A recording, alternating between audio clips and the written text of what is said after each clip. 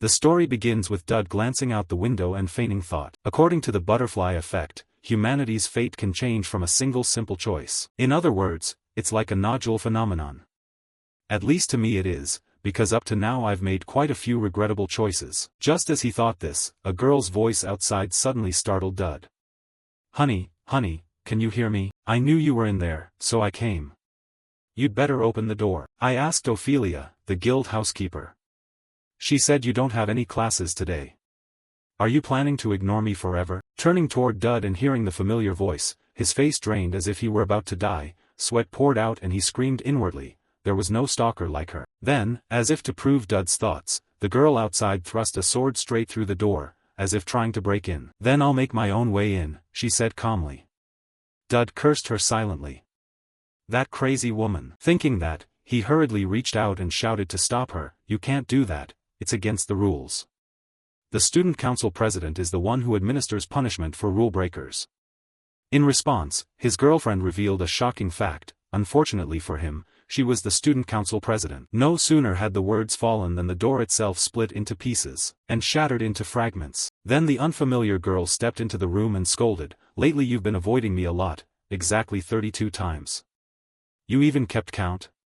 Dud grumbled. But the unfamiliar girl paid no mind and calmly made a proposal to the protagonist. I have a question for you. Dud Campbell, will you marry me?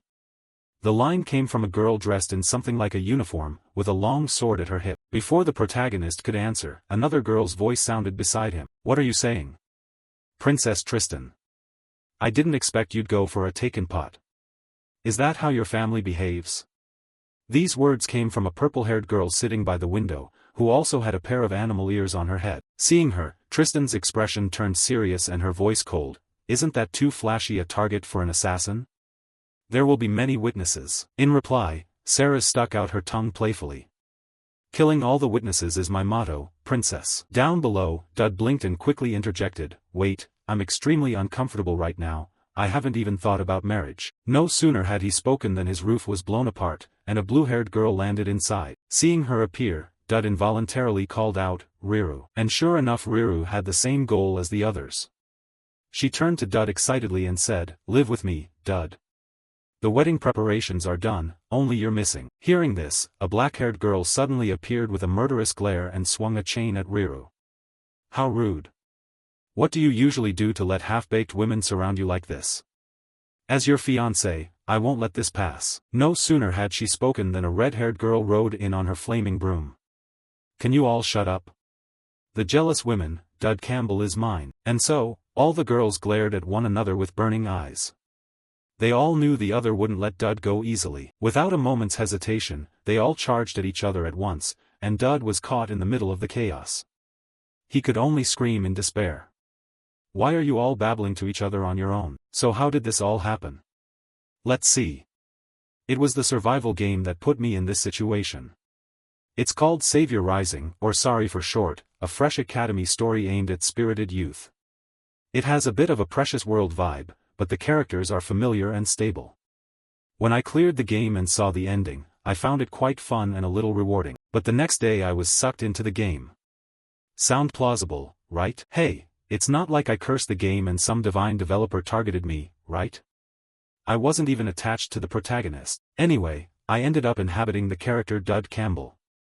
He doesn't have any power at all and is merely the heir of an obscure viscount. He's just a third-rate background character in that world. Agriculture is the main economy of the Campbell Viscountcy. Also, there are no dungeons there like the ones scattered across the empire. It's barely mentioned in Sari's main storyline. So the news that a Viscount's son was entering the Royal Academy became a sensational story. On the day Dud was about to depart for the academy, his father and all the people of the Viscountcy came to send him off with unimaginable joy. His father couldn't hold back his emotion. Finally you're leaving. Dud, you are the pride of our Viscountcy. Take care and don't cause trouble. Elfonte gathers the descendants of every noble in the empire. The best thing you, a Viscount's son, can do is not attract attention, understand? His father's overly thorough reminder made Dud give an awkward laugh. Haha, I told you I understand. Then he checked his status panel. Status info, Dud Campbell. Strength, low. Agility, low. Stamina, low. Luck, low. Authority, low. Skill info, none. Mastery info, none. No special talents, no unique gifts. Staring at his pathetic status panel, sweat poured from Dud's face. He didn't know how he could safely graduate from the academy with such weak stats. Everything was low. Even I, a seasoned player, had never seen starting stats this bad. The system's main task for Dud was to enroll in the academy and be assigned to a class. According to the game system, ignoring the task ends the game, because the Elfanti Academy I'm about to enter will fall into chaos from the villain's brutality. I absolutely won't do anything that could threaten my life. Thinking that, Dud gave his father a look full of confidence. Don't worry, I'll do my best not to attract anyone's attention. I won't entertain any grand dreams of raising the Viscountcy's fame. I'll keep my grades below average. With that, he said his goodbyes and boarded the train to the Royal Academy. But fate seemed to be toying with him. The events never went smoothly as he wanted. Isn't the heroine supposed to handle everything herself? Not attracting attention is what a true loner should do. My academy life officially began, so why was I on the same train as her right from the start? Before Dud sat a stunningly beautiful girl with silver hair. She spent the train ride reading a book and sipping tea. But don't be fooled by that beautiful appearance. From my gaming experience, I knew exactly who she was.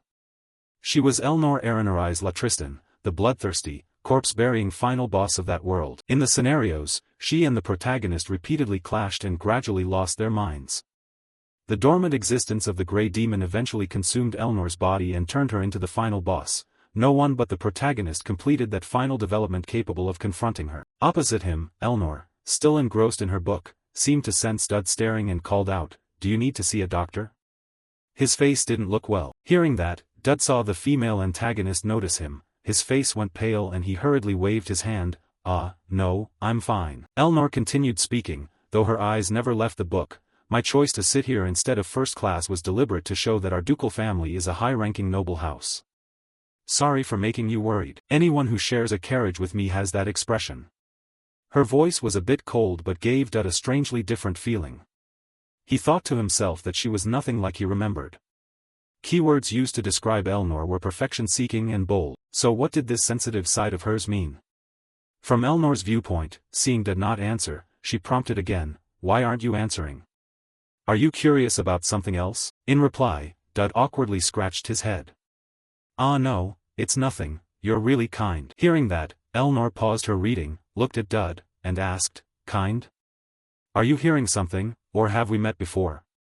Faced with this, Dud immediately became flustered.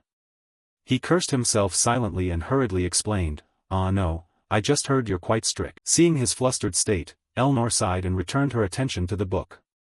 "You really are a strange one." At her words, Dud could only force a crooked smile. "Yes, I've heard that a lot. Ha.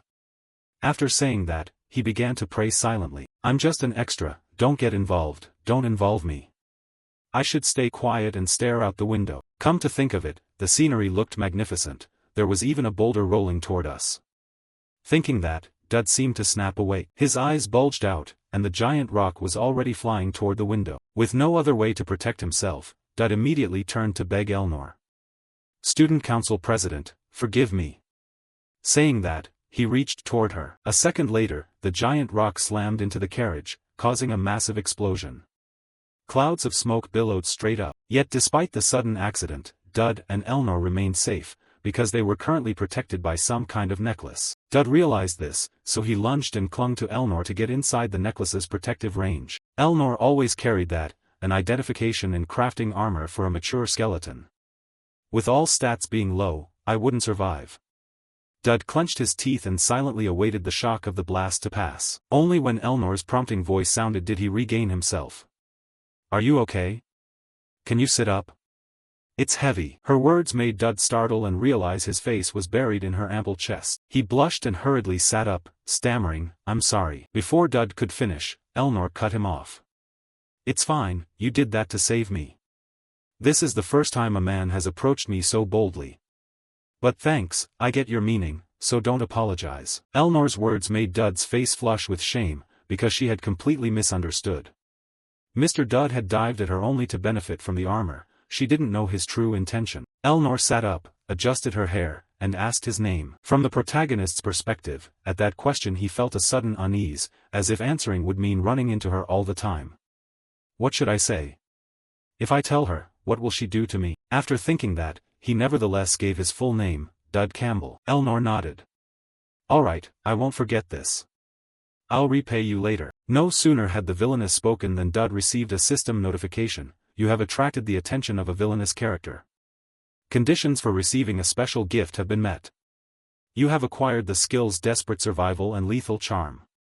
Seeing that message, Dud's face went completely dumbfounded. Time passed quickly, and now a team of medics had arrived at the site of the train accident to treat the injured. Was it because this train came from Elfanti? Thanks to special security measures, casualties were few. Those who had been checked were now able to go. Next, Dud sat back in the carriage to continue his journey. While traveling, he took the chance to check the system notifications about the special gifts. The first gift, Linked Fate. When you receive more attention from those with villainous traits, you will receive various rewards. This system message made Dud stroke his chin and brood. No wonder he couldn't discover the activation conditions back in his lackluster domain. Not to mention villainous traits in that carefree land. Finding even a neutral person was difficult. No wonder this gift had never been triggered. Should I check what I just received? Unable to suppress his curiosity, Dud quickly inspected his new acquisitions. First was Desperate Survival, rank unknown.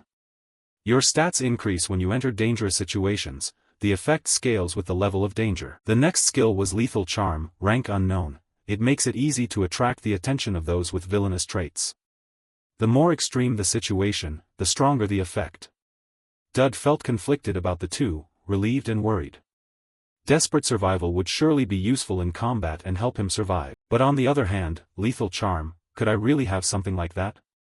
Villainous traits. Villainous characters in the game included a warrior crazed by battle, a berserk sword god, one who cleaved anyone daring to enter a 3-step radius. A bloodthirsty assassin would kill anyone for the right price. A mage prodigy who had lost all sense of the world. They were all just troublemakers. But now, whatever, right? What mattered was that I got a skill to help me survive.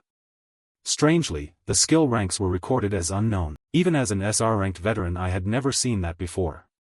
What could it mean? Across from him, the doctor, seeing Dud's face flicker with emotion, asked with concern, "Hey, are you all right? Should I do another psychological evaluation?" No, I'm fine, Dud replied hastily. Time passed quickly like that. The carriage had brought Dud straight to Elfanti Academy. Cut to a large plaza inside the academy. At this moment a professor's voice rang out as the freshmen gathered. Although the unfortunate incident occurred, I thank you all for arriving safely. This year's freshmen are truly impressive. Back to Dud. He paid no mind to the professor's speech. Instead, he was recalling his conversation with the doctor in the carriage. The doctor had asked, "But you're just the son of an obscure viscount, with no connections, right?" I was also a former student of Elfanti and come from an obscure noble family. The Tristan domain has many enemies, you'd better stay away from her from now on. If you stick around that group of high nobles you'll get into trouble. I'll remember. Dud replied. At that moment the system issued a reminder related to Elnor. Only 2 days remained until the first stage faith event. Thinking that, Dud let out a dismal sigh. Don't kid yourself, whether I want it or not, I'm involved with her now. At this academy, where whispers run rampant, it's nothing compared to her being a candidate to become the final boss. Just standing next to her is like signing your own death warrant. Before Dud could think much longer, a loud shout rang out ahead. Dud Campbell, you bastard, why are you spacing out? Hearing that, Dud snapped out of his spiraling thoughts and looked toward the source of the voice. A few students were looking at him with teasing eyes. Heh, look at that country bumpkin, everyone else has paired up already, only you're left. Your opponent gets auto-assigned. The brown-haired guy said this while pointing at Dud. Seeing that, Dud hurriedly ran down and muttered a curse at himself. Right, after the opening ceremony the combat trials start immediately. Scratching his head, Dud asked, "Excuse me, who am I paired with?" He said it calmly, but inside he was freaking out. He understood that if everyone else had chosen opponents, the leftover must be the strongest. Sure enough, a girl with orange hair extended a hand and introduced herself. "Hi, do you need a hand?" Looking at her beautiful face and bright smile, Dud couldn't bring himself to smile when he realized who stood before him. She was the greatest genius in the world. In the future, she would become the savior. This is the protagonist of Savior Rising. Dud could only reach out to her, tears welling at the corners of his eyes. Am I doomed? He wondered. Time passed quickly, scene cut to the office of a female professor. Her colleagues were complaining, Count Christ just arrived, Viscount Galantis is here too. When will Miss Tristan show up? Not to mention them, the female professor was beside herself. Has she lost her mind? The one-on-one qualifiers are underway, how can she possibly be late? As she thought that, as if answering her wish, the sound of footsteps echoed ahead. Everyone turned to the noise and saw Elnor's figure, covered in blood, strolling forward. Her appearance startled everyone. The professor immediately demanded, I have a lot to ask you. Where the hell have you been? Elnor replied that she had been busy dealing with something, but just looking at her made it clear that something was no small matter. The professor sighed and signaled to her colleagues, sorry, but she and I have some matters to settle first. Once everyone else left the room, the professor asked, did anyone die? Not many, maybe around a dozen, Elnor shrugged and explained, they were there to carry out a botched assassination. They rolled a huge boulder toward the academy's train and tried to make it look like an accident. I found out who they were and happened to be nearby, so I dealt with them. Hearing this, the professor advised her to let the school handle it. Before the professor could finish, Elnor turned and retorted, you expect me to be fair and perfect to everyone? To forgive those who tried to kill me? Across from her, seeing Elnor's resolute expression, the professor gave up on lecturing. Fine, but change your clothes first. The one-on-one qualifiers are still going on. If you go now, you'll meet Elijah. A once-in-a-millennium genius. Elijah Chrysanax and Dud Campbell. What the hell is this? The professor stammered, unable to pronounce the protagonist's name correctly, but the name sounded vaguely familiar to Elnor. She blurted out, Dud Campbell. Hearing this, the professor was surprised and asked, oh, it's him. How do you know him? The professor asked. He doesn't seem to stand out at all. For Elnor, an image of the protagonist looking awkward began to form in her mind. She unconsciously let out a small smile and whispered that the guy was rather odd. Back with Dud. He trembled as he gripped the wooden sword in his hands. As everyone watched his shaking form, they jeered and gossiped, jump in. You rustic pumpkin. How many moves can he even do? Monkey tricks? He's lucky he isn't injured. Ignoring their words, Dud understood how dire his situation was. His stats were terrible, if he took a hit from her, he might be done for, so this might actually work to my advantage. It's definitely a dangerous situation. Right? I have nothing left to lose. I'm sure the villains I'll face are among these people. If I don't die, at least I can draw their attention with my information edge and these boosted stats. Maybe I'll survive, Dud thought to himself. Meanwhile, across from him, Elijah saw the protagonist's tense, sweating face and anxiously said, hey, be honest with me, you're actually really weak, aren't you? I was right. I was about to beat you senseless earlier, but if that's the case, never mind. Hearing this from the swordswoman, Dud curiously asked, beat me senseless? Me, why would you do that? Elijah's slightly annoyed face answered. You're the one who came with that girl Elnor, right? I hate her. Not just her. I hate the Tristan family. They're all demons. Back in Dud's viewpoint, he now understood everything. She actually said that, she's bold. Although she couldn't articulate it, the story implied she opposed the Tristan family on many issues. I get it, because of the family's scandals. Thinking that, Dud explained, I was just in the same place as her. Facing Elijah, she wouldn't accept the explanation.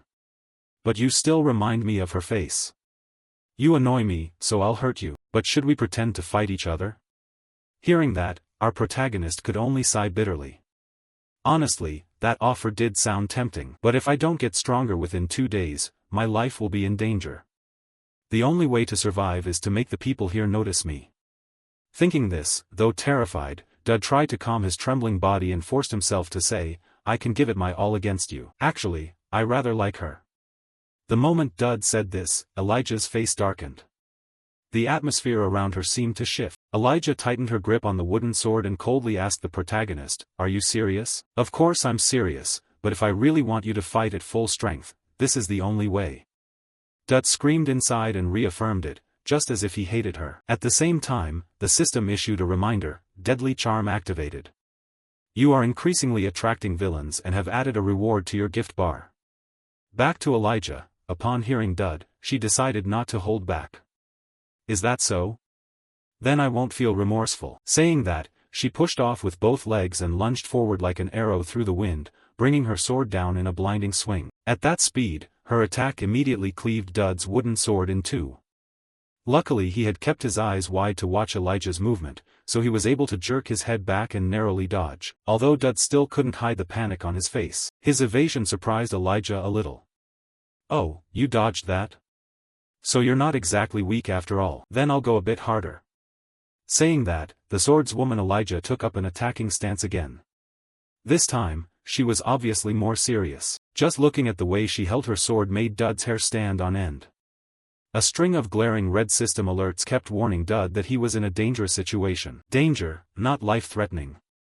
Activate desperate plea for survival notification just appeared, and Dud felt an invisible surge of power well up inside him. Then, as a natural reflex, he unconsciously thrust a punch straight forward, and it happened to hit Elijah in the face. The result was a punch rated rank EX, the highest rank. Elijah's body flew backward like a cannonball, and slammed into the wall, the impact causing a massive explosion. This left Dud and all the other freshmen staring in wide-eyed shock. Dud Campbell, whose stats were all at rock bottom on his first day at Elfonte Academy, had just defeated the protagonist of this world. As a consequence, the Academy's professors immediately called an emergency meeting. In the meeting, a green-haired professor spoke up. "The first possibility is that this brat Dud is hiding his cards." At that, a teasing voice rang out. He changed his tune about him quickly. "Huh?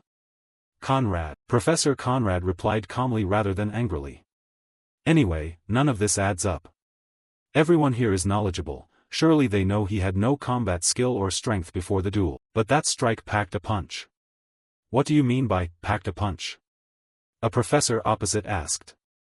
Conrad fell silent for 2 seconds and then elaborated. "I mean not only Elijah Chrysonax, no one could have come out unscathed from that blow. First, I estimate the chance he defeated future warrior Elijah Chrysonax is 0.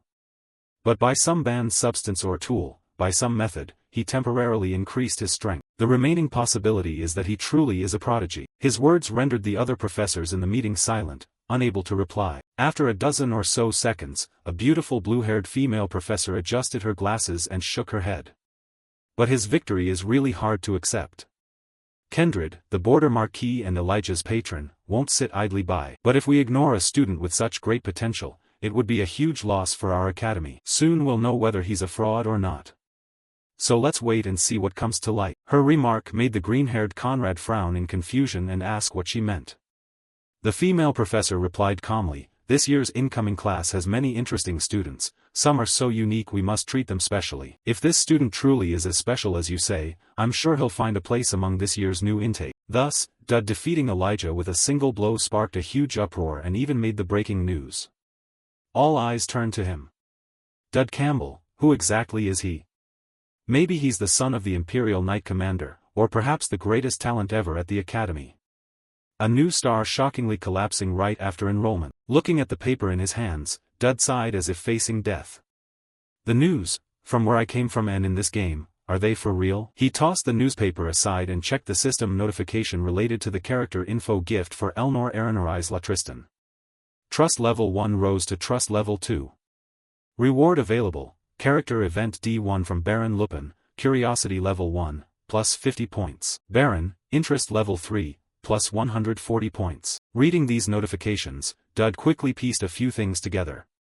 So curiosity rises to liking, then to trust, and I can spend the points in the point shop. The most curious person is Elnor, but why the final boss? Someone who shouldn't be interested in me is this intrigued? Despite his protests, Dud immediately claimed the reward. Receiving Elnor's gift granted him the Tristan clan swordsmanship trait. The unexpectedly good reward made Dud's eyes widen. A clan famous for swordsmanship? Let's see. Their clan is tied to demons, but screw it. After that, he noticed Elijah now had curiosity level 4 about him. However, he couldn't claim a reward yet. Why am I here with them? Rewards are only for villains who have a positive interest in you. She's not a villain and doesn't have a positive interest in me. Just as he thought that and hadn't had time to study it further, a knock on the door from outside made him startle and turn around. Next, a familiar voice called out, "Is this Dud Campbell's room?" "It's me.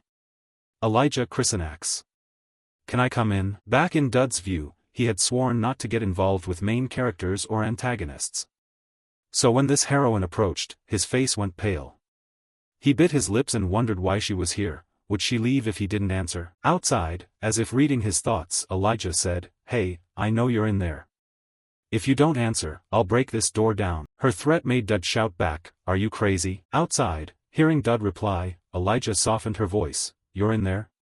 Can you open the door? I have something to tell you." "What is it?" Dud stammered. "Oh, just things so we can get to know each other better." Elijah answered. Time passed quickly. Elijah the swordswoman paced the corridor, then sighed and muttered. He should have agreed. Why get so tense? What's his problem? I don't know how to make friends with boys. The thought made Elijah a little frustrated, and while not paying attention, she seemed to bump into someone, causing the food bag the other person held to fall to the ground. "Oh, you should watch where you're going," the person opposite scolded, and Elijah hurriedly helped pick up the food bag. But when she looked up and realized she had bumped into Elnor, Elijah froze. An image formed in her mind of a blonde-haired boy standing on a sea of flames, telling her to run. Looking at Elnor, Elijah began trembling uncontrollably. Her hand gripping the food bag tightened until the veins stood out. "I'm fine," Elijah replied hesitantly and loosened her grip on the sword's hilt. "I grabbed the sword out of instinct." Elijah worriedly watched Elnor, wondering silently whether she could defeat her in her current state. "Elnor Tristan, she must have seen my hand, right? But why hasn't she thought to respond to it? Does that imply she doesn't even need to react to me anymore?" Across from her, Elnor indeed paid no mind. Instead, she reached forward and demanded, "Give it back, hand it over." In response, Elijah's trembling hand returned the food bag to Elnor, while wondering inwardly, Dud, how could he be connected to this girl? After returning the item, the two of them brushed past each other. As they walked, Elijah said the right corridor leads to Dud Campbell's room. Hearing this, Elnor stopped and called out, "Wait a moment." Hearing the question, Elijah looked slightly surprised and casually said, "I've been with him this whole time." "Why?" Elnor's face darkened at Elijah's answer as she asked, "For what reason?" Elnor's attitude shifted so quickly that Elijah was a bit puzzled. Why was she so hostile? Elijah scratched her head and said, "Just to make friends. Among the new students, I just want to make friends." Before the swordswoman could say another word, Elnor glared at her and warned coldly, "New students are forbidden from socializing with the opposite sex." "Forbidden?" Elijah asked in confusion. Before she could finish, a red gleam appeared in Elnor's eyes as she said, "I've just established one of those. So from now on, you must not set foot near his room." Elnor's uncompromising words made Elijah smell something suspicious. "Excuse me, but what is your relationship with him?" the council president asked. Elnor turned away nonchalantly and added, "He's nothing to me." "Still, remember what I just told you." Back in her thoughts, Elijah grew more suspicious the more Elnor spoke. There's something between those two, though it's just for gathering information, should still keep befriending him. Time passed quickly, cutting to some massive building. Today countless freshmen had gathered because it was the day of Alfonte Academy's class cooperation exam. This test is designed to thoroughly analyze every aspect of students. Pupils are divided into teams after one-on-one matches. And because I defeated that warrior candidate, I was placed into the highest level group. Everyone looked incredibly proud, except for me. I felt worried. The biggest problem is that girl. I rejected her yesterday, and now she's on my team. That's painful. Thinking that, Dud spat and glanced at the system screen beside him. Elijah's curiosity level toward him had reached 5, but he still couldn't claim the reward. Near an interest level change for an important character, a special event will trigger when the interest state shifts. Seeing that, the protagonist could only force a goofy smile. Haha, she increased her interest in me again. What's going on? Thinking back to the letter and food last night, does that mean someone is watching me? Why is all this happening to me? But whatever, focus on the exam. Maybe not too much will happen this time. After all, it's part of the main arc. At the front of the group, Student Council President Elnor crossed her arms and announced, "Hello everyone, I'm Elnor. I am in charge of this exam." Her appearance startled the protagonist. What? No way, it's a coincidence. Elnor's event is indeed today, but is she really in charge of us? It would be stranger if nothing happened during the exam. As for why Elnor was assigned to supervise Dud's group, the strongest group, that was also because of Dud. In the professors' meeting the previous day, they agreed that if Dud truly was a talent capable of subduing the warrior candidate, they eagerly wanted to see his performance in the class cooperation exam. Let the student council president proctor the exam as a precaution. Back in the present, the swordswoman Elnor turned and reminded them, first, move to the testing area, we'll receive the questions there. With that, the group filed into the testing building one after another. But not long after they started, the hallway suddenly went pitch black. Wow, this place looks cool, someone exclaimed as the lights had just gone out. Seeing this, the swordswoman Elijah involuntarily turned to Elnor beside her. She said she would receive the questions after we arrived here, right? So is this also part of the test? Hearing the question, Elnor only fell silent, scanning the surroundings without saying a word. As for Dud, he was the clearest about the current situation. The system had just sent him a notification, the Elnor event was now active. Event? The next assassination, surviving assassins are still targeting her, protect this target. Reading the notice, Dud could only sigh gloomily. This is a trap, not a test anymore. Up ahead, a few students nervously told each other they'd handle it, not to worry, and that they should move on. Who knows what could happen here? Back with Dud, he glanced around and realized something. Wait, looking again, these people are all members of the protagonist's party. If I remember the plot correctly, this is where they first met, so the people in this room are quite important to the story. Thinking that, a spark lit in Dud's mind. He immediately pointed at the map carved on the wall and voiced his thought. I think heading to the central hall would be best.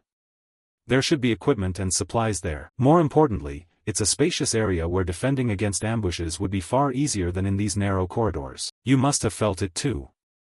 President and Elijah, we're not the only ones here, and I'm going over there. As he spoke, Dud pointed in a different direction. This made Elijah curious and she asked, huh? Why? Because it's necessary, Dud answered. Elijah still didn't fully understand his intent and reminded him, why that way? That route is completely away from the central hall. Dud replied with a very serious face. I can't say, but this is very important, I'll explain clearly later. Yes, very important. I wasn't lying to them, what's more important than saving my own skin, right? With that, though the others didn't grasp the protagonist's true intentions, the group quickly split up. Elnor's team moved to the main hall, while Dud took a completely different route. In the quiet corridor, Dud exhaled softly. This has to work. It seemed that defeating Elijah had made his words more believable. I just need to hide until the event ends. After all, the assassination target this time is Elnor, so they definitely won't pay attention to me. I'll just find a corner and sit quietly until it's over. That was what Dud thought. But if things always went his way, it wouldn't be fun. Suddenly a voice sounded behind him, I'm here to fix the electricity, can you guide me? My eyes aren't good in the dark. Hearing that, Dud cast a slight glance at the man and the system immediately warned him, danger detected. Back with Elnor's group, they had reached the large hall area. By now, all the freshmen in the group had sensed the presence of assassins hiding in the darkness. Then a girl dressed like a cleric in the group anxiously asked, Elijah, do you think Dud will be okay on his own? What if something happens? Elijah, fully trusting Dud's plan, replied confidently, even if he's scheming something, he must have a plan. Besides, it seems something is about to happen to us anyway. Back at Dud's position, he was leading the stranger behind him. As they walked, the assassin thought, the vanguard was wiped out by that cunning woman. But that would only be the case if we weren't here. Even this guy was easily deceived. A professional assassin like me can assess someone's skill just by watching their movements. This guy is a complete amateur, I can toy with him before finishing him off. I'll take over his body and eliminate Miss Tristan. Thinking that, the assassin gave up pretending to be Dud. He tore away his disguise to reveal a completely different face, drew a sharp short sword, and said coldly to the protagonist, well done, it's time I reward you. Turning toward Dud's corner, after seeing the assassin's true face he breathed a sigh of relief, all his worries seemed to lift. Phew, thank the gods, just as I thought, it's you, Hazmed. If the opponent had been a bit stronger I might have been in danger. I'm truly relieved. Your swagger still looks like the same guy I remember. Desperate survival, rank A. Opposite him, seeing Dud so unfazed, the assassin felt a flash of anger. What the hell is he saying? I'm speechless. Still, he's just weak. I'll kill him at once. No sooner thought than done, the assassin lunged forward. Meanwhile Dud gripped a staff tightly. The duel between them officially began. Cut to Elnor's group's location. Their battle with the assassins was underway, more accurately, the assassins were being beaten to a pulp. Each assassin's body was slammed into the walls. Magic, sword techniques, and spells were being used everywhere. Cries of pain and moans echoed from the assassins as they couldn't stand against the students' overwhelming power. "What is this? They're weaker than I thought," a red-haired student said. Elsewhere, the swordswoman Elijah called orders, "Fakas, freeze them in place." She then glanced over at Elnor. With a single swing of her sword she could easily send 4 assassins flying into the wall before her. The strike was so powerful that when their bodies hit the wall, it left large gouges. Next, Elnor drove her sword into an assassin's arm and interrogated him. "Besides you, were others sent? If you don't answer I'll break your neck." As she spoke she twisted the blade, opening the assassin's wound. He screamed in agony. Unable to bear the pain, the assassin spat out everything. After hearing that, Elnor asked again, "You mean Hazmed of the Crescent Moon? Is he in this building or nearby?" In response the assassin, not yet sufficiently broken, still blustered and refused to answer. "I won't tell you." No sooner had he spoken than Elnor stomped his face into the floor and warned, "He's here with us, isn't he?" Below, the assassin felt as if his skull were about to be crushed. With no choice, he betrayed Hazmed and confessed. "Yes, he came with us, following behind." Watching this, the swordswoman Elijah asked in puzzlement why she had gone that far. In reply, Elnor slowly turned back and warned, "They tried to kill me. And Hazmed of the Crescent Moon is an assassin who can take another's form by killing them. According to her, who is the easiest target for him in the building right now?" Hearing this, Elijah's mind immediately jumped to a name and she probed, "Could it be Dud? Did he use himself as bait to draw out the strongest enemy? There are assassins hunting her, why would he go so far away? What is the relationship between him and her?" Elnor cut Elijah off before she could finish. "I've said it already, we have nothing, at least as far as I know." Return to Dud's fight with the assassin Hazmed. At this moment, Hazmed's thoughts kept racing. "I'm a professional assassin. A guardian spirit is supposed to be a barrier against slashing attacks. That only reacts to weapons. So why is it here in a place like this? The academy is ancient and mystical, so I guess it makes sense. It's fine, since an assassin is a weapon itself. But why has it come to this? Right now Hazm's situation isn't much different from that of his subordinate assassins. Dud had made him cough up blood with just a wooden staff.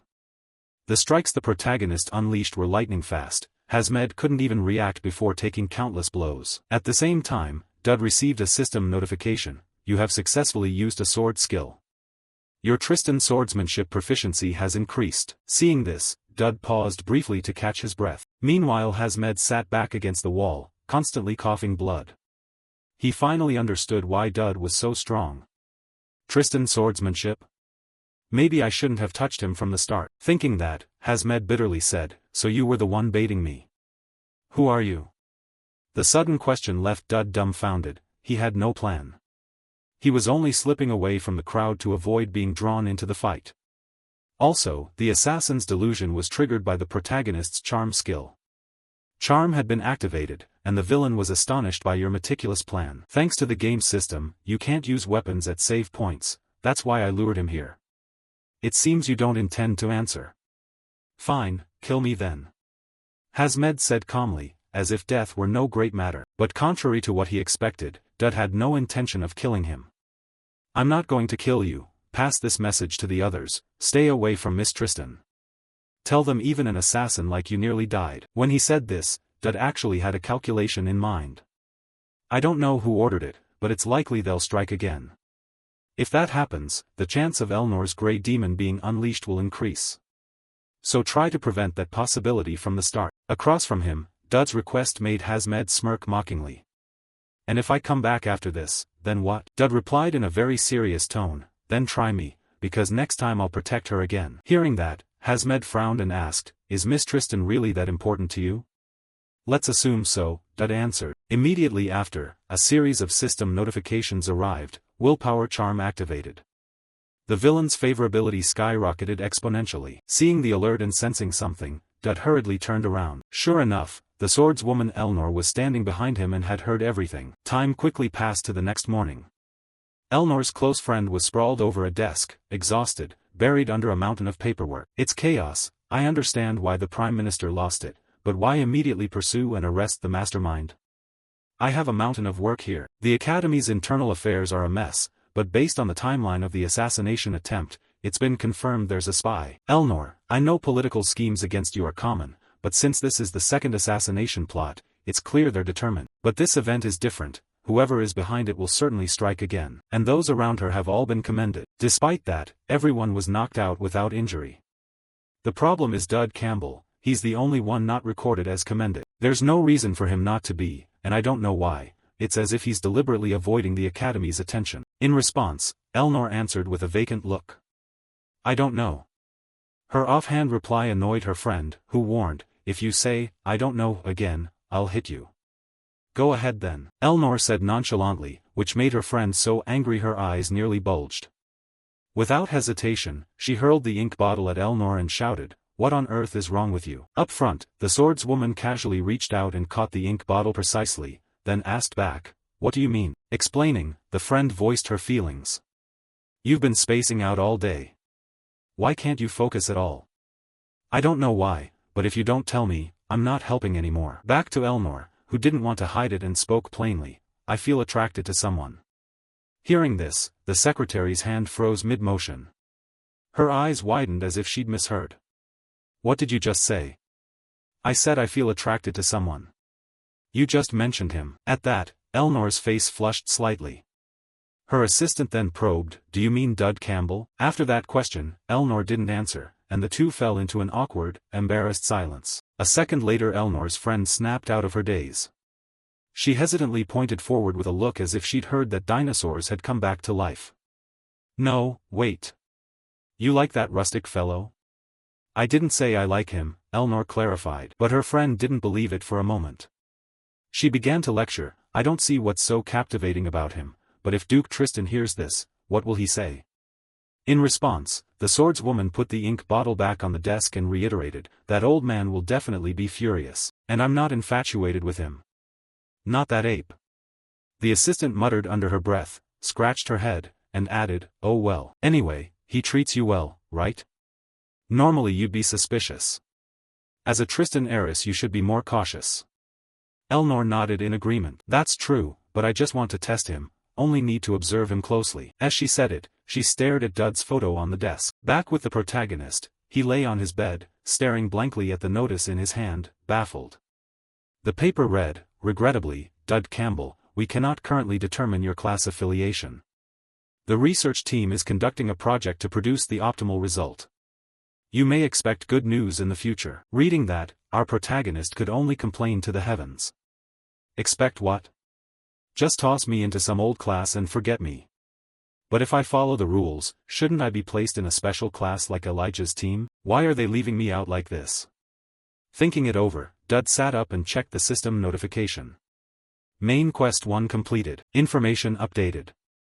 Main Quest, resolve the incident at the freshman welcome ceremony. D3, reward, exclusive equipment material. The next system quest made Dud reflect. He slowly recalled memories related to the event.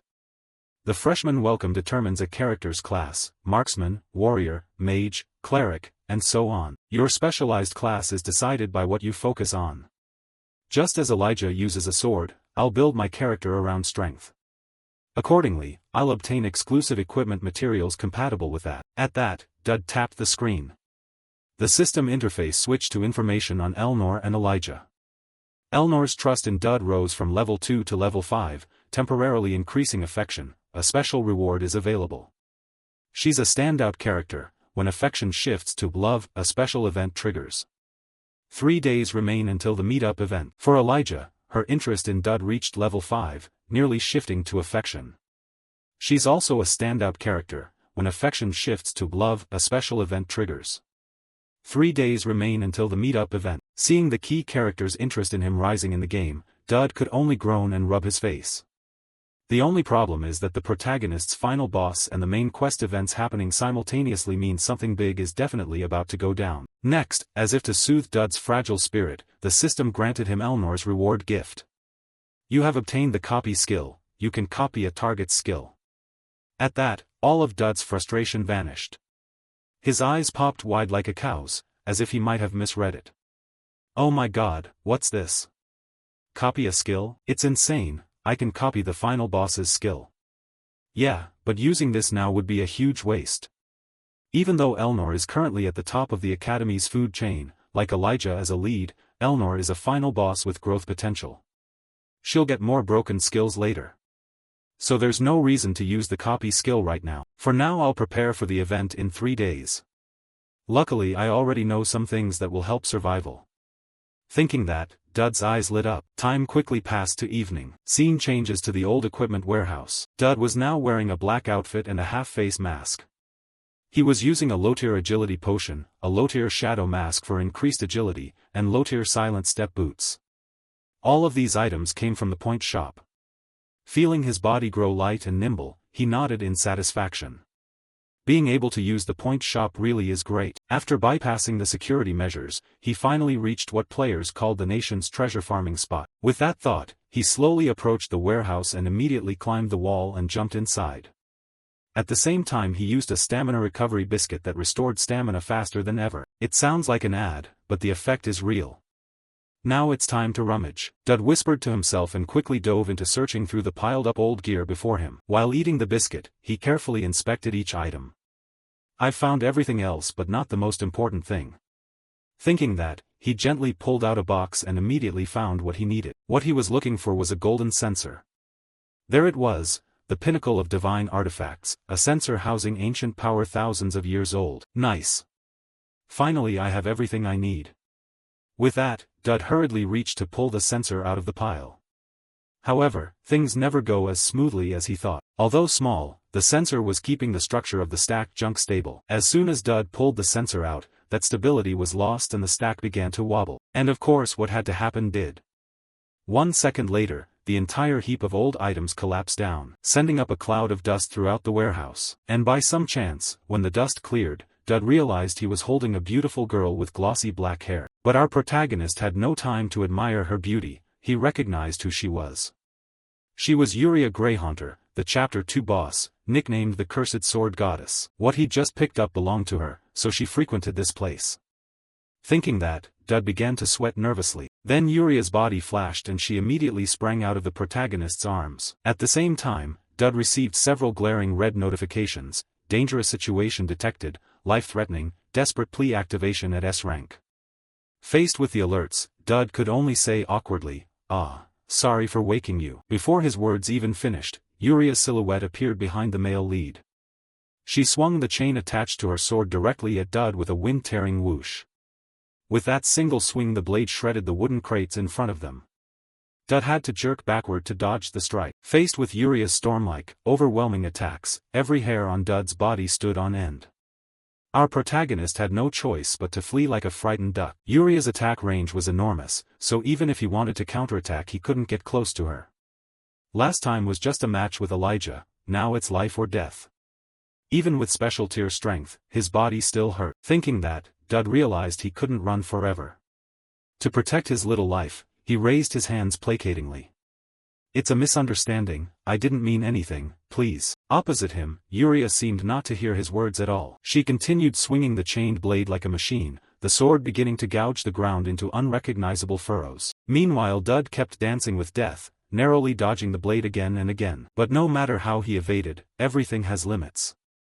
Gradually, Yuria cornered Dud. Then the swordswoman hurled the blade forward with a wind-tearing speed. But for some reason, just before the sword stabbed straight into Dud's face, it suddenly stopped midair and could advance no further. With no choice, Yuria had to yank the sword back toward her.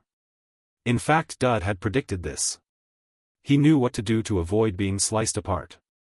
It was all due to a curse Yuria bore. Within a 3.5-step radius, any enemy would be killed, but conversely she could not take another step. Such was the curse's mechanism. Yuria pointed her sword at Dud and whispered, "Would you mind taking 1 step forward?" Dud, of course, immediately understood what she meant and refused at once. "Why? So you can slash me?" "Exactly," Yuria admitted matter-of-factly. Dud looked at the swordswoman's resolute face and nearly wet himself. Was there no way to escape? As he thought that, a strange noise came from Yuria's stomach. Gurgle gurgle. She immediately blushed with embarrassment. But that gave our protagonist a way out.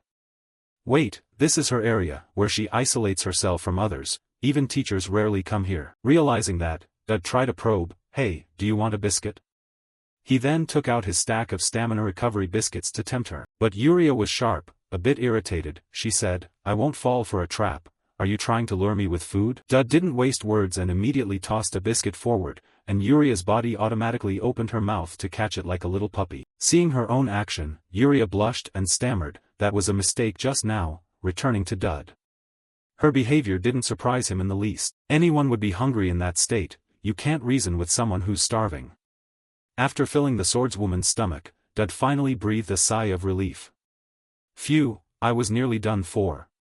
Behind him, Yuria asked between bites, "But anyway, who are you?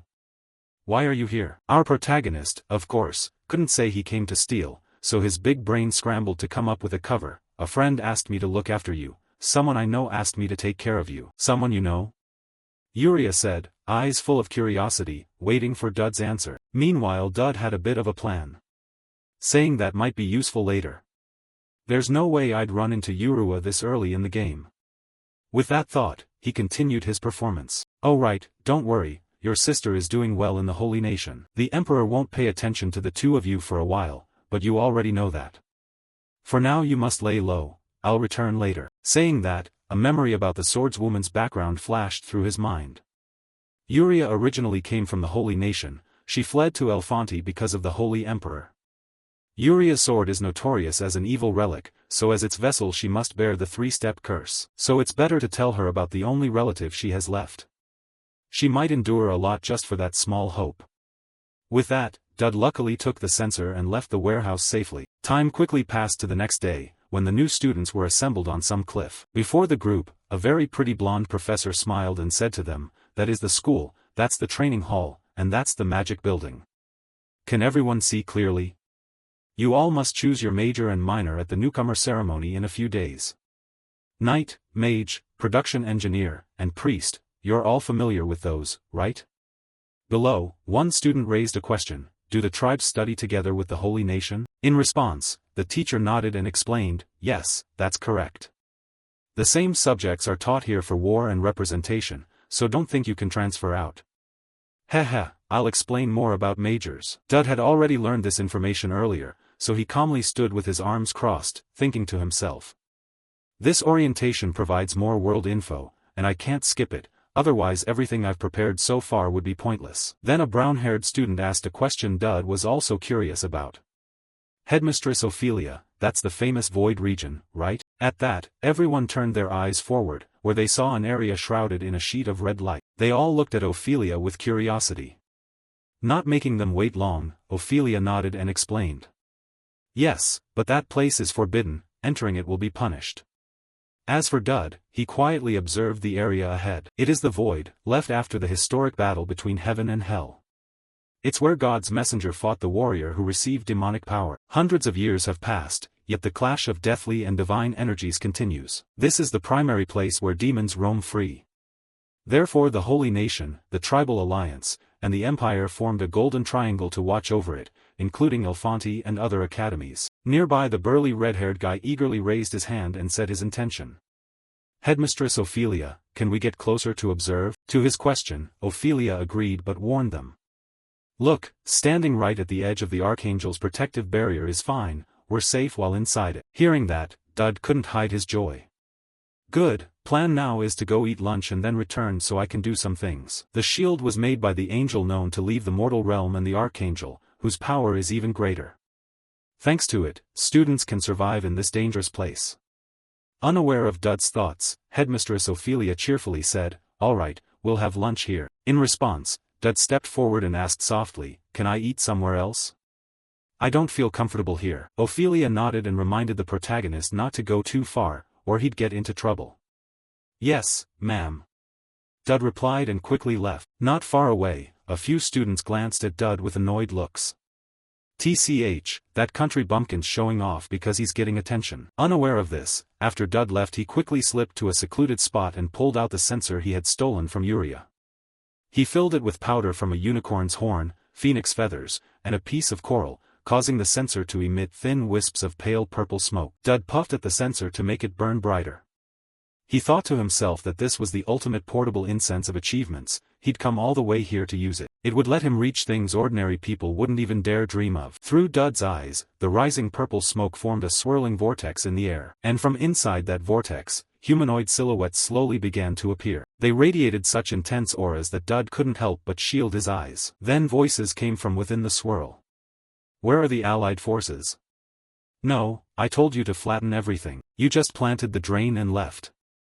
Ah, they say it was done by a boy named Jerian. Look over there, kid, did you think digging it up would be enough? Someone grumbled. Hey, the ground's really hard.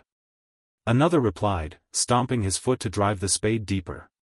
Then the earlier voice chimed in, isn't that spade you're planting even harder than the earth itself? Saying that, the voice suddenly trailed off as they noticed the protagonist watching them through the vortex. Wait, does that human have a problem?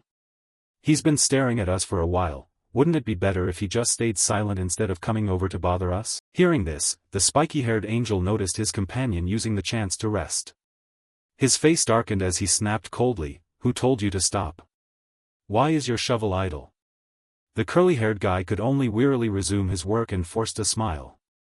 Ah, it's moving now. Beside him the pointy-headed angel remained unsatisfied and shouted louder. No, spread it out evenly, don't just keep digging. You idiot. Behind the barrier, Dud stood silently watching the angels dig.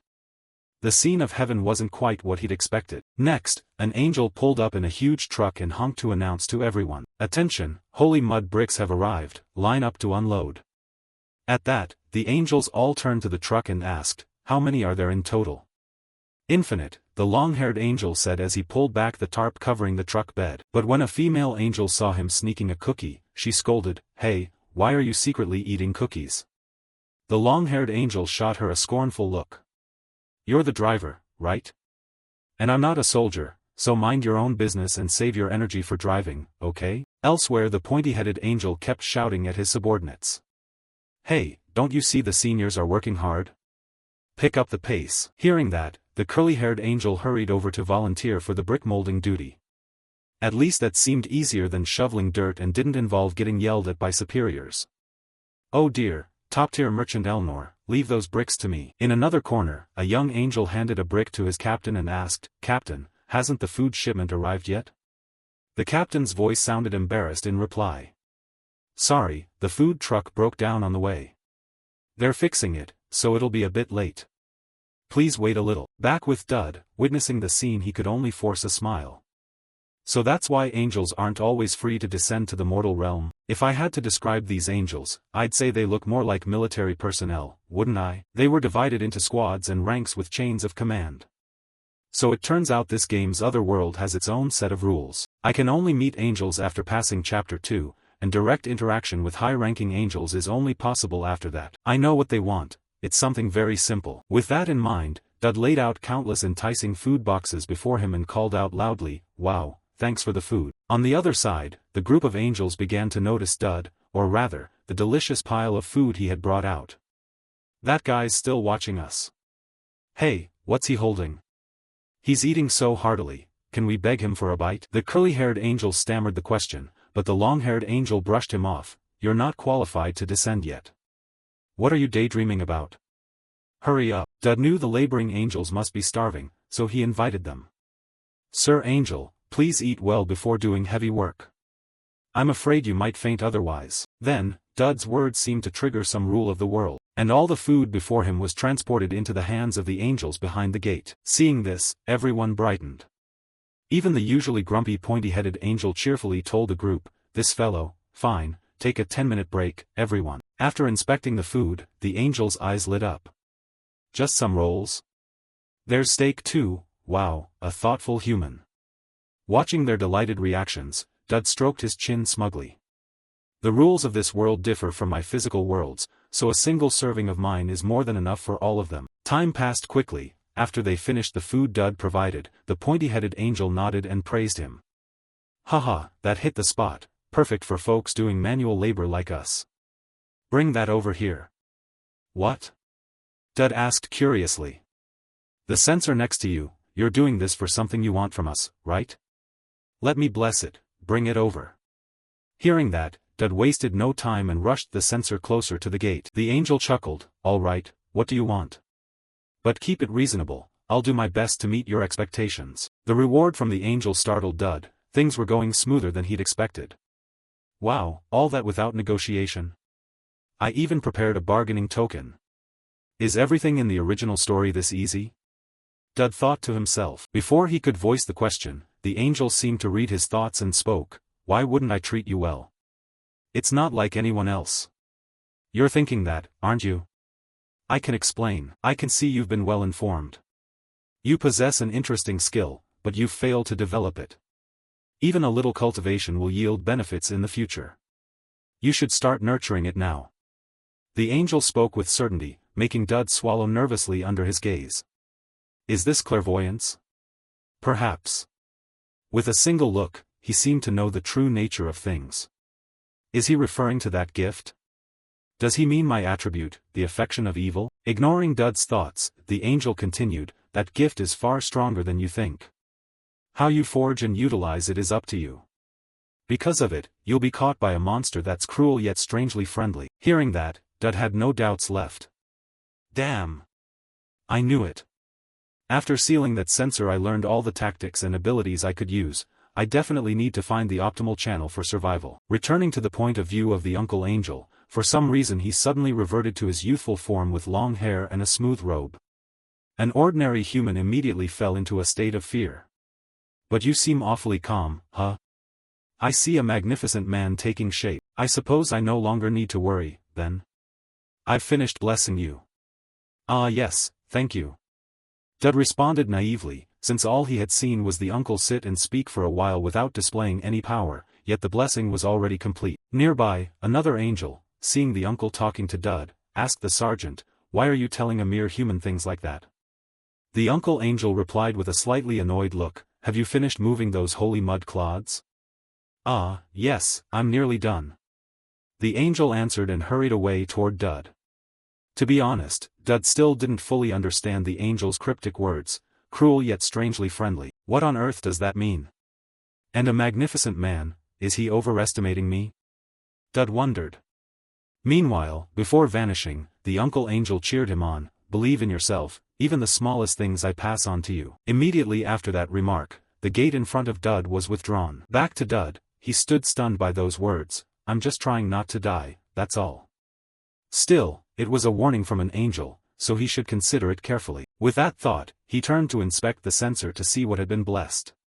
Quickly, notification windows appeared before his eyes. Sacred sensor, grade C, contains special power from a divine entity of another world, grants 2 skills, austerity, grade C, uses a small amount of mana to temporarily convert all bonus points into reserve. 20-second cooldown, can evolve via proof of destiny. Protective shield, grade C, uses a small amount of mana to create a one-time shield and grant a beneficial effect. 20-second cooldown, can evolve via holy mark.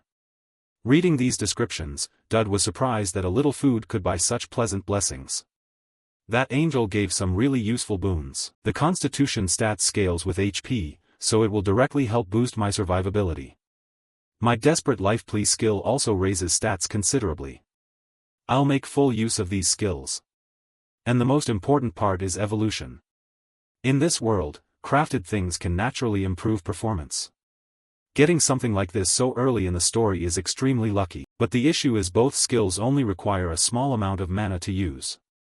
It's a perfect dream for someone without any mana-related attributes. If I currently can't use much mana, I'll need to find another way to supplement it, and that's why I came here. Dud now stood in a place resembling a plaza, surrounded by countless other students. The person in front of him complained when he saw Dud standing there in a daze. Is being unfocused one of your strengths or what? You said you wanted to form a 2-person team, right? You do know what a 2-person team is, don't you? So where's your teammate? In reply, Dud smiled confidently and said she'd be here soon. His confidence made the staffer chuckle. Haha, who would come for nobody like you? Seeing the skeptical look, Dud reaffirmed, I'm not lying, this place will be packed soon. My teammate isn't just famous, wait and see.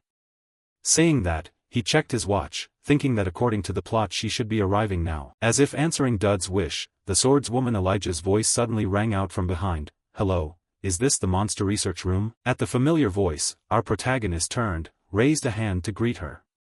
This change in Dud's behavior was due to his encounter with the Uncle Angel. He didn't want to be tied to the protagonist, but he might have changed, especially after the angel's advice. Across from him, Dud's greeting made Elijah feel a bit strange. And Dud also proactively followed up on what he'd mentioned earlier about getting to know each other. It's still fine to get acquainted now, right? Back to Elijah.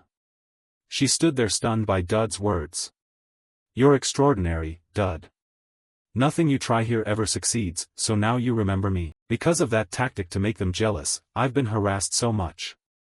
How delusional is he, really? She thought to herself. Time passed quickly as the scene shifted to the simulated dungeon at Elfanti Academy. Dud and Elijah were paired up and currently inside a simulated battle. Seeing the red eyes flashing in the dark, the swordswoman Elijah grew concerned and asked the protagonist, Dud, are you really sure about this? Hearing her, our protagonist from behind complained with a groggy expression, have a little faith, didn't you want to be friends with me? Remember when we first met you wanted to beat me up? You do remember, even though I was the one who got hit.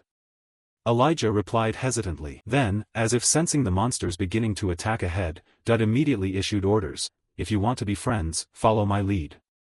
At 9 o'clock, there are 3 in total. Following his warning, Elijah hurriedly turned to 9 o'clock and indeed saw a wolf lunging toward her with jaws full of fangs. However, thanks to the prior alert she only needed to swing her sword to easily sever the wolf's head.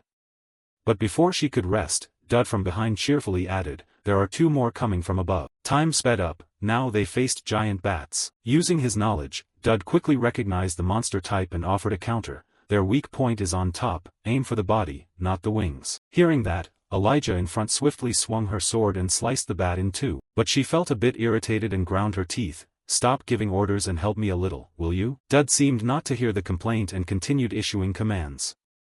2 throwing knives will fly at you from the left and right, just knock them aside. Enduring for 10 seconds, Elijah swung her sword and deflected the 2 daggers that flew at her to the sides. Dud then smiled and gave the next instruction.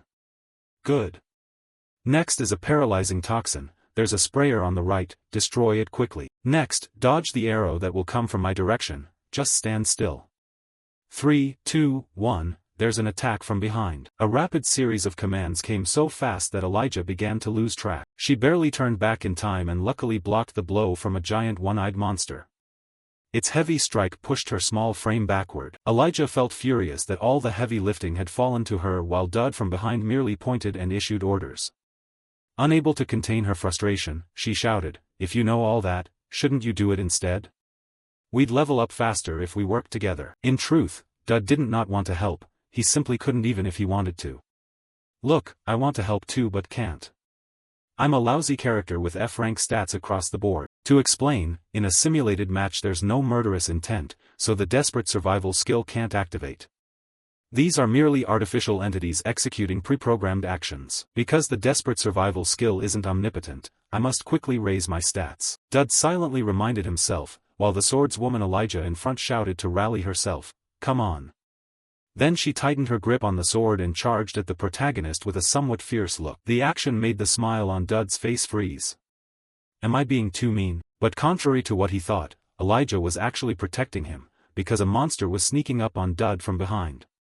Fortunately Elijah reacted in time. With a single stroke she easily severed the one-eyed creature's head, saving Dud from a disaster. The sight left Dud momentarily astonished. But immediately after, countless multicolored paper streamers shot out from both sides, accompanied by a congratulatory chime. Too fast, you've broken the record ahead. Hearing that, Elijah's eyes widened in disbelief and she asked, what's going on?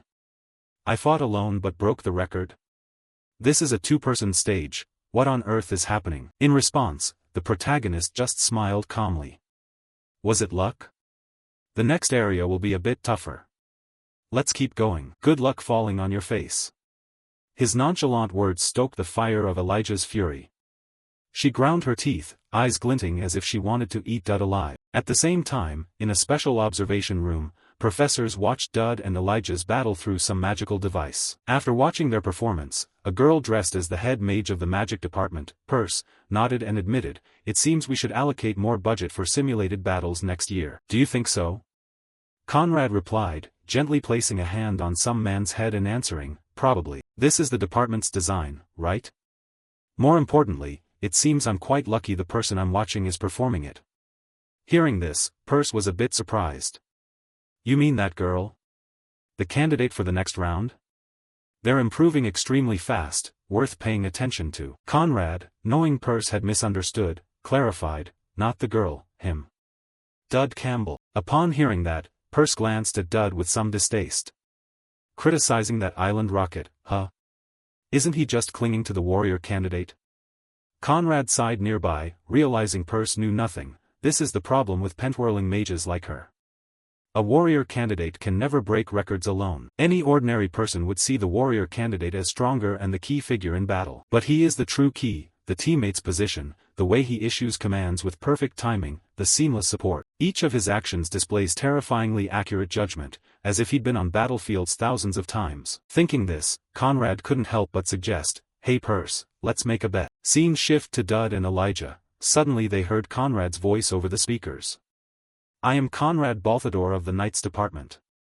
After observing you two, I've become interested. The head of the magic department and I have bet, can you two break the record we set as freshmen? If you truly succeed, I'll grant you the right to make one request of Perce. But if you feel pressured by this, I won't force you. Your current record is already an astonishing achievement." The request was nearly impossible from the start. Dud didn't need the professor to say more, he immediately accepted. "No problem, we can do it." Dud's quick agreement left Elijah behind him stunned. Meanwhile, Professor Perce found Dud a bit arrogant and criticized him. "Oh, look at him." Unfazed, Conrad chimed in, "I bet you'll win. Now begin." Scene changed to the training area. At this time, Elnor's close friend complained, "What's going on? I get that you came here to blow off steam, but you've been overdoing it lately. What's really happening with you?" In front, Elnor, her face drenched in sweat from training, spoke up, "There's something I want to remember. When I was little, my mother taught me this technique, but I don't remember it anymore, so I'm practicing it again from the beginning." A demon exists in Tristan bloodline. This dark rumor has two sides: extraordinary, inhuman talent they possess, and on the other hand, occasional bouts of madness, sudden violent outbursts, and the collapse of reason. That's why, although members of the Tristan family achieve extraordinary accomplishments, their later years are often filled with tragedy. As Elaine drank, her close friend asked, "That isn't serious, right? Isn't it?" Elnor shook her head. "Don't worry your head about it, I don't care." "Really? Is that true?" The assistant looked skeptical, which irritated Elnor slightly. "I told you, nothing can bother me right now." Hearing that, Elnor's friend immediately blurted out, "I'll report the information you asked for right away. I just heard from a junior. Dud Campbell is currently paired with the next term's warrior candidate, Elijah, the girl who fought Dud before." Elnor frowned and asked, "You mean the two of them are partnered?" The assistant nodded. "Yeah, probably because the simulated match requires two-person teams." Across from her, Elnor closed her eyes, trying to calm down, then exhaled long, "I understand. Take me there. You're the one who said you didn't care." The assistant shouted, but whether she noticed or not, the boy downstairs had been completely twisted by Elnor. Returning to Dud's group's location. At this point the swordswoman Elijah truly couldn't understand what was going on in our protagonist's head, that he could so easily accept Professor Conrad's challenge. She asked, "What are you going to do? I know you have skill, but is it worth challenging the all-time record?" "Yes." Dud answered calmly without a hint of hesitation. This made Elijah look at him with suspicion. His confidence was certainly odd. Was there any reason for him to do this? For Dud, of course he's a veteran of this game. His words made the swordswoman's face flush slightly as she exclaimed that he was unbelievable. In the observation room, Professor Conrad, seeing the two ready, spoke, "This is Conrad. Are you ready?" "Ready." They answered in unison. Hearing that, the head of the Knights Department nodded. "Perfect. There's one final step to adjust difficulty. The higher you set it, the more bonus points you get." Without hesitation, Dud immediately requested it be set to the highest difficulty. Nearby, the head of the magic department, Perce, couldn't help but be annoyed by the protagonist's confidence. Her brows furrowed as she complained, "Unbelievable, these new students. I like the energy, but this is too much. The highest difficulty is almost real combat, they might die during the challenge." Dud seemed to hear it over the speakers and replied, "Even so, I think we should try." From Conrad's perspective, seeing Dud so confident, he decided to trust him once and agreed, "So do as he wishes." Then he officially started the simulated combat system. The loud noises made Elijah's lovely face break out in beads of sweat from worry. Beside her, Dud smiled and turned to reassure her, "Don't worry, the warrior candidate is reliable, after all. As for Professor Peirce, she was happily sipping a cup of tea brought by a subordinate while complaining to Conrad, incredulous at him. In response to her complaint, Conrad reminded her, "Is this the first time you've done this? Didn't we do the same for the previous freshman cohort?" Conrad's explanation failed to placate Peirce and only irritated her further. But this is different, they could actually die this time. Unlike her attitude, Conrad still trusted Dud's group. "Just wait, Professor Peirce, I'm sure he has a reason to be so confident. Even if things get dangerously out of hand, we can just intervene and rescue them, right? Alright, slaughter mode activated, prove yourselves, new students." At that moment, from above countless kinds of monsters of every variety dove straight toward Dud and Elijah with bloodthirsty eyes. Seeing the scene, the swordswoman Elijah could only shout in frustration, "Damn it, let's go." Elsewhere, the design department staffer was inwardly crying, "Our design department is doomed." As for Dud, the more dangerous the monsters, the more excited he became, because the system had issued a glaring red alert, "Danger detected. We have determined the danger level, life-threatening." Next, his desperate plea skill activated at maximum level, filling Dud with energy. Without any hesitation, he swung his sword swiftly toward a falling rhinoceros-like monster. The protagonist's swing immediately produced a blade of light, cleaving off the giant creature's head in a single stroke. Seeing this, Professor Conrad in the observation room couldn't help but shout, "I knew it, this is exactly what I've been looking for. See that, Peirce?" The shout startled Peirce so much she spat out her tea, while the design guy's eyes went wide. At the same time, watching Dud's power dispel her worries, the swordswoman Elijah seemed to relax. "I knew it, Dud could do it." Professor Peirce hurried to the screen. After witnessing Dud cutting through the monsters, she was dumbfounded. "Wait, how could this happen? He was completely useless earlier." In response, Professor Conrad voiced his thoughts, "I thought he was just pretending, but I don't blame you. If I had known about his skill transformation, I'd have reacted the same way." Over time, the monsters would grow stronger, and so would he, meaning their development paralleled one another. Thus, the training match began to unfold overwhelmingly in favor of Dud's two-person team. The number of monsters in the training chamber rapidly dwindled. On their side, the swordswoman Elijah had plunged her blade deep into the body of a giant red spider and held it fast. She shouted, "Do it, Dud." Hearing that, Dud immediately used her shoulder as a springboard, and leapt high into the air. He then unleashed Tristan's swordsmanship, raining countless slashes across the red spider's body in the blink of an eye, forcing it to accept defeat along with the other monsters. After they felled the creature, an announcement sounded, "Congratulations. This is extraordinary power. Dud Campbell, Elijah Chrysanax, you two have succeeded in breaking the all-time record." But it wasn't over yet. The giant red spider wasn't quite dead. Before collapsing, it mustered its last strength and swung a massive leg straight at the protagonist as he was still reveling in victory. "Dud, duck!" Elijah shouted from behind. But before the spider could carry out its plan, its body suddenly exploded into countless pieces. The one who had acted was Professor Conrad, who had just rushed over. "Congratulations. It seems you've set a record that won't be broken for years. I never expected we'd have a freshman capable of clearing Elfante's artificial monsters as if taking a walk. Thank you for your effort, warrior candidate." Saying that, the professor sheathed his sword and teased the approaching mage Peirce. "I win, Peirce. Enjoy that." Peirce replied irritably. Next, the two received the rewards from the professors as agreed. Looking at the paper in her hand, Elijah gasped and exclaimed, "Permission to rent one item from the site warehouse and the right to request any favor from the head of the magic department. That's amazing." Beside her, Dud glanced at her paper and remarked, "This isn't accessible to ordinary freshmen. Are we getting the same reward?" After celebrating, Elijah grew curious and asked the male lead, "Hey Dud, I've noticed. How do you always stay so calm? No matter what happens, you act like you already know how things will play out, or like you've planned it all. Your behavior gives me that impression." As she said this, Elijah put her fist forward and smiled. "Hey, guys do that with friends, right? I mean the fist over there." Seeing this, Dud sighed, "Well, say what you will, but he did bump fists with Elijah."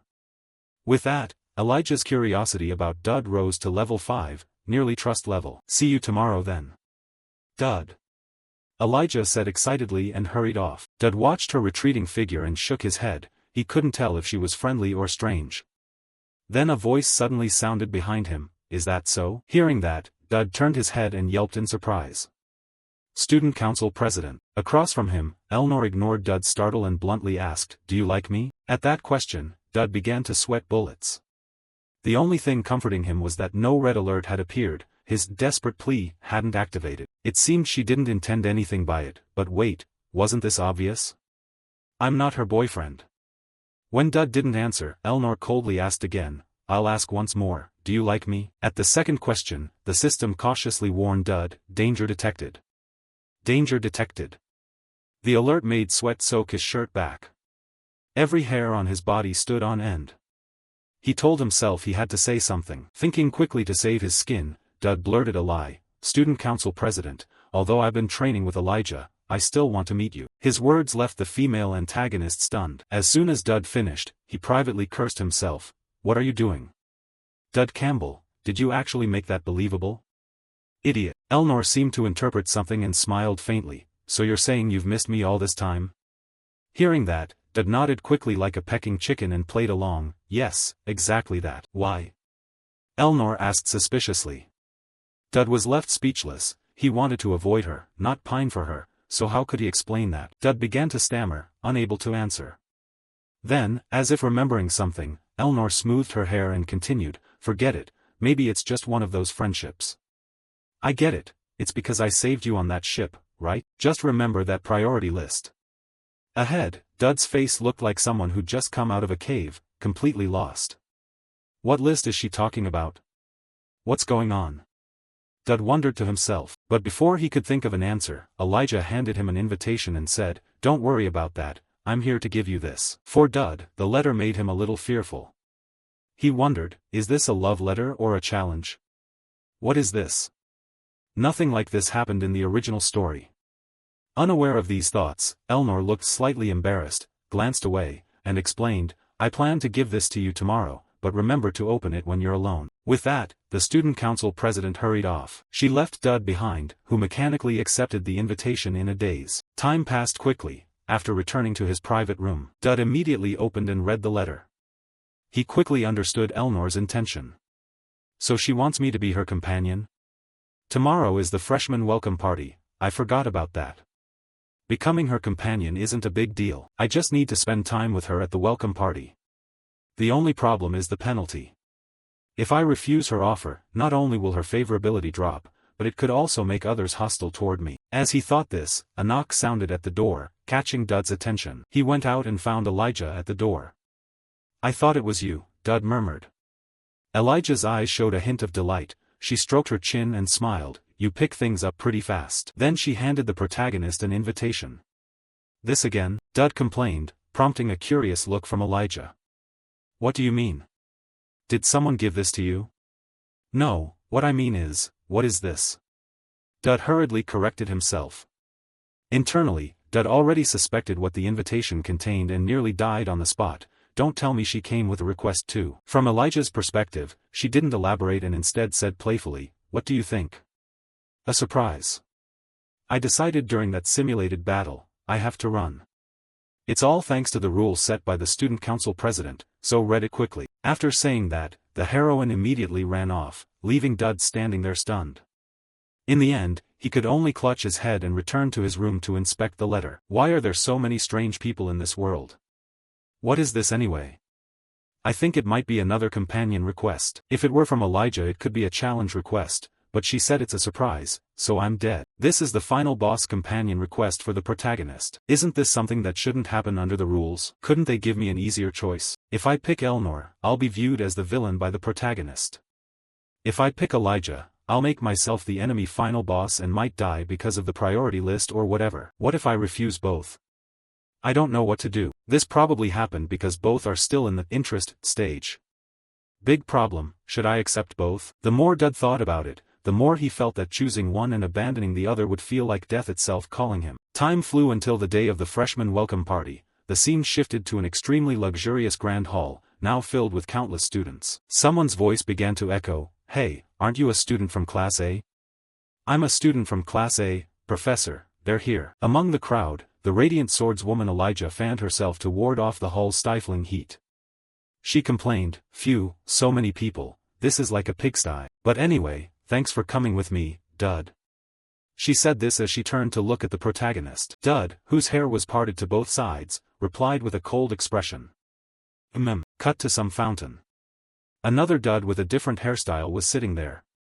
To explain, the dud who went with Elijah was just a decoy the protagonist had created. It was a clone image worth 1,000 points that dud bought from the point shop. It allows creating a duplicate, and the original's beneficial effects apply to the clone. At the same time, the system sent the protagonist an event notice: the pair date has decided to date both of you. Wonderful. But don't get discovered until the event ends. Failure will incur a penalty. Back with Dud, looking at his info on the system screen, he sighed, I've had to spend all my points. Even if it's only for me, maybe it'll work. But even with many people attending, this plan could still fail horribly. If someone sees me and the clone in the same place, I'll be exposed. I'll set the clone's personality to the cold gentleman option. Before Dud could finish his thought, a ferocious roar from some monster trapped in an iron cage sounded not far away, making Dud flinch. It was just an external monster. It seemed they intended to experiment on it and then it would escape. That would trigger the main event, and all I need to do is survive. With Elnor and Elijah, it shouldn't be too bad, right? Next. For some reason the system suddenly issued another reminder: your pheromone is no longer just a boy. Purchased. Applied. The notice left Dud stunned, not understanding what was happening. Then at the same time Elnor appeared. You're here. What's that smell? Did you spray something? She frowned as she spoke. Dud awkwardly replied, no, the flowers here have a natural fragrance. Before Dud could finish, Elnor's face suddenly flushed bright red. She admitted, I know this scent is from you, but it's driving me crazy. Seeing Elnor's flushed, aroused face, Dud's biological alarm blared non-stop. The warning made him flail his hands as if trying to wipe the scent off himself. What the hell are you talking about, pheromones? Please stop, he screamed inwardly. But in response to his plea came a disheartening system message: the pheromone effect has been applied to the target Elnor. The target is exerting all effort not to be attracted to you. Beside him, icy Elnor began to flirt with the protagonist and said, Dud Campbell, I wonder why I only realized this now, but you're more masculine than I thought. Hearing this, Dud couldn't be happy, he felt death drawing another step closer. He silently prayed, please stop. Next, to break the tension, Dud suggested they go to the event. Shall we check out the nearby booths? Elnor saw no problem with the idea and nodded. Okay, lead the way. Back in Dud's perspective, his offer to take Elnor out had been planned. By now, the clone and Elijah have probably met. I must make sure we don't run into them. I hope nothing happens. Maybe nothing will happen if this continues. All the clone and I need to do is escort the two of them. Thinking that, Dud suggested again. Hey, how about we get some snacks at that stall? Upon hearing this, Elnor glanced at him with a suggestive look and replied, all right. Then Dud led Elnor to the grill stall and said, want to try this wild boar skewer? This was the worst suggestion for Elnor, she takes great care of her figure. Dud planned to lessen the pheromone's effect, that was his intention. However, as if fate conspired with him and this villainess, her eyes brightened and she asked softly, how did you know I like this? Is it just a coincidence? Hearing that, Dud began to scream inwardly. Oh God, if she sees I don't like wild boar and I have to both maintain the relationship and keep my distance, I also have to make sure Elijah stays as far away as possible. After that, they went to a stall selling decorative accessories. Looking at the sparkling items, Elnor stopped and said to Dud, hey, it looks like they sell accessories here. Do you need anything? Dud immediately declined and instead offered, no, let me buy something for you. That was his outward words, but inwardly he thought, buy a gift for Elnor? No way, I must minimize her affection, give her the worst present. With that in mind, he eyed a button and picked it up. This button will do, what do you think? Normally, when a guy gives a girl a gift like this, he'd probably end up blocked, but the pheromone's effect on Elnor was stronger than Dud expected. Even receiving such a gift, she happily accepted. I do need a button for my new uniform. She smiled, while Dud bit his lip, thinking this was going to be difficult. Next, they paused their wandering and sat down to drink in an area nearby. Then Elnor asked, thinking back, have you chosen your major yet? Dud nodded and shared, I've decided, I'm going into theology. The protagonist's choice made the villainess curious, and she advised, theology? Haven't you reconsidered? With your talent, it would be a waste not to join the Knights department. No, there's something I want to study in theology. Dud replied, thinking there was a reason for his choice. My life and the downfall of the Holy Knights are necessary for my survival. They are crucial to achieving the outcome I want. It's about the secret organization's event, an event that will happen in the future. The chapter's boss is particularly weak against Holy Knights. Opposite him, Elnor grew even more curious and asked, "Something you want to study?" Dud answered, "To protect what is precious, one must study there." Elnor asked what Dud wanted to protect. Hearing this, Dud turned on his acting mode. His face grew thoughtful, as if recalling something. "Since I was a child, I've wanted to protect that." Across from him, Elnor asked if it had anything to do with why he was so involved with me. "Yes, it does." Dud nodded. Before he could explain further, Elnor interrupted him. "I know the Destined family curse well. I'm talking about the curse that turns all our members into lunatics." Hearing this, Dud shrugged and asked, "Isn't the only way to stop it through mental training?" Dud's words made Elnor's eyes grow cold. She stared at the protagonist and said in an icy voice, "You know how to deal with it." To that question, Dud had no intention of hiding anything, so he said plainly, "The angel's blessing is a miracle where two archangels grant their blessing to a person, or so they say." The villainess nodded in agreement with Dud's solution. "Yes, it's that difficult. So even though the Destined family has achieved much, we still fear it. Then how can you be so close to me? Why are you always present when someone tries to assassinate me? What are you, exactly?" Back to Dud. He fell quiet for a moment, then answered, "The thing I want to protect is you." At those words, Elnor's shoulders trembled slightly. She asked, "What am I to you that you must protect me?" Dud replied with firm conviction, "If I can't protect you, I will die.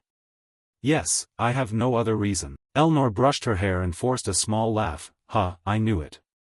But you really are strange." Dud exhaled heavily and complained, "I've said it many times, I told her the whole truth without hiding anything. Hopefully this will satisfy her curiosity." Dud prayed inwardly, and at the same time, elsewhere. Dud's double and Elijah, each holding a glass of wine, descended to the basement where countless monsters used for experiments were kept. They walked in silence. For Elijah, Dud's behavior seemed a bit different today. Is he angry with me? Why isn't he talking? To break the silence, Elijah spoke up, "Why are we going to the basement?" Behind her, Dud remained silent. This made Elijah feel even more awkward. "I should get closer to him to learn more about the Destined family. I don't know what to do with someone like him. I know nothing about men, it's maddening." She looked around and frowned. "What kind of hellish place is this? It's full of living monsters. It seems they're used as experiment subjects for students. The professors are socially irresponsible to keep them in the basement like this." Elnia complained. Before she was distracted by the growl of a monster, she approached the cage holding that creature and peered inside carefully. There were larger monsters here. "What? They're not even bound." Elijah's voice was full of suspicion. At the same time, suddenly a device mounted on the upper rim of the cage flashed a red light. Then a massive explosion followed. Fortunately Dud's double reacted in time, lunging forward to grab Elijah and leap to the side. But the blast's impact was enormous. It even made the entire hall tremble violently. Back at Elijah's position, she still seemed stunned that Dud had used himself to shield her from the explosion. "Why?" Elijah asked without thinking. "It's my job." Dud replied coldly. Right after saying that, he fainted and collapsed to one side. "Huh? What do you mean?" "Dud." Elijah called out, but before she could call again she sensed murderous intent aimed at her. It turned out that because of the explosion, the monsters kept for experiments had escaped, their eyes glowed red and their gaze, full of brutality, fixed on Elijah. Yet Elijah showed no fear. She grabbed a length of iron strewn on the ground and spoke up. "Anyway, thank you for protecting me. Now it's my turn to protect you." Turning to Dud's location, he received a system alert. Main monster task has appeared. Suppress the situation quickly. If casualties are too high, you will suffer severe script penalties. Reward, exclusive equipment crafting materials. Seeing this notification, Dud didn't hesitate and stood up immediately. "I have work to do, Guildmaster. I need you to find one of the wardens." Behind him, Elnor didn't yet understand why Dud reacted that way and wanted to ask. However, our protagonist cut her off with a serious expression. "Please, we have to protect the students." With that, he sprinted down toward the lower basement, recalled his double, and called to the swordswoman. Elnor, in front of the recently released monsters, asked, "Is that all there is?" Meanwhile, Elijah, armed only with an iron rod, had taken down all the monsters that attacked her without injury. Seeing Dud approaching, she breathed a sigh of relief. "You're awake? Thank heavens, but I missed a big monster. It's probably somewhere on the first floor. We can stop it quickly. I think I'll rest a bit." At this, Elijah's body wavered and she had to force herself to steady her stance with the iron bar. Although she'd defeated the monsters, she seemed nearly exhausted. Back to Dud's perspective. Hearing this, he deduced the escaped creature must be the bear from before. The script priority is paramount now. If we fail, I'll face heavy penalties. I must prevent that. Cut to the main banquet hall. As Dud suspected, the escaped monster was a huge, ferocious bear. It was trying to attack the freshmen, but a man among the group quickly used his magic to form a barrier enclosing everyone. "Hold out until the professors and knights arrive. Make sure the barrier doesn't break." No sooner had he finished than the giant bear roared in fury and slammed its massive paws against the barrier, creating spreading cracks in all directions. In another corner of the hall, Elnor watched the beast anxiously and said, "Currently neither the headmaster nor Professor Conrad are here." In response, the warden beside her shook his head, "Then we cannot lose the angel's blessing." His words angered Elnor, who retorted, "You call yourself a warden? There are still students here." The warden shrugged, not taking it seriously. Such remarks are heavy coming from a professor. "Miss Elnor, a high-tier barrier like the angel's blessing isn't something just anyone can use. The knights will arrive soon, let's wait for them. This is why I tried to stop them experimenting on those monsters. I knew we shouldn't have given that authority to the Tristan family." Beside her, Elnor could only grit her teeth. But at that moment, Dud suddenly darted past them both like a gust of wind. He even snatched the warden's necklace and shouted, "I'll handle this." From behind, the warden's eyes widened as he asked, "Who was that? Give it back at once, he's just a student. Do you even know what the angel's blessing is?" Ignoring his shouting, Dud quickly pulled out his censer and tossed the necklace inside. The system immediately confirmed, the supreme holy relic has fused with the warden's bead chain, skills unlocked, asceticism, holy shield. Danger detected, each threat is life-threatening, desperate survival activated at rank S. Dud then launched into a long slide, rushing past the giant bear toward the man casting the barrier. Seeing Dud, the man anxiously said, "Wait, why aren't you running?" In response, Dud urged, "I'll stall, get the students out of here." Then he turned back to face the giant bear, which was winding up a massive paw to strike him. Without hesitation, Dud used asceticism to convert all secondary attributes into physical strength. Next, Dud activated Holy Shield. A radiant crucifix symbol appeared before him, shining brilliantly. Then the phantom image of two pairs of wings manifested, enveloping him and forming a protective barrier. Thanks to it, the bear's heavy strike could not reach Dud. Around them, guests witnessing the scene gasped, "Is that the angel's blessing? How can an ordinary student use that?" Elsewhere, the warden tore at his hair and cursed that fool. Does he know even official wardens must undergo countless prayers to use it? Back to Elnor's viewpoint, she had been ready to charge forward with her sword, but when she saw that skill manifest, her feet suddenly stopped. After everything that's happened, I'm not surprised anymore. I've seen him hide so much. These thoughts raced through Elnor's mind. Not knowing whose side the warden was on, she heard him bitterly say, "Why couldn't that stupid monster break a simple barrier? And a student was the one maintaining it. TCH. His words annoyed Elnor, who turned and snapped, "Are you really a professor? You won't even help, what are you doing?" By Elnor's count, Elijah had just arrived after a short rest. She immediately dealt the warden a chopping strike to the neck, knocking him out. "Sorry, student council president, he was useless to us." Ignoring Elijah's action, Elnor asked, "Why were you late?" "I was unconscious in the basement. I just came up." At that, Elijah's body began to tremble as if still not fully recovered. She looked ahead and said, "Forget that, Dud, did he really dare to use the angel's blessing right here? He's not even a warden. They say it takes at least 10 years of training to use it. How could this happen?" Elijah's voice was full of disbelief. Elnor stood beside her, and hearing this she recalled what Dud had told her over tea. 10 years before holy power can be wielded? Elnor's expression grew complex, and with just a glance, Elijah seemed to guess what she was thinking and continued. Even if it was the angel's blessing that had been recorded, there should still be limits to how much he could control. You must feel very lucky, right? He did all of this for the Tristan family and for you. Otherwise there'd be no reason for him to do any of it. Elnor wasn't stupid, so of course she vaguely suspected something. I've had a bad feeling about him from the start. he's really a strange one. Within Elnor's dark, inner world, it seemed a ray of light was appearing. Across from them, Dud gritted his teeth to maintain his holy shield while the giant bear treated him like a punching bag, its massive arms swinging like machinery, making Dud sweat profusely. But poor, stupid bear, it's focusing on the protagonist without realizing who the real threat is. To everyone's astonishment, Elnor drew her sword, and dashed toward the beast like a flash of lightning, and plunged straight into it. The powerful strike flattened the creature's massive body to the ground, cracking the floor in countless places from the impact. But that blow only caused the giant bear tremendous pain. It wasn't enough to bring it down. Enraged, it charged at Elnor like a tank, each step shaking the ground. Opposite it, Elnor softly closed her eyes, drew her sword slowly back, then thrust forward with wind-tearing speed. Her stabbing strikes were like a burst of machine gun fire hitting the monster. Whether the giant bear had been given some stimulant or not, despite countless wounds pouring blood, it still barreled forward crazily. Seeing this, Elnor spun and activated a skill. Her blade immediately formed a semicircular wave of energy that sliced straight at the beast, blasting its massive body backward and finally causing a huge explosion. Beside her, Dud stood stunned. Was that Tristan's sword technique? It was completely a different class from the knockoffs. Wait, something's wrong.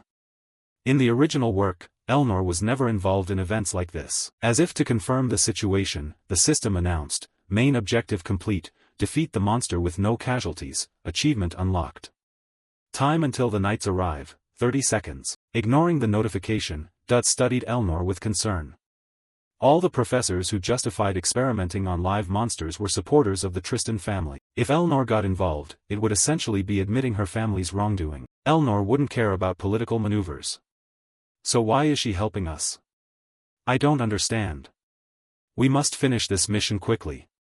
Politics can wait. Elnor gently sheathed her sword and murmured, "It's over." But things always hold surprises. At that moment Dud's eyes went wide and he shouted, "Princess, behind you." Following Dud's gaze, Elnor saw the giant bear's body surge up from the flames, swinging its bony arm straight toward her. Like a natural reflex, Dud immediately lunged in, activating his holy shield to block the blow for the villainess. However, faced with a full-force strike, Dud spat blood and fainted on the spot. Time quickly passed. Dud woke up to find himself in the infirmary. A voice beside him said, "You're awake?" Hearing that, Dud hurriedly asked, "What happened to the monster?" And Elnor? Explaining, the blue-haired girl calmly read and said, "The monster was defeated, and Elnor is fine. Of course the other students are all right too." This answer surprised him considerably. After speaking, she closed the book in her hands.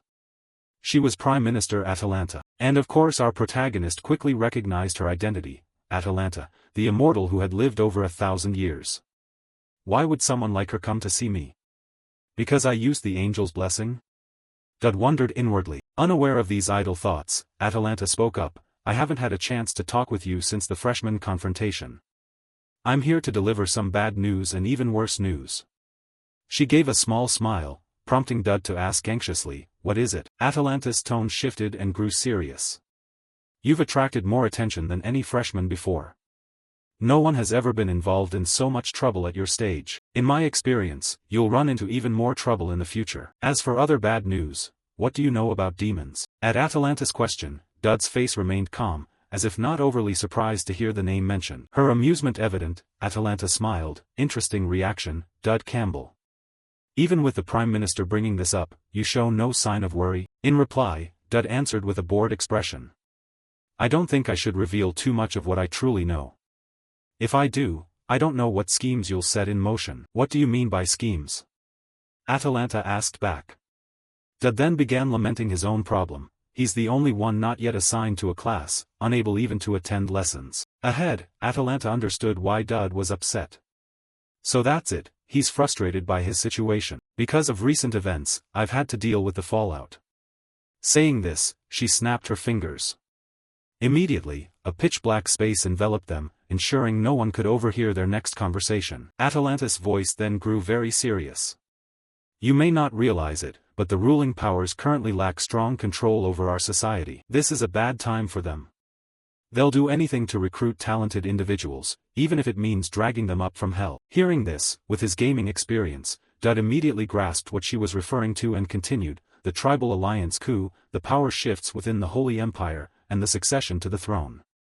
Aren't all the recent incidents caused by these? Atalanta couldn't hide her surprise at how clearly Dud spoke, yet she nodded in agreement. You're right.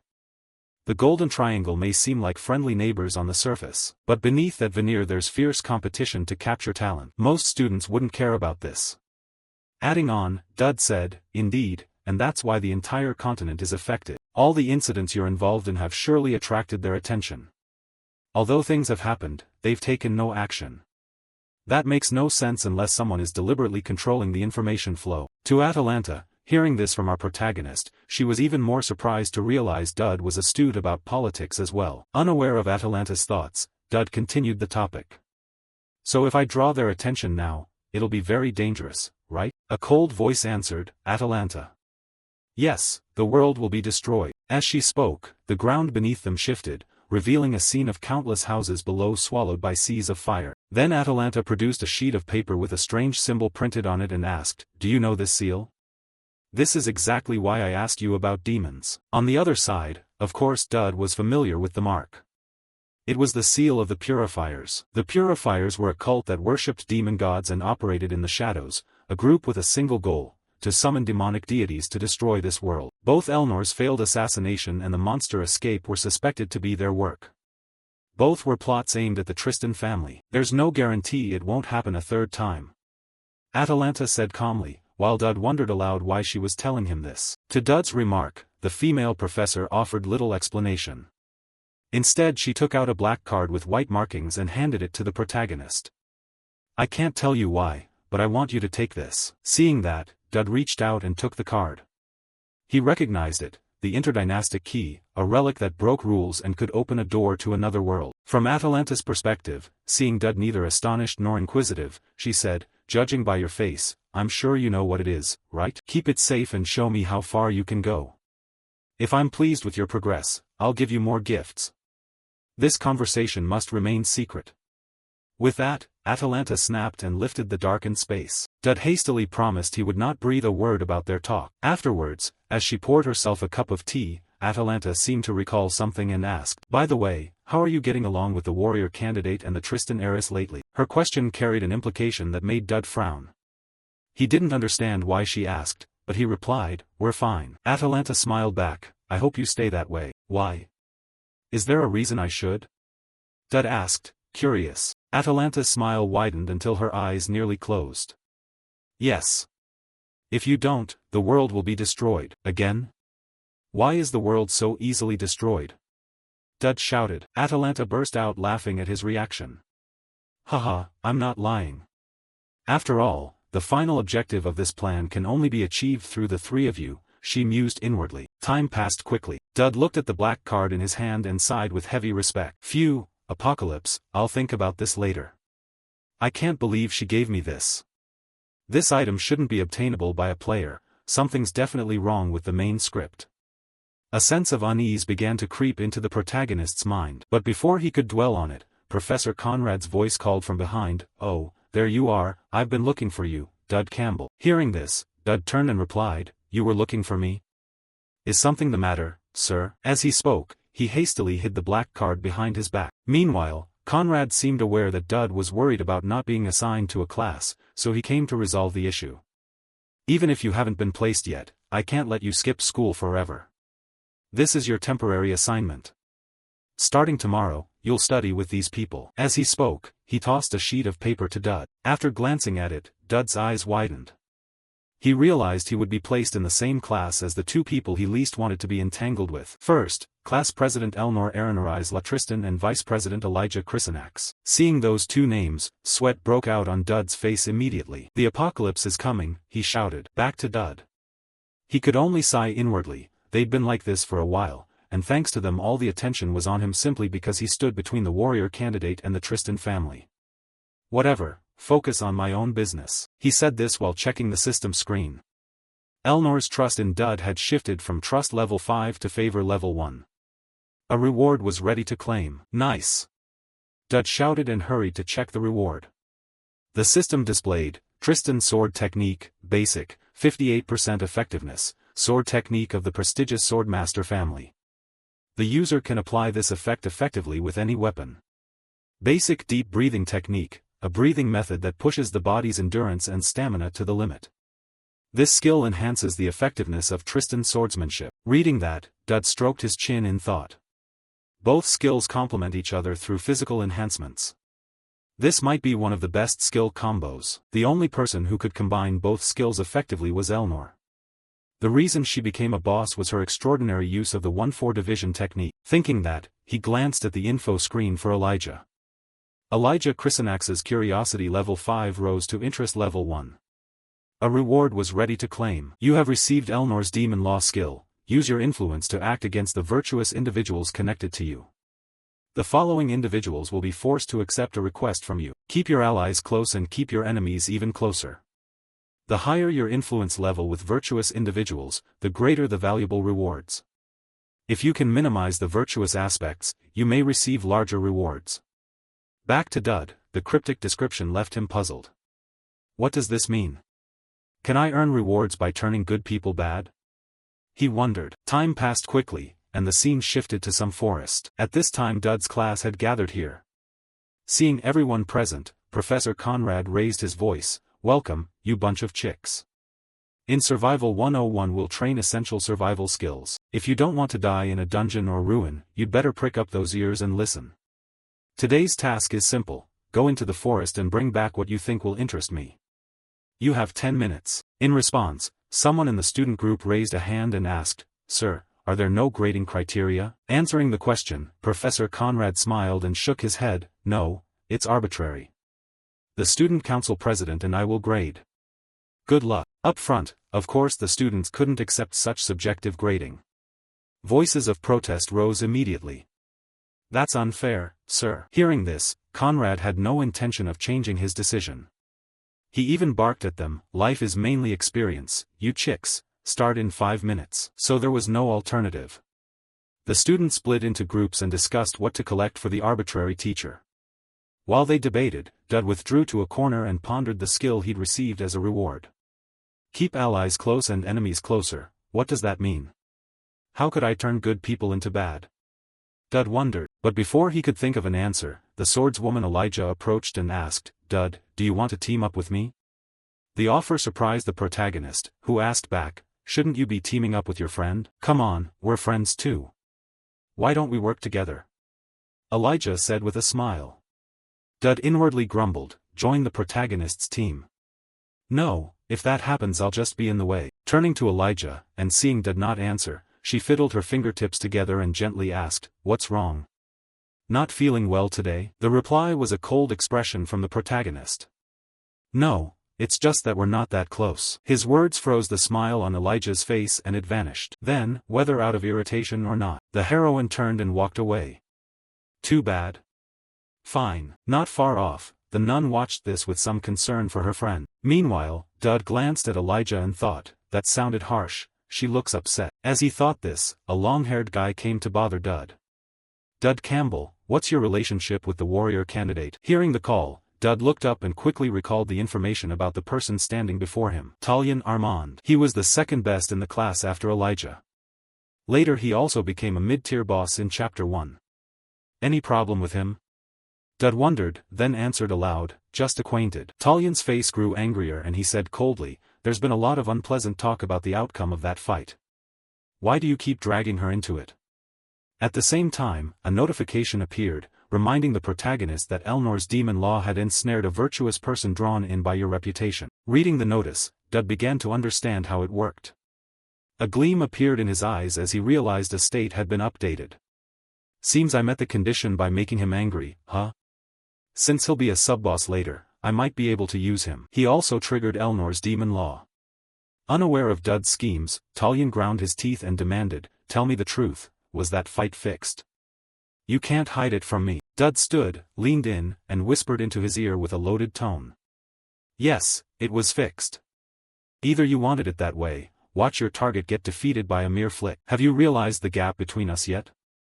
Dud said with a mocking smile, while Talyan's eyes widened in fury. Then, as if to teach Dud a lesson, the blonde-haired Talyan proposed. Then why don't we make a bet? Let's wager on who will score higher on this exercise. What do you say? Unable to refuse, Dud accepted the challenge immediately. Fine, perfect. Back with Professor Conrad and the Student Council President Elnor. The professor seemed to notice something and said, "Hey, Student Council President, didn't I ask you to help grade? Don't you think this is a bit arbitrary?" Hearing this, the swordswoman Elnor shrugged, "I've been serious from the start." Her casual reply made the professor look at her in puzzlement. "Really? Then explain why Dud Campbell has a dark score before submitting his work." "Because he deserves it," Elnor said, glancing to the side as if avoiding Conrad's gaze. Of course Conrad couldn't accept that reason. He shouted, "What did you just say?" Ahead, Elnor glanced at Conrad with an annoyed expression and replied, "It seems you're unhappy with how I grade, aren't you?" Conrad said, "Why don't you try putting yourself in my position and think about it?" Elnor shot back immediately, "Then why don't you observe him a bit to verify for yourself why he deserves a dark dud score?" "I'll go check now." Having said that, the student council president turned as if to leave. But how could Professor Conrad let her go so easily? Immediately he reached out, grabbed her shoulder, and pulled her back. "Hey, wait a moment. I know you're trying to get close to him." Elnor stood there. She replied with a bored expression, "Of course not. I just don't want her alone with the warrior candidate. Something could happen between them. Let me go check." Conrad answered firmly, "Yeah, even if I won't allow you to join, I can certainly kick you out. How about that?" Hearing that, even the villainous Elnor fell silent. Cut to the nun's position, Elijah's close friend. She watched Elijah ahead with worried eyes. Today she seemed unusually different. From the nun's perspective, Elijah was fighting the monsters with fierce enthusiasm. It seemed she was using them to vent all her frustration. Not far away, the big red-haired guy exhaled and remarked, "All the strongest monsters are gathered here. Has something unusual happened recently?" In response, the blonde archer nodded and explained, "You're right, this is a rare mineral area. If we can get some gems, we might avoid low grades." Hearing that, the brown-haired friend with glasses directed, "All right, stop hunting for now. Luca, help me move those mineral deposits." Up ahead, Elijah's inner discomfort seemed to grow, causing her to unleash all her anger on the monsters. With each punch a wolf was sent flying high. More strikingly, a dark purple-black light appeared to be gathering at Elijah's chest. The only one who could sense it was the nun behind her. It made her feel uneasy. The color of darkness, thick emotions, I can see it all. Though not shown outwardly, she was certainly very angry. Thinking this, the nun couldn't let it continue and spoke up, "Hey Elijah, how have you been lately?" Elijah relaxed her frown and replied, "These days nothing special." Hearing this, the nun couldn't hide her worry and added, "Even so, if something is bothering you I can help." Elijah refused the concern. "What are you talking about? Nothing's wrong." Behind them, the nun found the situation hard to handle. "Even if he says that, I'm worried his emotions could overwhelm his reason." She thought to herself and continued, "I know something is troubling you." Opposite her, Elijah sat down at the tree root and sighed, admitting, Is it that obvious? I can never lie to you, Trisha." Then the nun Trisha quickly grasped the story about Dud Campbell. "He keeps his distance from you, does he just want to be friends with Dud?" Beside Elijah, she replied with some annoyance. "Even though we've been through a lot together lately, I don't think there's any need to create such a boundary between us." Given the situation, Trisha asked with some doubt, "Could it be that Dud doesn't mean it sincerely?" Hearing that, Elijah glanced over and said, "Not sincere, what do you mean by that?" To answer, Trisha voiced her thought. "He's just a boy from a minor noble family, and you're a warrior candidate. Being seen with him will certainly make people gossip." Hearing this, Elijah's small face changed slightly and she asked in alarm, "Is that how he's trying to help me?" Although Trisha didn't know if it was true, she agreed for now to reassure Elijah. Yes, he might be worried he could cause unnecessary misunderstandings. Although he's keeping his distance now, once his reputation is established he'll still regard you as an important friend. Does he really think that? Elijah stroked her chin, wondering, thinking about Dud again. At that moment he was hauling his butt away, fleeing Talion's attack. Meanwhile, numerous necessary notifications appeared beside him. Talion's wrath was nearing its limit. You have brought him utter humiliation. Your negative influence has become permanent. You activated the demon rule and received a command reward. From behind, he gripped his spear tightly and charged forward as fast as he could. His voice and face were full of rage. "You bastard, I'll kill you. I'll skewer you into shish kebab." Saying that, He gritted his teeth and thrust the spear forward like a machine gun, making Dud's scalp tingle. Dud gritted his teeth and poured all his vitality into accelerating. Seeing Dud only run and not fight back made Talion even angrier. Don't run, fight like a real man. Why do you always steal the finishing blow after I've dealt most of the damage? Up ahead, Dud heard this, suddenly turned, and reached out to stop him. Wait, stop. His words made Talion involuntarily freeze and wait for the protagonist's next words. But once again Talion was disappointed when what came from Dud was only a teasing remark. If so, want to split the spoils? Looking at Dud's infuriating face, the blonde seemed to feel he'd hit his limit. He slowly pulled the spear back and got into a throwing stance. Mana gathered at the spearhead, causing bolts of lightning to crackle outward. Then, without hesitation, Talion put force into his arm and threw hard. The spearhead sliced through the air and shot forward. However, it hadn't flown far before it collided with some sword. The spearhead split in two by the blade. The surprise left Talion stunned, while the protagonist forgot all about fleeing. Turning to see who had intervened, it was none other than Elijah. Don't touch my friend, she said coldly. Seeing Elijah appear made Talion go dumbstruck, and he greeted, Elijah, long time no see, this must be our first meeting since the monsters ran off. In response to that well-meaning remark, Elijah lunged forward, pressing the sword at Talion's throat and warning, wrong, this is the first time after you lost to me. Beside her, Dud watched this sweating, silently wondering where on earth she had come from. Back to his perspective, staring at the blade at his throat, he forced out, haha, it's so good to see you again. Elijah didn't intend to waste time on meaningless greetings and snapped, what were you trying to do to Dud just now? Don't tell me you were harassing him. No, Elijah, I was just, he stammered to explain. But the swordswoman didn't even let him finish and executed a leg sweep, sending Talion tumbling to the ground. Then she put her foot on him, pointed the sword at his face, and warned, I don't want to hear your excuses from beneath me. Talion, you're so scared you could piss yourself. I know, I get it. But why do you keep defending him? Someone as capable as you, if he wants to give advice and Elijah doesn't want to hear it, she cuts him off. You don't need to care who I befriend. I hate people who think they're better than others and then get angry at them. But he's deceiving all of us, Talion shouted. Then he shook his head to deny it. He's just doing this to teach us a lesson. He's not the cruel, unreasonable type. Dud isn't like that. Do you want to be taken down in one blow like last time? Elijah said, staring at Talion with a sharp gaze. Those words seemed to snap him awake. Could I have died? Thinking that, the fine hairs on Talion's body stood on end. All his fighting spirit evaporated, and he hurriedly turned to kneel before Dud. Sorry, Dud, I won't come near you without permission again. On this side, seeing Talion accept defeat, Elijah sheathed her sword and calmly said, try to get along with each other. Having said that, she left coldly, just as she had appeared.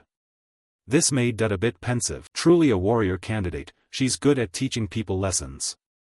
I wonder if we'll still be considered friends. Right now I guess we're still friends, at least for now. Wait, that's not important. I still have to get my assignment graded. Time quickly passed until late afternoon. Our protagonist was now carrying a sack on his back to return and report the results to Professor Conrad. However, at that moment Trisha blocked his way. Wait, Dud, we've met before, right? I'm Trisha. Hearing that, Dud quickly recognized her and nodded. Oh, you're Elijah's friend, I remember now. After saying that, Dud sighed inwardly. In both the original story and now, she always prolongs the conversation. Unaware of Dud's thoughts, Chisa got straight to the point. Yes, I have something to ask. This might be a bit troublesome but, Elijah. At that, Trisha's voice stopped when she noticed the protagonist walking off ahead. Dud waved and said, let me get my grade first. Oh, alright, she replied, watching the protagonist's retreating back, unable to hide the worry on his face. He had Elijah fight Talion. Usually she'd try to talk things out instead of drawing her sword immediately, that's the real problem, Dud. Back to the protagonist's perspective. Just after he returned to the gathering point, he was overwhelmed by the sight before him. The ground had cracked into many pieces, while Council President Elnor lay with her arms crossed like a dead fish. This made Dud exclaim, what the hell happened here? Explaining the situation, Professor Conrad said irritably, that damned president insisted on going into the forest, so I told her she had to get past me first. As a result, I won. Seeing Elnor still motionless, he teased her. But you're better than before. Hey, are you pretending to be dead? Conrad smiled, while Dud was shouting inside. This school is crazy, just punish her. Thinking that, he then put on a bright smiling face. Ah, right, I'm here to get my grade. The reminder made the professor startle and turn. Oh right, we're still in class, aren't we? Let me see. Ooh, how did you bring back so much? Hearing that, the protagonist shamelessly took credit and waved his hand. No big deal, it just took some time because I wanted to make sure I picked the best ingredients. By Conrad's eyes, when he opened the bag it contained countless multicolored minerals, and he couldn't help nodding at these materials. Perfect, your first place. I'm sure Purse will love these if you give them to her. You already have a wish agreement, why not use this chance to score points with her? Alright, I'll do that, Dud replied as he tied the bag closed. At the same time, Trisha, seeing Dud had finished reporting his results, shuffled over and asked, Hey, are you done? Up front, Professor Conrad stood and told the two of them, Okay, you can go. Class is over, but Chi, please take care of her. Yes, sir, Chi hurriedly replied, then turned to Dud. Dud, please take care of Elijah. But don't be too nice to her. Whenever she mentions you she seems to lose all reason. I'm worried things could get worse later. At this sister's remark, our Dud could only offer a crooked smile. I'm grateful for the warning, but I'm also a little scared. Thinking that, he waved in agreement. Alright, don't worry, Trisha, I'll do my best. You should do that if you want to survive this. She might not realize it. But I do, just one misstep and Elijah could cross the line.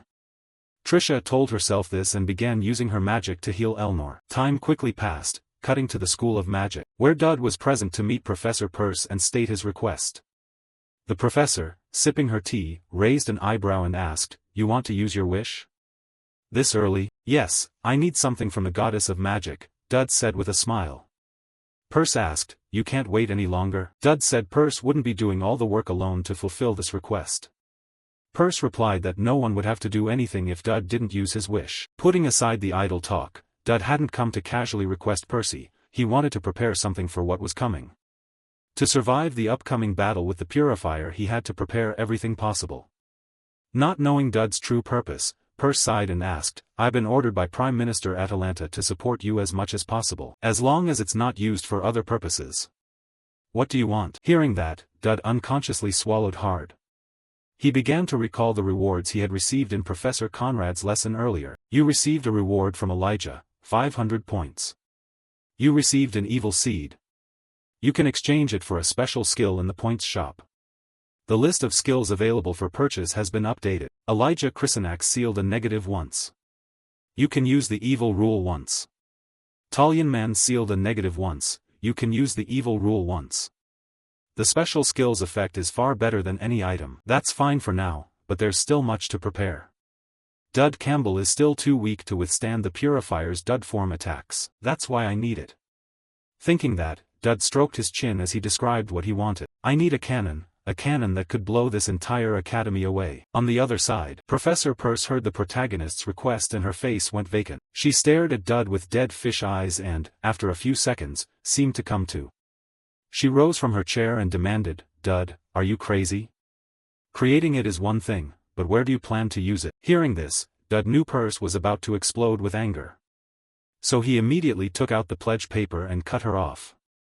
Wait, Professor, the agreement clearly states you must fulfill any ordinary request. Something this simple surely can't stump the head of the School of Magic. In response, Purse's brow tightened. She stared at the paper and complained irritably, You want me to craft a weapon? This is not an ordinary request. Dud kept persuading her, but a promise is a promise, right? I don't intend to use it to harm anyone. I just have something I need to destroy in a single strike, otherwise it'll be a huge hassle. That's why I'm even more worried. You idiot! Purse shouted, but then, as if remembering Atalanta's instructions, the professor sighed. Fine, I suppose you must have your reasons. And since you've helped deal with the monsters recently, I'll make the cannon for you. Dud Campbell. Yes, thank you, Professor Purse, Dud replied. On the other hand, for some reason the female professor also blurted out. In disbelief, not only do you have 4 people in your harem, you even make people believe you'll save the world. A harem? Dud asked curiously. Purse suddenly realized she'd misspoken. She immediately grew flustered and turned to scold Dud. Oh my, what's wrong with my head? Talking to you has completely distracted me, it's all your fault, Dud. This was because Professor Purse was 30 and still single, a worrying number for any woman. Seeing the professor panic, Dud hurried to reassure her, "Please calm down, I have another request in my wish." The professor also promised Elijah and me that she'd give each of us an item from the Phantasmal Archive. "Can I receive it now?" Time passed quickly. Dud walked down the corridor, thinking about what he needed to do next. Good. So I've been permitted to make the canon. Now I just need to gather the materials to make it. I can collect all those materials with the interdynastic key. It seems everything is going according to plan. At that moment, an orange-haired man dressed like a noble, carrying a cane, stood before Dud and called out, "Hey kid, you're Dud Campbell, right?" Hearing someone call him, the protagonist looked up and answered, "Yes, that's right." Across from him, the stranger smiled when Dud confirmed and continued, "I didn't expect to meet you here, what a coincidence. My name is Galdier Riverback. I'm from the Purifier's Charity Fund." Facing Galdier made sweat bead on Dud's face because he quickly recognized who this man was. What a farce. That fund is just a front for money laundering. Galdier Riverback is the chapter's final boss, also known as the Purifier. He is the leader of the Scorching Flame. Unaware that Dud fully grasped his identity and background, Galdier still smiled and handed him a business card. "I've heard some rumors about you. You stopped a monster from escaping all by yourself, didn't you? That's not something an ordinary person could do without courage or extraordinary skill. Truly impressive. Whenever I meet an extraordinary student like you, I wonder what their future will be. I'd very much like to have dinner with you. Are you free? I also very much want to talk with you." In response, Dud naturally didn't want to chat with a chapter boss, so he brushed it off. "I think now is enough time to talk." After saying that, he silently pondered the plot in his head. In the original story, this guy should approach and bother Elijah. So why is he coming to me? Don't tell me this system considers me the protagonist. No, no way. The more he thought, the more confused Dud became. He scratched his head and said, "I'll think about it." Across from him, Galdier took Dud's confirmation as agreement and turned to leave. "Meet me at Sunset Eye in 3 days. I'll be waiting." Seeing him decide unilaterally like that, Dud silently cursed his ancestors 18 generations back. "Hey, I said I'd think about it. Damn it." He then glanced at the shiny business card. Its gilded sheen nearly blinded him. "Good grief, my eyes hurt. Fine, I'll go." The protagonist complained inwardly. "In truth, I have no way to avoid this event. As before, things are either on or off. What I can do, what I know, what I don't know, and all the risk factors. If I consider everything in this situation, defeating the Purifier isn't impossible, but I still don't understand why I have to take Elijah's role. Maybe I messed everything up from the start, but for now I'll handle the present and worry about the rest later." With that in mind, and to ensure his safety for the meeting with that Galdier, Dud went to find his medical insurance. In front of a certain room, Dud gritted his teeth, and raised his trembling hand to knock on the door, calling inside, "Elnor, are you there?" Hearing the familiar voice, Guildmaster Elnor sounded a little surprised and asked back, "Dud, what are you doing here?" Answering hesitantly, Dud said, You don't have to come out, I just have a small thing to say. Are you free 3 days from now?" At the same time, Elnor's assistant was in the room, complaining about returning books on time to the Guildmaster. "You haven't read any of them and they're just gathering dust. Did you rent them just to look at the covers? Aren't I the one who has to pay the late fees because of you?" Not letting her speak further, Elnor raised a finger to cover her mouth. Unaware of this, Dud continued with his request. "Guildmaster, that day I'd like you to spend a little time and go with me to a place." "Just the two of us?" Elnor asked again. "Yes, just the two of us." Dud nodded. "Where to?" Elnor asked. "There's a place called Sunset Eye. Do you know it?" Dud named the location Galdier had arranged. The assistant in the room widened her eyes. "Hey, that's a famous date spot." Before she could say more, Elnor pushed her aside and asked Dud directly. "I know. So why do you want me to go with you?" Explaining, Dud simply stammered that he'd tell Elnor when they met that day. Cut to some time in Elijah's past, she was sulking alone on a hill of flowers when a voice called from behind, "Hey Elijah, so you're here after all?" Elijah muttered in reply, "Shut up." The voice continued, "Come on, I said I'm sorry, I won't tease you anymore." Hearing that, Elijah spun around angry, tears welling, "Liar. You think pushing me down the hill was a joke?" That accusation made her brother scratch his head awkwardly. Well then I'll attack you next time when you're still on the ground. Stop bullying your sister. Elijah shouted. Her brother rubbed his hands and laughed it off. Haha, I'm just joking. I just want you to be stronger, right? I don't want my sister to be beaten by someone. Try some cookies I brought from the Viscount's house, he said, offering a paper bag. But Elijah, still annoyed, refused, no thanks. Despite that, she snatched the bag and asked, Did you steal these? Don't say stole, I only took the leftovers, her brother hurriedly corrected. He then sat down beside Elijah and shared, Thanks to the Viscount, I'll be promoted to a squire immediately. I'll go to the battlefield, I'll have the chance to experience new things and explore this world. Who knows, maybe I'll even earn the title of a guard. Elijah ate a cookie and said with a skeptical look. Yeah, keep dreaming.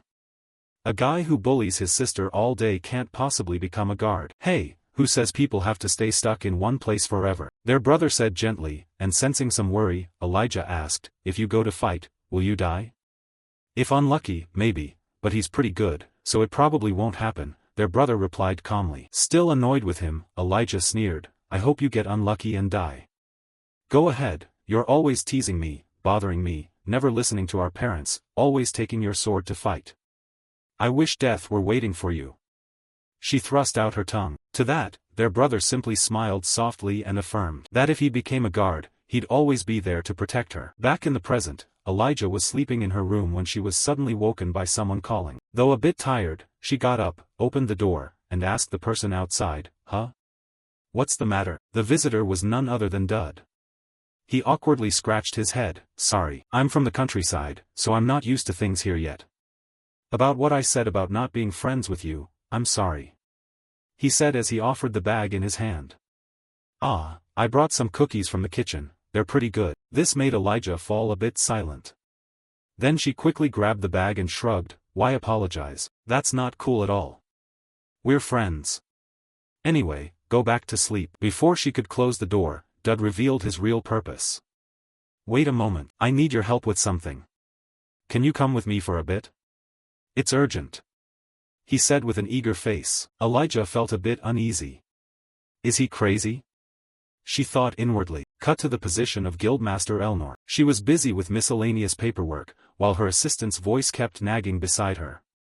So we've processed all the teaching materials. I'll also review the fees from the clubs.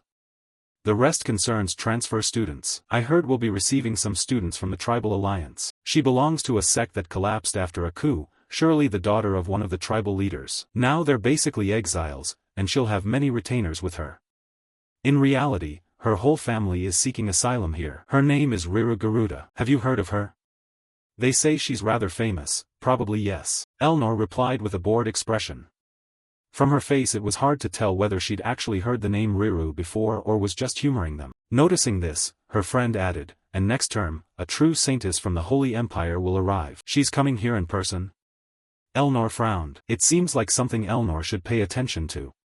In response, the assistant elaborated that people said a delegation would accompany her, but given how things were being handled, the rector had likely used some of his influence. Cut to Elnor's perspective, naturally, having two important newcomers join the academy left her a bit weary.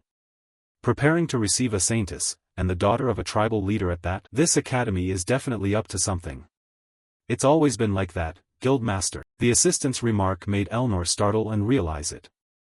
That's true. It seems every trouble gets funneled into this place. Oh right, I forgot. Seeing Elnor so worried, the assistant asked why she was bothered. Haven't you only been here a day or two? Elnor sighed and replied, It's just that I'm in a bad mood. Cut to Dud and Elijah. The two of them were lying together, gazing at the moon. Who knew the school even had an observatory? The night sky is beautiful. Responding, Elijah seemed uneasy and asked Dud, Do we really have to do this right now? Dud answered calmly, I have no other choice. This is the only way to make everything line up perfectly. Alright, wait a moment, he said as he checked the controller in his hand. At the moment, both of them were lying in the cradle of something that looked like a catapult, and it truly was a catapult. With the catapult I got from the observation storage, I can reach that place.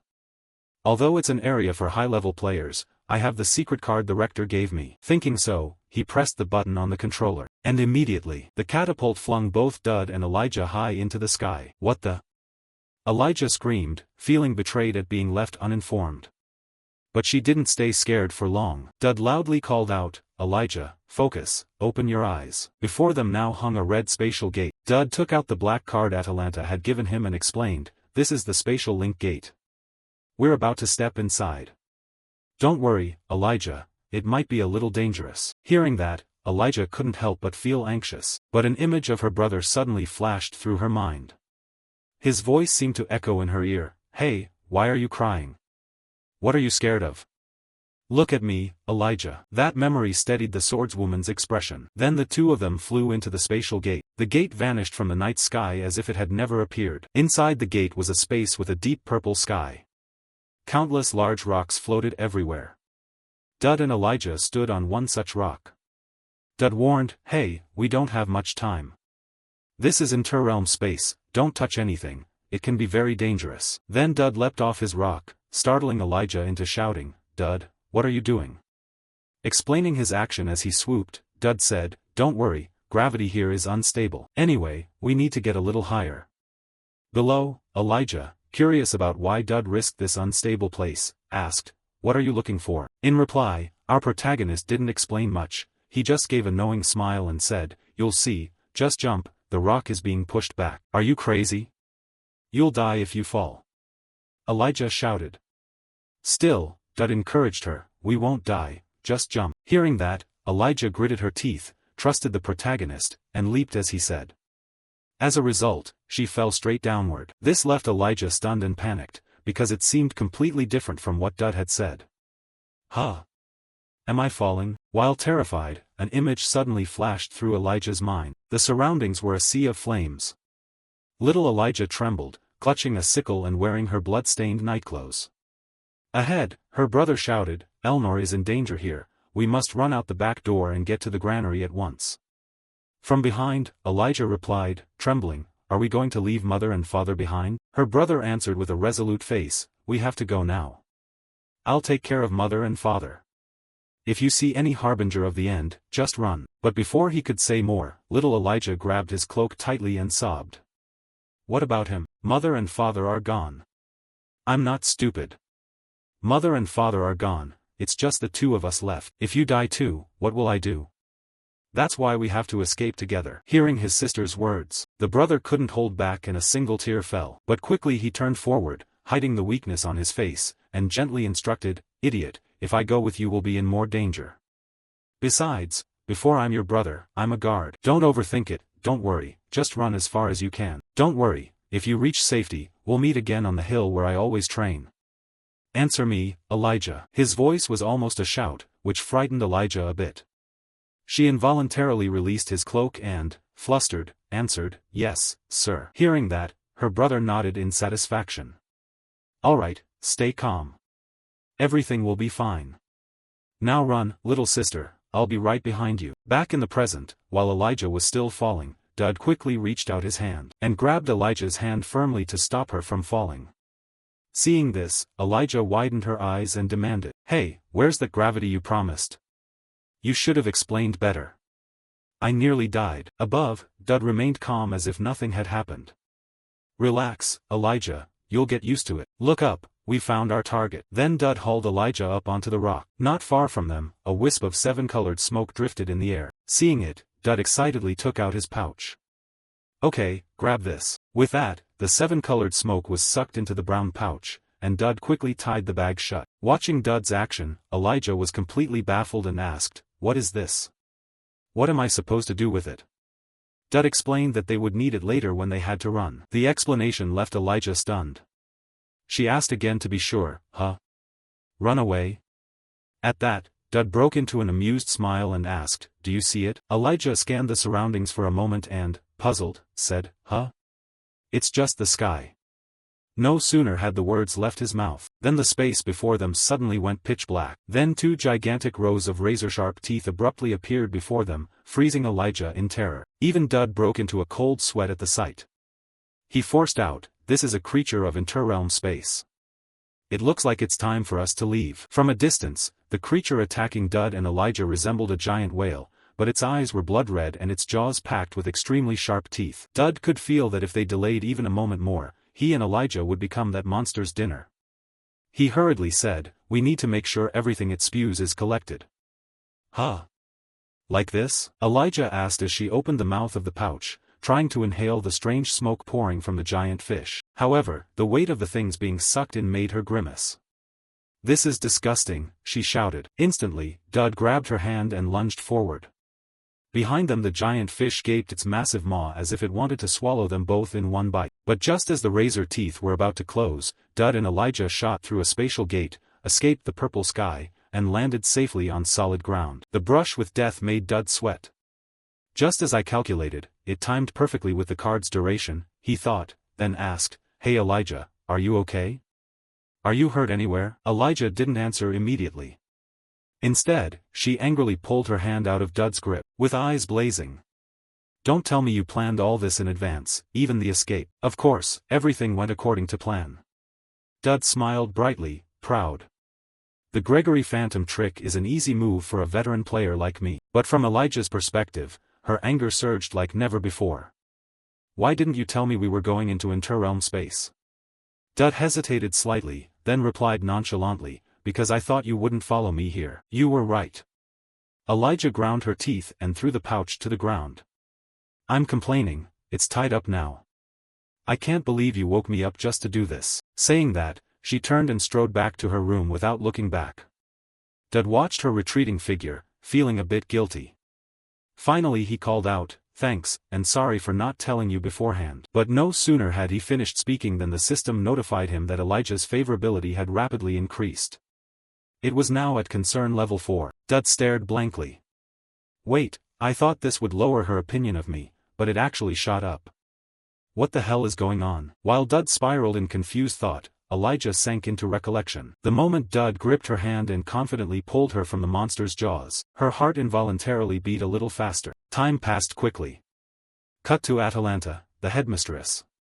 She seemed to have just finished exercising, sweat soaking her body. As she tied her hair she asked someone ahead, "Hey, is this the item I was thinking of?" Hearing that, the person opposite replied, "I don't know what you're thinking, but this is the spiritual entity." Atalanta immediately realized something and asked, "So you've been using that in interspace, right?" Hearing this, Dud took the card, held it up, and admitted, "Yes, but didn't you give this to me to do exactly that?" Headmistress Atalanta replied with a slightly reproachful tone, "I didn't expect you'd be so quick."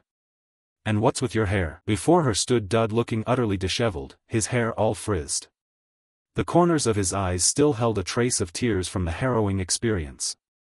I just got struck on the head by Department Head Purse's lightning. I was on my way to deliver the spiritual entity obtained from interspace when, before I could finish, Atalanta understood everything." "I see. Purse must have been quite panicked. She's a powerful witch but rather timid." Putting that aside, Dud casually asked, "Is this item enough to meet your request?" "Headmistress Atalanta, you said if I could satisfy you you'd give an extra reward, right?" Hearing that, the headmistress shrugged and replied, "If it's just that item, other magic towers could buy it for me with mountains of gold. So you don't need to worry about that." Returning to the main point, Dud knew Atalanta wouldn't be fooled by such words, so he spoke bluntly, "It's not really about the gift. I actually have a favor to ask. Whatever it is, a spiritual entity is the consciousness left behind in this world by great predecessors. I want you to bind it into my item, can you do that?" After hearing Dud's request, Atalanta was slightly surprised and praised him. "Wow, doing that will let the consciousness gradually awaken and grow stronger over time. This is truly a strategic and clever choice. Dud, which item do you want me to bind it into?" Dud answered, that item is." But before he could finish, Atalanta cut in. "There's something I've wanted to ask you for a long time. How are you so strong? You defeated assassins with your bare hands and knocked out a hero candidate in one blow. Lately you've even stopped demonic beasts from attacking people. Now this too. Why are you so obsessed with power?" she said, staring at Dud, waiting for his answer. But our protagonist only fell into thought. The duplicates appearing in the main plot here are on par with Demon Lords, and the script's ending is closely tied to Elnor and Elijah. I've inadvertently been drawn into their storyline, so of course I can't tell her that. That's really troublesome, Dud sighed inwardly. Instead of answering, he reversed the question. "I have one to ask you, why do you always treat me so well?" Hearing this from the protagonist, the headmistress asked with amusement, What do you mean by that? Her tone was teasing, and Dud spoke plainly. Actually, you have many questions to ask me. Like how did I find the location of interspace? How do I know and understand the spiritual entities left by predecessors? How could I beat assassins, defeat the hero candidate Elijah, and stop demonic beasts? Ordinary students like me couldn't possibly do those things. I'm just a freshman, but recently I really feel like everything in this academy revolves around me. Maybe I'm being a bit paranoid, but in every class, every activity, I sense your presence. It's like you're trying to say, do whatever you want, I'll support you from behind, you don't need to worry. So why do you challenge me yet also create opportunities to help me? Explaining this, Atalanta's tone didn't change, remaining teasing. Honestly, I don't understand how you can talk to a headmistress like me and say things like that. It's unacceptable behavior. But anyway, you've realized it, right? Why do I favor you? Could it be because I find you cute? The unexpected answer left Dud momentarily stunned. He began to complain inwardly. I knew she would say that, so I shouldn't have asked, but at least she agreed to transfer the spiritual entity to me. Now I just need to nurture it to raise synchronization, the consciousness inside will awaken. If I persist in nurturing it from chapter 2 onward, it will be quite useful to me, but first I need to complete this mission. Time passed quickly into evening. The main mission was to lead a purification meeting, to resolve incidents occurring at the Sunset Eye. At this time Dud was near the Sunset Eye restaurant area. He scanned the surroundings as if searching for someone. Just then, Elnor's familiar voice sounded beside him. You're here. Hearing the familiar voice, Dud turned and replied, head of the association, have you been waiting long for me? Not long, only about 6 hours. Elnor said as she casually reapplied her lipstick. She was now dressed very elegantly, her hairstyle changed and the red dress hugged her small waist, accentuating her sultry figure. Even Dud was momentarily stunned by her beauty, his face flushed as he thought, wait, 6 hours? So she arrived here before nightfall? Across from him, seeing Dud's flustered expression, Elnor smoothed her hair and explained further. That's right, full moons are rare, so I wanted to prepare everything thoroughly. This is your first time going out off campus, right? Yes. The protagonist admitted. But he couldn't even look Elnor in the eye like usual from embarrassment. This amused and teased her. Why won't you look me in the eye? This is Dud's first outing with a girl off campus. You could really call this a date, so it's understandable he's shy. Elnor reached out, took Dud's hand, and tugged him along. Come on, we have lots of places to go and the line's long. Soon after, the two of them arrived at the Sunset Eye restaurant. However, a crowd was waiting ahead. Oh dear, don't push, who knew it would be this crowded, someone shouted. Seeing this, Dud had already half expected it. As he thought, there were way too many people, will we even get in? He wondered. At the same time, Talion, dressed as staff, checked his list and called out, Number 27, last call, if you're not here I'll cancel the reservation. Number 27 cancelled. Next is 28. Hearing that, Dud was surprised. Huh?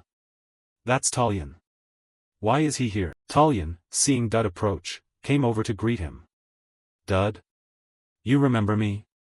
I'm working here part-time, my family won't give me spending money, so I'm a bit short. His gaze shifted to Elnor. Head of the association, you're here too. Then Talion's tone grew hesitant, as if he had a thought. Weird, Dud, why are you with her? What's your relationship? Is it a date? Before he could finish, Dud quickly denied it. He also reminded himself, sure, walking with the head like this invites suspicion. To everyone else, this looks like a date. From Elnor's perspective, unfamiliar with Talion, she asked, hey staff, do I get priority as student council president? Of course. Talion replied cheerfully. Meanwhile Dud noticed something odd on Talion and asked, wait, Talion, are you wearing a necklace? The blonde friend looked surprised but quickly took out a pendant and explained, I'm wearing one the Purification Guild gave me. You know, it's run by Viscount Riverback.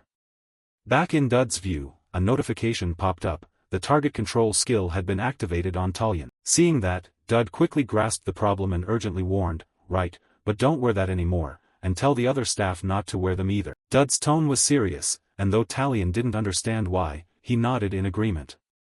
Okay, I get it. Returning to the protagonist, the fact that all the staff were affected by a control skill made him uneasy about this meeting. After raising enough favor with Elijah, the main scenario had shifted significantly.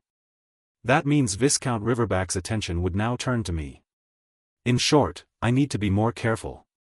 If the script has changed, I must act accordingly. If he's targeting me, I need to prepare a counter and teach him a lesson. With that, Dud and Elnor hurried inside the restaurant. As they stepped in, a familiar voice spoke up. Viscount Riverback was already waiting for them. Politely he greeted, "Pleasure to meet Miss Tristan and you as well, Dud." Then the sly Viscount Riverback told Elnor, "Miss, let me borrow student Dud for a moment, we have some matters to attend to." Hearing that, Elnor froze briefly, but she immediately refused. "No way, who gave you permission?" Before she could finish, Dud hurriedly intervened from behind. He whispered into her ear, President, it's fine." Then he began to say something else to Elnor. It made her eyes narrow and she turned to look at Dud with a shocked expression. Unaware of this, Riverback gabbed on at the front. "Miss, you'll be escorted to a private room, won't take long. It seems Miss Tristan and student Dud are quite close, aren't they? After you're done talking, follow me." He smiled with his eyes nearly closed, but there was a slyness in that grin. With that, Dud and Elnor were led to separate private rooms. And no sooner had he sat down, before he could take a sip, than the old man opposite cut straight to the chase. "Do you know why I summoned you here?" Dud replied to him. It seemed the protagonist didn't want to waste time with these villains, so he laid his cards on the table. "Isn't it because you plan to cause chaos to resurrect a demon during the full moon? When security is lax, it's easy to slaughter many students, generating powerful malicious aura from blood and death, and release demonic beasts everywhere. Use assassins to take out the knights, create more chaos and fear to awaken the demon sleeping in the Tristan bloodline, right? From the start, the assassinations and demonic beast attacks were caused by you, but I already reported this whole plan to the headmaster and everything has been dealt with. So what do you intend to do?" Dud said, staring at Riverback. Riverback's eyes widened. He had no idea how Dud knew the details of his plan. He thought to himself, "What? Now I understand why the seer took an interest in this one. Harmless in appearance, but with a mind deeper than venomous snakes. He's no ordinary man." Thinking that, Riverback's face tightened, but thinking of what he had prepared in advance, he regained his confidence and said, "Impressive, but my men have Tristan under control already. You didn't expect that, did you?" No sooner had he finished than Elnor burst in, sword in hand, kicking the door open. Her kick shattered the door into splinters, sharp wooden shards flying everywhere. Riverback, seeing her bloodied appearance, shouted, "Impossible, Princess Tristan? How could this be?" To explain this, we must go back a few minutes to when Elnor was being escorted away by Riverback's men. Perhaps overconfident in their own strength, they made no effort to hide their arrogance as they ordered, "Princess Tristan, come with me, we have places to go." Their haughty faces reminded Tristan of the whispers Dud had told her before. "President, the demon worshippers are about to surge in. Regarding that frenzy, have you felt uneasy lately?" She thought a little release might be good for her. With that thought, she slowly stood and said coldly to the group, "By imperial law, demon worshippers can be dealt with immediately and reported afterward without issue." Behind them, a brown-haired hunter mockingly laid a hand on her pale shoulder and sneered, "But do you have the capability to carry that out? All right, hurry up, since we intend to capture her alive, behave." Before he finished, his face suddenly froze as a terrifying murderous aura began to radiate from Elnor. Her mental state seemed to change drastically. "You think I can't do it?" As she spoke, she seized his head with one hand and slammed it down so hard that the tea table shattered into pieces. Around them, the remaining hounds gritted their teeth and drew their weapons. "Damn it, do not kill her, she is the most important target in the plan. Injure her as much as you want, but do not kill her." They shouted to one another and surged forward to attack her in overwhelming numbers. But these weaklings weren't even enough to warm Elnor up. With the terrifying power of the Tristan bloodline, she began kicking each of them flying. Her razor-sharp sword slid across their throats, leaving these hounds to howl in despair. The more she fought, the redder Tristan's eyes became, making the thug's hair stand on end. In the end they realized the person before them was not a lackey they could handle. In short, these were the events that unfolded when Riverback's men tried to abduct Elnor. Back in the present, Riverback stood dumbfounded, unable to speak. Meanwhile, the protagonist anxiously asked, "President, are you all right?" Elnor replied in a refreshed voice, wiping blood from her sword as she nodded. "Yeah, I actually feel better." But that was no stroll. "Come out with me again next time." At that moment Dud received two system notifications. Elnor's affection had risen to amiable. "The frenzy had eased thanks to you. A private quest appeared. Gideon La Tristan has noticed you." Hearing the alerts, Dud was startled rather than pleased. He wondered, what is this? Why would Elnor's father take notice of me? But anyway, the task was completed, he thought. However, things never go as smoothly as one hopes. Just then, old Riverback realized he had failed. To salvage the situation, he produced something that looked like a chunk of flesh and snarled, "I didn't expect I'd have to use this." His words caught Dud's attention, and he quickly recognized the item Riverback held, demonic essence. How did that appear? Reacting fast, Dud shouted, "President, don't let him eat that." Unfortunately, Dud's warning came a moment too late. Riverback had already tossed the chunk into his mouth and whispered, "Receive the grace of the god." Next, from outside the Sunset Eye restaurant, a jet of ink-black energy suddenly burst forth, blowing the restaurant to pieces. Back where Dud was, he was crawling out of the rubble of the building, battered and broken. At that moment Riverback's voice rang out again, but his tone had shifted. "Splendid. I didn't intend to use this until the seer dealt with you. Dud Campbell, can you handle this?" he roared. At that instant his body transformed into a monstrously fierce demonic form, and the chunk of flesh he had swallowed on his chest glowed without cease. With his combat experience in this game, how could Dud not recognize this state? A human who absorbs demonic essence can wield part of a demon's power. A demon since Chapter 1? This world really is insane, Dud grumbled inwardly. Meanwhile the system kept issuing warnings. Defeat the purifier. Failure occurs if there are too many casualties. Above, Riverback howled like a mad dog as he felt the power endlessly surging through his body. From now on, this is the moment of purification. Back in Dud's view, the sound of rapid footsteps came from afar, catching his attention. When he saw who was approaching, his face twisted further. Damn it, the problem wasn't just that man but those monsters as well. Manators, the demon worshippers Elnor had dealt with, had revived. From Dud's perspective, Riverback's hounds had also transformed into half-human, half-demon forms. Their eyes glowed blood-red as they lunged toward the protagonist. But at that moment a shout rang out, the piercing thrust technique. With the cry, a beam of blue light shot straight at the demonic creatures, shredding their bodies to pieces. It seemed the one who struck was their friend Talyan. Surveying the devastation around him, Talyan wore a sheepish grin and asked, "What the hell is going on?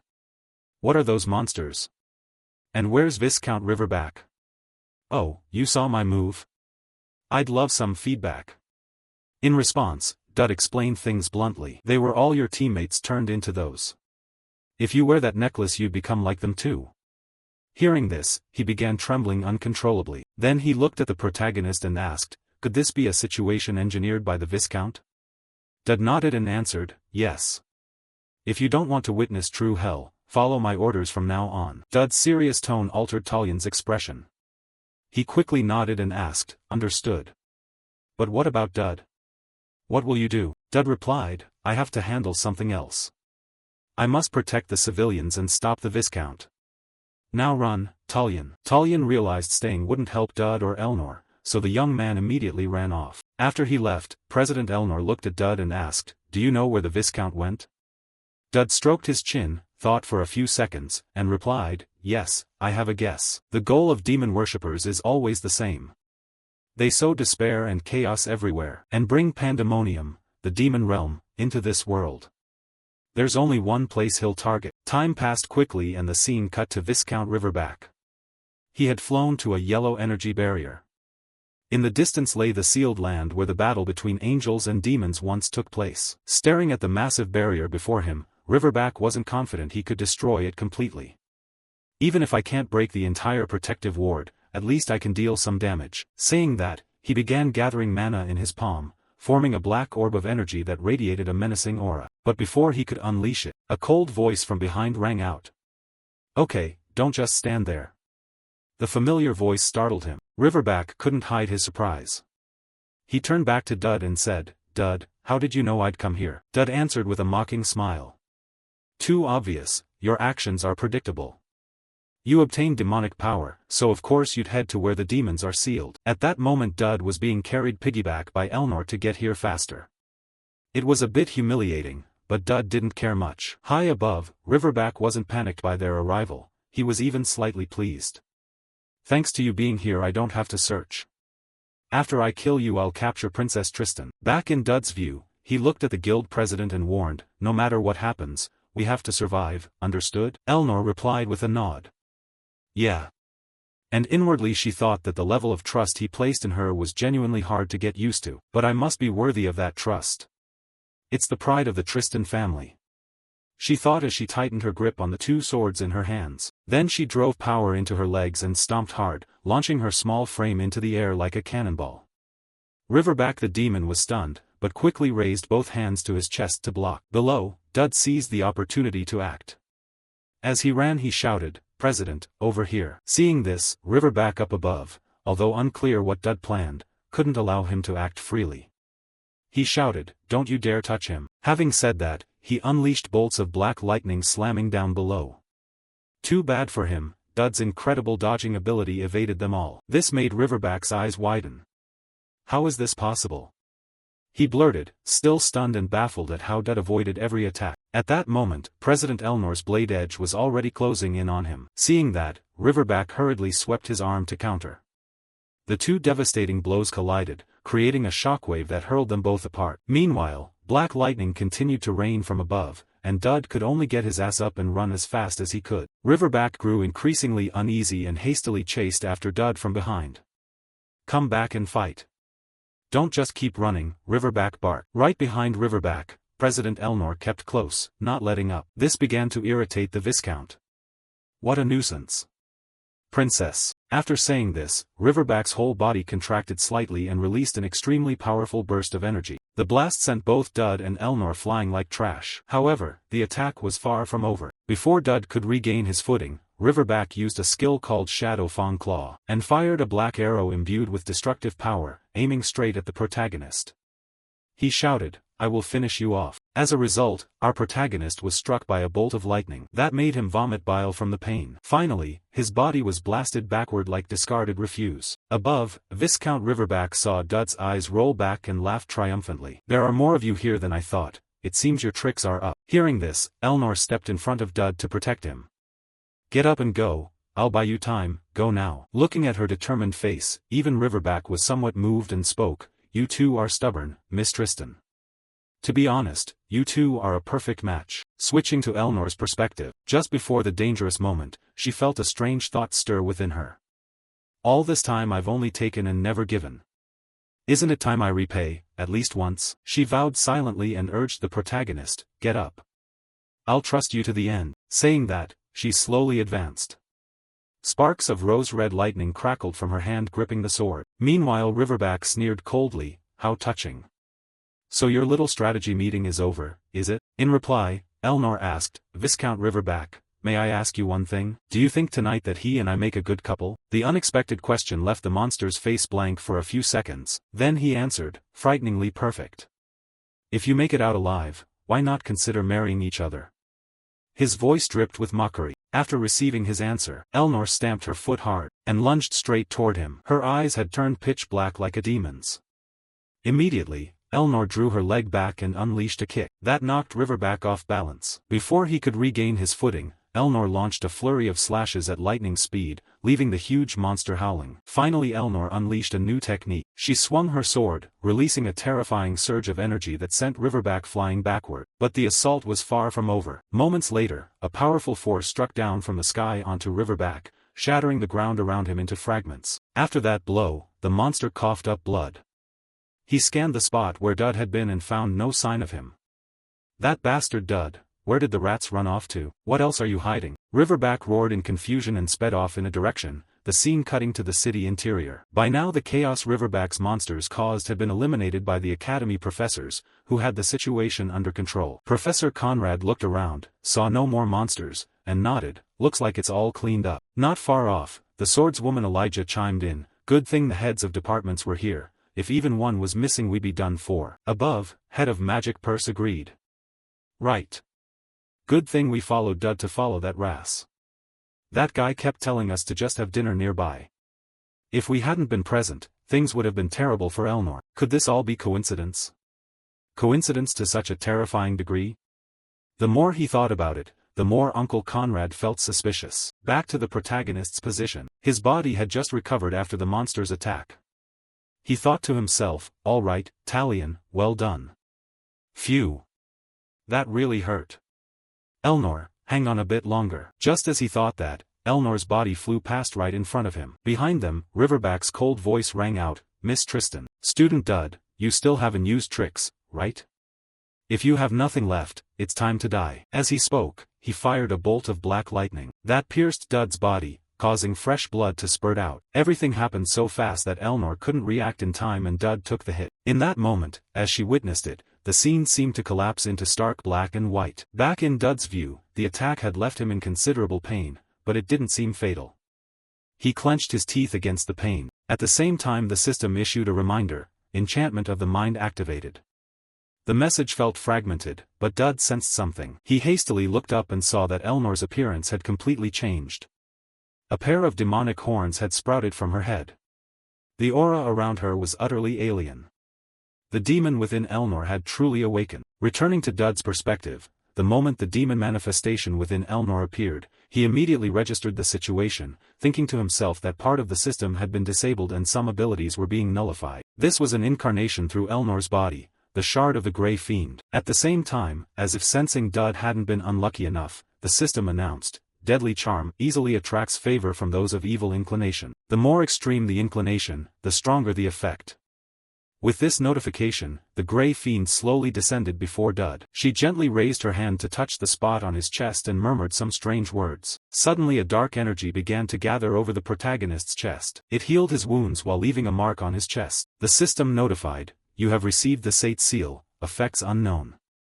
Seeing this, Dud's eyes went vacant. He thought to himself that the time on the wound had been rewound. A being this powerful in the world being so friendly felt strange.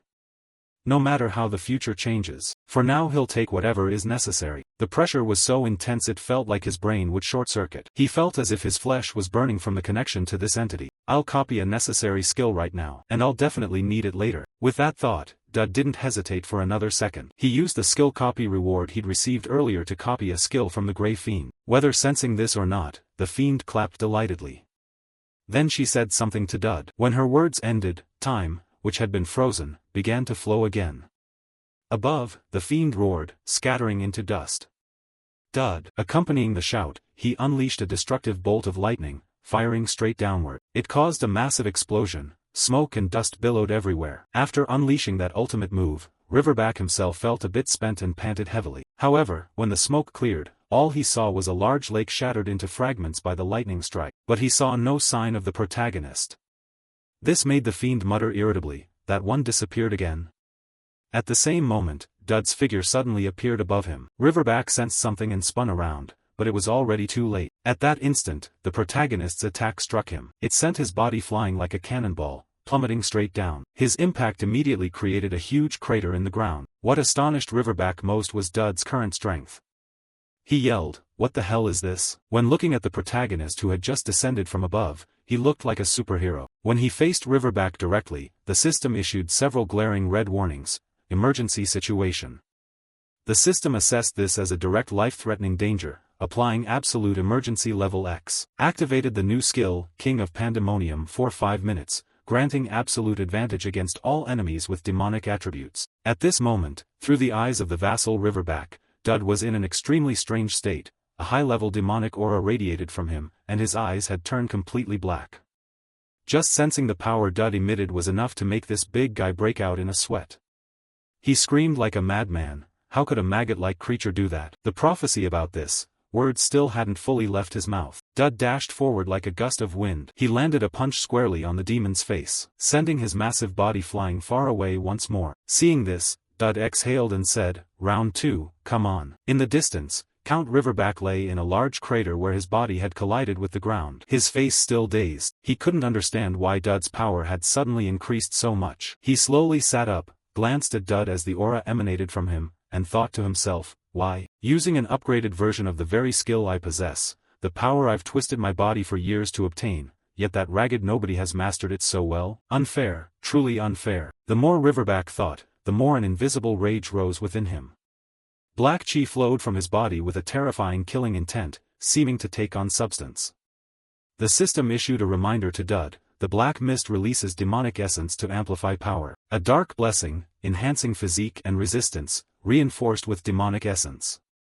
Then the demon Jeverbach howled like a rabid dog. He focused his strength into his fist and lunged forward. Seeing that, Dud did the same. Thus, the two charged straight at each other and threw full power punches. The instant their fists collided, a terrifying shockwave erupted, spreading in all directions. The ground cracked into many pieces as a result. Next, the demon Riverback took advantage of his long reach, and reached out to grab Dud's face to hold him while attacking with his other hand. But the male lead reacted quickly. He used his defensive skill to create two pairs of wings of light, blocking the black lightning from Riverback. This made Jeverbach's eyes widen. Holy power, how the hell can he also use holy power? Without answering that question, Dud took advantage of his daze and lunged forward. He drove a knee into his face, making his features cave inward. Dud's kick was so strong it sent his body flying forward and smashing repeatedly into a twin tower. Then, not giving Riverback a chance to react, Dud leaped lightly and appeared directly above him. He delivered a full-force kick, launching the demon down into the launch platform he had prepared earlier. At the same time, the skill he had copied from that grey she-demon expired. However, Dud had prepared everything. At that moment, he pressed the start trigger of the catapult, causing Riverback's body to be hurled forward. "Dud! You bloody bastard!" he shouted, and Dud mocked him since that's all he could spit out. "Don't you have a cooler final line?" Then, as if from nowhere, Dud produced a cannon and fired straight ahead. The powerful fire it unleashed began to burn Riverback's demonic body to pieces. Before he died, he finally understood everything. Could it be that all of this had been part of his plan from the start? Thus, after Jeverbach's body was reduced to nothing, the system issued a congratulatory notice: main quest completed. You received 1 essence of evil and 1 hero shard worth 5,000 points. Hearing the notification, Dud sighed. Did I really get all this? Looks like rewards scale with difficulty. Normally you only get to choose one. But anyway, now I have 2 items that could even bend the storyline. At that, he noticed Elnor was still injured somewhere and hurried to search for her. But Headmistress Atalanta's voice sounded right beside him. The student council president is safe, but more importantly, that was insane. Dud, I want to hear everything that happened with the Grey Demon. Of course Dud wasn't about to admit anything. Instead, the general pretended to be bewildered and asked, "What do you mean?" In response, Atalanta spoke plainly, "I'm asking because I already know, student. You were involved with a demon, weren't you?" Time quickly passed, the scene shifted to a medical room. Elnor remained unconscious and was receiving a blood transfusion. A voice asked, "Is the transfusion ready?" Another answered, "Not yet, but nearly." "What's her current heart rate?" "Below 50 beats per minute, damn it, why hasn't that cleric arrived yet?" Hearing the frantic noises around her, Elnor's eyes slowly opened. While she awaited recovery, Dud and Atalanta had a serious conversation. Atalanta spoke first. "One of the Grey Demon's abilities is corrosion. It has spread outward with you at the center. The Church and the Holy Kingdom will certainly take notice. You have become the Storm's Eye. Did you act knowing something this serious would happen?" As for him, he had long since decided to give up living as a background character, especially now, being dragged into matters with such a demon. He shrugged and replied, "Honestly, I just got lucky." Atalanta frowned and steered the conversation back to the Grey Demon. "The strongest of the Lords of Pandemonium is the Grey Demon. As I suspected, it used Student Council President Elnor as its host." Hearing this, Dud's expression shifted and he asked, "Headmistress, you knew about this beforehand?" In reply, the beautiful headmistress nodded. "As soon as possible. First, thank you, Dud, for fighting to protect the school and Elnor. You can come in, but listen closely, what I'm about to tell you is top secret." As she spoke, she snapped her fingers to levitate Dud in front of her and had him rest his head on her lap, then continued. "After the hero's final battle, the demon soul shards scattered everywhere. If even one shard appears in this world, the others will automatically gather around it. Because the Grey Demon awakened, even if only briefly yesterday, the remaining shards will soon appear." No need for her to say much. As someone who completed this damn game, Dud naturally understood perfectly. It's the same in the original storyline, a demon's host always brings catastrophe. The host of the Red Demon once caused the Red Knight incident, a tragedy that wiped out Elijah's entire family. These soul shards and hosts are randomly selected each playthrough, except Elijah and Elnor are fixed. Not sure what you're thinking. Headmistress Atalanta continued sharing information. The Holy Kingdom's intelligence network is terrifying. They've listed potential host candidates, and Elnor was among them. I did my best to gather them all at the school. Hearing that, Dud found Atania's decision puzzling. Select and gather them in one place? It sounds good, but putting all those dangerous people together seems reckless. Atalanta, seeming to notice Dud's confused look, explained, true love. Once, a demon's host truly loved someone, and the demon soul shard was completely destroyed as a result. Love eradicated the seed of destruction, and it seems the gray demon really likes you. Hearing that, Dud felt a sudden, uneasy premonition. He hurriedly shouted, What? What are you saying? He protested, No way. However, Headmistress Atalanta had already observed everything. She said, I saw it from afar. It healed your wounds and even clapped happily, didn't it? Dud stammered in response. Maybe I just looked pitiful then and didn't let it finish. Atalanta cut him off. The point is whether there's any connection. The demon seems unusually affectionate toward you. Dud, your judgment, knowledge, and actions have been proven, so I'm honestly asking you to do one thing. Please, seduce the demon hosts. As she spoke, she brought her face close to Dud's. The move made him flinch. He quickly turned aside and refused. What? No way. Seeing Dud repeatedly decline, the headmistress offered, I'll do everything to help you flirt effectively, don't worry. Dud shouted in panic, No, that's not the point. Atalanta continued to persuade him. Don't worry, all current candidates are female. This is perfect timing and place. Even the demon applauds you? You can probably hit on ordinary girls easily, right? Use whatever means necessary to seduce them all, and destroy the demon's soul shards. Then the world will be saved. Returning to Dud's perspective. If swearing were allowed here he'd probably have done it. God, if that were the case I'd already have a lover. He complained, then asked, Wait, didn't you say it requires true love? How many people do you want me to juggle? Atalanta knew how difficult that was, but besides asking Dud she had no other option. It won't be easy. Demon cultists are targeting them and the hosts aren't ordinary people, but even so, I still must ask you. Please save humanity. After saying this, she bowed with deep sincerity, making Dud want to quit this whole game. Thinking that, Dud didn't dare refuse aloud and could only ask, Headmistress, I know the answer, but what if I can't seduce them? Atalanta replied, I mentioned this in chapter 14. Humanity will be annihilated, the world shattered, and a dark empire ruled by demons will arise. Time quickly passed as the scene shifted to Elnor's sick room. At this time, the student council president had also woken from her coma. She quickly looked around, and upon realizing she was in the infirmary she murmured, Have we won? At the same time, a voice outside scolded, You can't just barge in like that.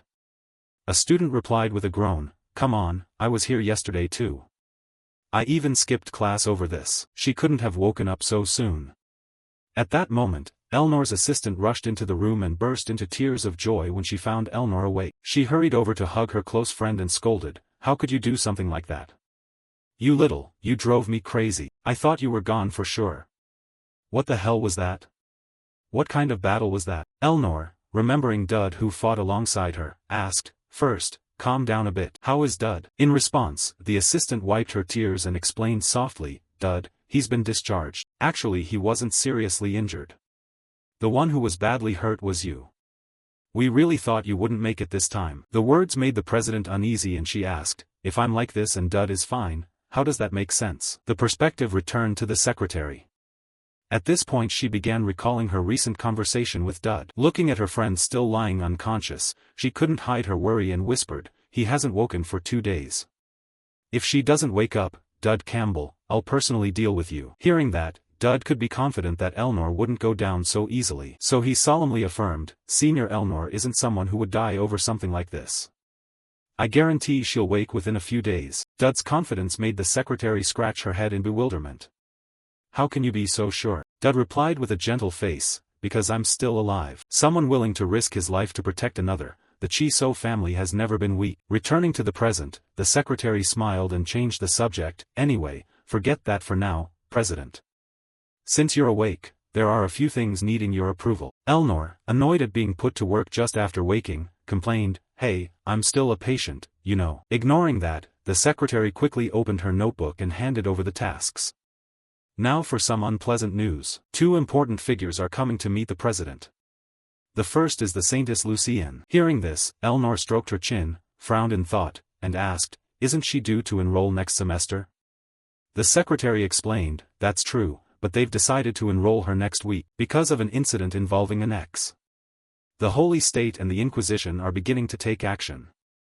Well, I didn't intend to bring that up, but Lord Gideon will come to the school. At the mention of that name, Elnor's face showed surprise as she murmured, "My father is coming?" Meanwhile, in a distant room, a figure looked out and said with satisfaction, "The bustling atmosphere of this city is quite pleasant." Inside the room, the Saintess Lucienne, smoking, complained, "Hey, can you shut the window? The light is bothering me." Her remark almost made the stranger burst out laughing.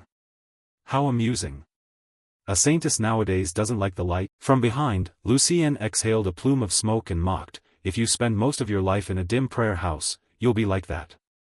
Her words left the young blonde man silent for a few seconds before he replied, "Isn't that a somewhat dark twist in the story?" Saintess Lucienne continued, "Close the window. Night." In response to that request, the blonde companion said, "I want to enjoy this peace a little longer." Hearing that, Lucienne sarcastically questioned the notion of peace. A demon worshipper and a saintess in the same room, and you talk about peace? The blonde knight laughed. "I thought we'd grown a bit closer by now." With that, the initial tension of their meeting faded. Not letting him say more, the saintess's face turned cold as she set clear boundaries. "We're cooperating toward the same goal, don't assume I want to be your friend. Do you think that's possible?" Her expression was full of teasing. But the blonde knight did not take offense. He said, "Those who hold the binding cord control you. Two fates are choking our lives, we're the same in that." Returning to Lucienne's perspective, she exhaled another white plume of smoke, then whispered, "Think whatever you want, at least I still have someone I must protect." At that moment a figure flashed through her mind, her younger sister, the favored daughter Dud had encountered earlier, the secret beloved son of their father. "Summer is almost here," Father said. "Summer where you are is much hotter than at home. Remember to take care of your health. Father sent some fruit, share it with your friends. I heard there's a parent meeting coming up, but our household is busy preparing for the harvest, so your parents probably can't attend. Instead, Father will send Heckman. If you need anything, tell him. Everything at home is fine. Don't worry and keep a low profile. Don't try to stand out." A crowd of students hurried forward. "You're clever, so Father isn't too worried, but absolutely no causing trouble, live quietly for him. Remember, if you get a girlfriend, bring her home during the summer vacation. This father wants to see his grandchild, doesn't he? In short, take care of your health. Your loving father, Armin Campbell." Luckily Father couldn't come. After reading the letter, Dud looked up at the friend before him and asked, "So you're Heckman? Probably the trainee butler or something." Heckman adjusted his glasses and politely replied, "Yes, that's right, sir. Master, if there's anything, please tell me at your leisure." At his words, someone chimed in, "Hey you, that attitude is a bit too obsequious." He brought the cluster of grapes up to him. "These are grapes the Lord sent for the master." Dud asked as he brought one to his mouth. "Seedless grapes?" He answered honestly, "They must be very sweet, right?" At that, some passing students glanced at him judgmentally. "That guy's always putting on an act, now he's even bringing a butler to school. Trying to play noble, huh? Look, he's eating them all by himself." Hearing that, he wiped his mouth and pushed the grapes back toward the butler. "Heckman, we need to pretend to be friendly like buddies here. Do as I say and finish these for me." The sudden request flustered him. He bowed, took the grapes, and complained, "Yes." Dud then said, "You'll probably be a trainee butler your whole life, huh? Alright, enough, now is not the time to relax." The principal's words were truly unimaginable. At this moment Atalanta's words surfaced in his mind, "Charm all the demon vessel candidates and save humanity." The system displayed a notification, "Elnor Tristan, affection level stage 1, mission activated, hereditary curse will appear in 7 days. Gideon Tristan, curiosity level stage 1, mission activated, hereditary curse will appear in 7 days." And in his head he thought, forget world peace for now. The immediate missions are the ones to worry about, but things didn't stop there. The system reappeared, main mission chapter 2, the king's demise will appear after the chapter 2 boss fight. That's the real problem, we need to plan ahead for the boss battle. Wait, by the original rules I never even met Gideon. What should I do? Back in reality, Heckman looked up at the sky with a satisfied expression. "Master, it's unbearably hot here." Dud paid it little mind, other thoughts kept circling in his head.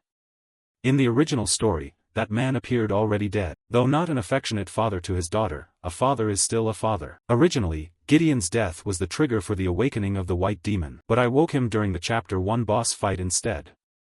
Damn it, all of this is a mess now. His being recorded as alive means the script I know could change without limits. He thought to himself, fine, Elnor's father, I'll meet him. He must be avoided at all costs. No, avoid him.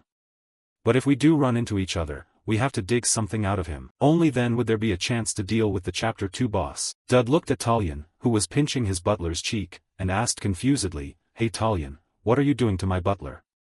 His question made him uneasy. A butler? I thought he was being bullied or something. Can someone like that even do the job? Dud pointed at him and said irritably, Because you touched my butler, I'm borrowing your sword for a day. This sudden declaration surprised him. Huh? Why? But then he immediately knelt and offered his sword. Such an unexpected honor. Dud, please take and use it. He couldn't escape his own embarrassment and quickly explained, No, I'll return it. Not long after, our protagonist Dud went to ask Elnor for a favor. Elnor glanced at him with amused interest. Interesting. You enrolled in theology and now you want me to teach you swordsmanship? Dud raised his hand and began to explain, After that demonic incident, I realized many things. I realized that relying solely on holy power leaves you too weak in physical combat, so I want to learn the Chi-So swordsmanship even if only the basics. As he spoke he thought privately that, thanks to an innate boost in goodwill toward the wicked, Elnor would keep getting involved with him for a long time. She bowed her head slightly and smiled with disdain. That's the first thing you've said that sounds reasonable. If it's a constructive request from a junior, I'll help a little and see. Watching her draw her sword, he thought to himself he must use this chance to copy her techniques as much as possible. To build ties with Gideon later, there may be no path other than swordsmanship. Suddenly a voice rang out, What a rare sight this is. The busy student council president has spare time and refinement. Elijah approached from afar, offering private tutoring. Elnor glanced back and said she'd already asked him. Hearing that, she looked at him and asked, Is that so? But the president specializes in single sword style. Dud here uses a single sword. He raised his hand, forced a smile, and explained, It's fine, single sword or whatever, it's all the same. At his attitude, Elnor glanced with eyes full of killing intent. The type of sword doesn't matter, who teaches you is the core issue. Elijah sighed softly, Exactly, so if you're experienced as an instructor, teach, it makes much more sense. Hearing that, her face immediately darkened as she looked toward him. Was he implying her swordsmanship was superior to mine? That junior has no way of beating me, Elijah said as he placed a hand on his sword and stepped forward slowly. They moved toward each other, trading words. But I'm sure the Chi-So sword style has a flaw. Then show me that flaw, okay?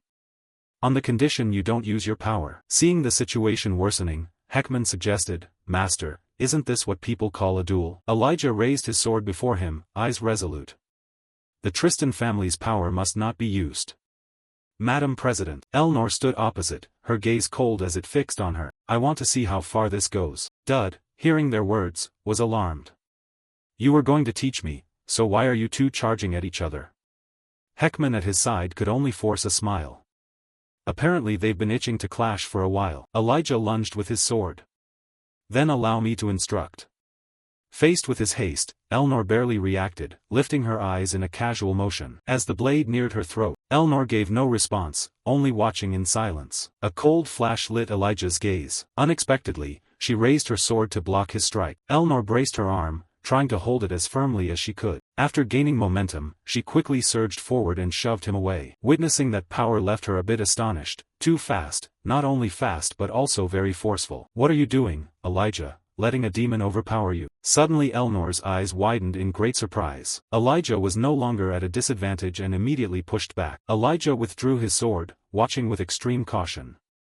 Elnor feared her clan was a demon clan. No matter how noble the bloodline, sooner or later it would be seized by demons and driven mad, whether you wanted it or not. At the same time, in her mind, she recalled the scene she had witnessed as a child. Seeing the desolation before her, Elijah looked as if he could hardly believe the reality. Returning to the present, her gaze grew cold. After all, she was merely a sacrifice to the demons. She slid her foot back to gain momentum. She unleashed her power. A blazing red flame enveloped her sword. With momentum gathered, she immediately surged forward and attacked. Seeing the streak of sparks hurtling toward them made him and his butler stare in astonishment. And a huge question mark seemed to appear in Dud's mind. Elnor remained utterly calm, watching her movement, struggling to control what could truly be called emotion. Then she leapt in front of him, intercepting the attack. The flames seemed to subside gradually. Elijah looked at them, eyes both astonished and remorseful. Sorry, but Heckman was so terrified he foamed at the mouth and fainted on the spot. Dud was utterly amazed, studying them. Is this human reflex? Faster and stronger than before. Could it be starting to fuse with the shard already? Elnor, seeing them silent, watched as Elijah tried to explain. I went too far. I'm sorry. President Elnor looked at her and slowly advised, your swordsmanship isn't bad, but as a candidate champion, you need to train things beyond swordsmanship as well. You can't have teammates getting injured, right? Realizing she was completely wrong, she stopped being stubborn and bowed in apology. Yes, Dud, I'm sorry. Seeing he had regained consciousness surprised her. Where did it go? In the great forest. Seeing Elnor's condition, there was no time to delay. If she stayed careless it would be ruined. She had to risk everything and grow stronger. After all, I never intended to become a pure swordsman. To survive, holy power is essential. Not only swordsmanship but also divine power must be improved. And to do that, Uriah was intently eating an apple. Suddenly his voice rang from afar. How have you been lately? You look alright. She looked at him in surprise. He is Uriah Greyhaunter, the Saintess's blood sister.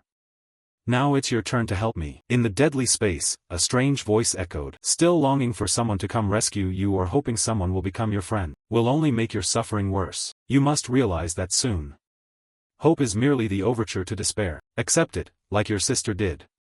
Bright red drops of blood fell straight onto her face. Everything around under her eyes began to dance. It seemed Uriah was falling into a deep pit of despair. A cold gaze looked down at her, and a voice said, you are nothing but a cursed sacrifice destined to be lonely until death.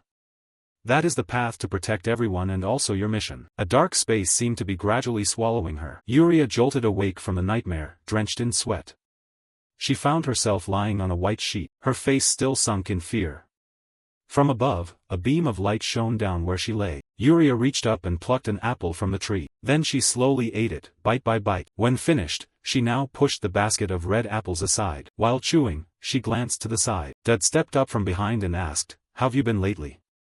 You look like you're in good health. Hearing his voice, she immediately turned her head. A chain suddenly appeared. Uriah grabbed it in her hand and quickly attacked toward him. Dud drew his sword up, then swung down to block her attack. Why did you step into my attack range? You knew it was dangerous. A smug look crossed his face, as his sword slowly revealed itself. Not stopping there, Uriah spun the chain skillfully, and Dud was no slouch either. He dodged just like that. Seeing she still wouldn't stop, he kept pleading in his head, please back off, I told you to back off. He used his sword to push the chain away, then slid across the ground. Dud glanced to the side as the chain suddenly whipped back toward him. Startled, he immediately fell over. Dud sighed tiredly and looked at Uriah with a look of admiration. Seeing her swing like that, it was clear she was still strong. Uriah stared at him in surprise. His voice rang out again, I told you, I'll drop by occasionally with food for you. You haven't forgotten me, have you? I didn't know what you liked, so I brought a bit of everything. With this amount you can eat comfortably for 2 or 3 days.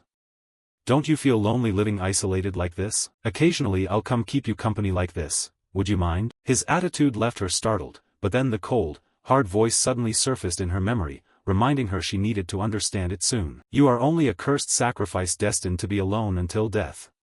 Accept it. Back in the present, Dud looked at Uriah and urged her earnestly, help yourself, I'll be going now. That memory reappeared, he standing before Uriah, uttering words that extinguished her hopes. Hoping someone will come rescue you or wishing someone will become your friend will only make your suffering worse. Uriah stared blankly at the pile of food before her. Then she slowly picked up a loaf of bread. She tossed her weapon aside as well. Uriah held the bread in her hands like a treasured possession. Tearful drops of sorrow slowly fell onto the bread. It didn't hurt, not at all. Time quickly passed. Back with Dud, the system notification appeared. Critical attraction, villain goodwill increased.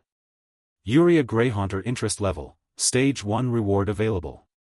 Dud jolted awake in panic. What now? After only a few days with her and already stage 1, might as well check the reward. The system displayed, swordsman focus skill B rank, increases reflex speed and combat accuracy. He slowly opened the tab. Not bad, combined with the 1,000-pound hair trick it would be very effective. He also thought, wait, is that brat Heckman still asleep? What a useless layabout. Parents, nobles, royalty, and merchants will all attend. I've been training hard with Yuria because today the system board shows the Chi-So sword style, weapon agnostic, can now occasionally bypass defense at a low rate. He turned his head and called his late-rising butler, Heckman, and the sleepy-faced man slowly replied, I'm up, sir. Dud quickly fastened his last button, face full of excitement. Today he only needed to impress one person, and he thought to himself that Gideon Latristan, a sword genius, didn't appear in the original story. At the same time in town, the armored man looked toward the old man and spoke a request. Commander, if the ground is uncomfortable, please step onto me. The old man replied, it's fine, every so often one should stroll in the countryside like this. Nearby, a few people approached with eager faces. Word has it the Holy Emperor's realm is coming this year. Could it be true? That splendid cavalry we saw earlier, wow, maybe it's real. The Holy Emperor's realm is indeed participating. Hey, our son is competing. He entered school as second place, how could he not take part? On the stage. After seeing everyone had gathered, the MC began the introduction. Ladies and gentlemen, parents who have traveled from far and wide, welcome. Our Elfanti Academy is the Empire's premier educational institution. We are deeply honored to host you at this observation session. The traditional Bat to Roy a welcoming event will begin soon. A man slowly stepped forward, his expression betraying surprise. Wait, could that person be? The two people seated nearby were equally astonished. Hey, are you kidding? Why is he present in a place like this? The man was said to never appear unless there was a war. Why is he attending a school observation session? His daughter is the student council president here. That's true, but there's a rumor he didn't even show up for the matriculation ceremony. Is that true? People say that man is a cold-blooded swordsman and nothing else, so no one dares approach or speak to him. Gideon narrowed his eyes and glanced toward the crowd whispering about him. Conrad hurried over from the side and asked, Isn't that Gideon? What wind blew you here? He folded his arms and asked calmly, Senior Conrad Balthador, aren't you tired of teaching these kids? Conrad quickly sat beside him. Not tired. What wind brought you all the way here? Training? Is the attempt to catch up with the great Chi-So from the first era going well? Gideon folded his arms and sighed wearily. Just training, stepped out for some fresh air. I'm still practicing according to the written records. They say you must make Mount Tai your own. Hearing that, he grew curious and asked, Strange. How are you proceeding? His face darkened and he answered, First I cut the mountain peak, an undeniably crude and brutal method. Below, the MC's voice rose again. Ladies and gentlemen, please pay attention. The contest will begin shortly. The students participating are volunteer freshmen. Conrad looked down and then explained, the contest will proceed under the supervision of faculty and medical staff. The MC smiled at the audience and continued, all desired weapon types have been prepared in wood. Contestants, please enter the arena. Immediately the crowd erupted. Come on, our girl, you must make the top 10. He slowly stepped onto the stands, thinking to himself, damn, I'm shaking right before going out. Did my character feel this way back then? Damn, I shouldn't have entered. Does he really have to catch Gideon's eye? Talion beside him smiled and said, in this match, Dud and I will face each other in the final duel. Elijah, as a candidate champion, had withdrawn, so it's not impossible. The MC's voice rang out, contestants needing weapons, please come collect them. Elijah looked ahead, thinking, Dud, why insist on entering this match? Does he enjoy toying with the weak sometimes? Or is it that noble sense of duty? The host continued, choose calmly. 1 minute until the match begins. The objective is singular, be the last survivor.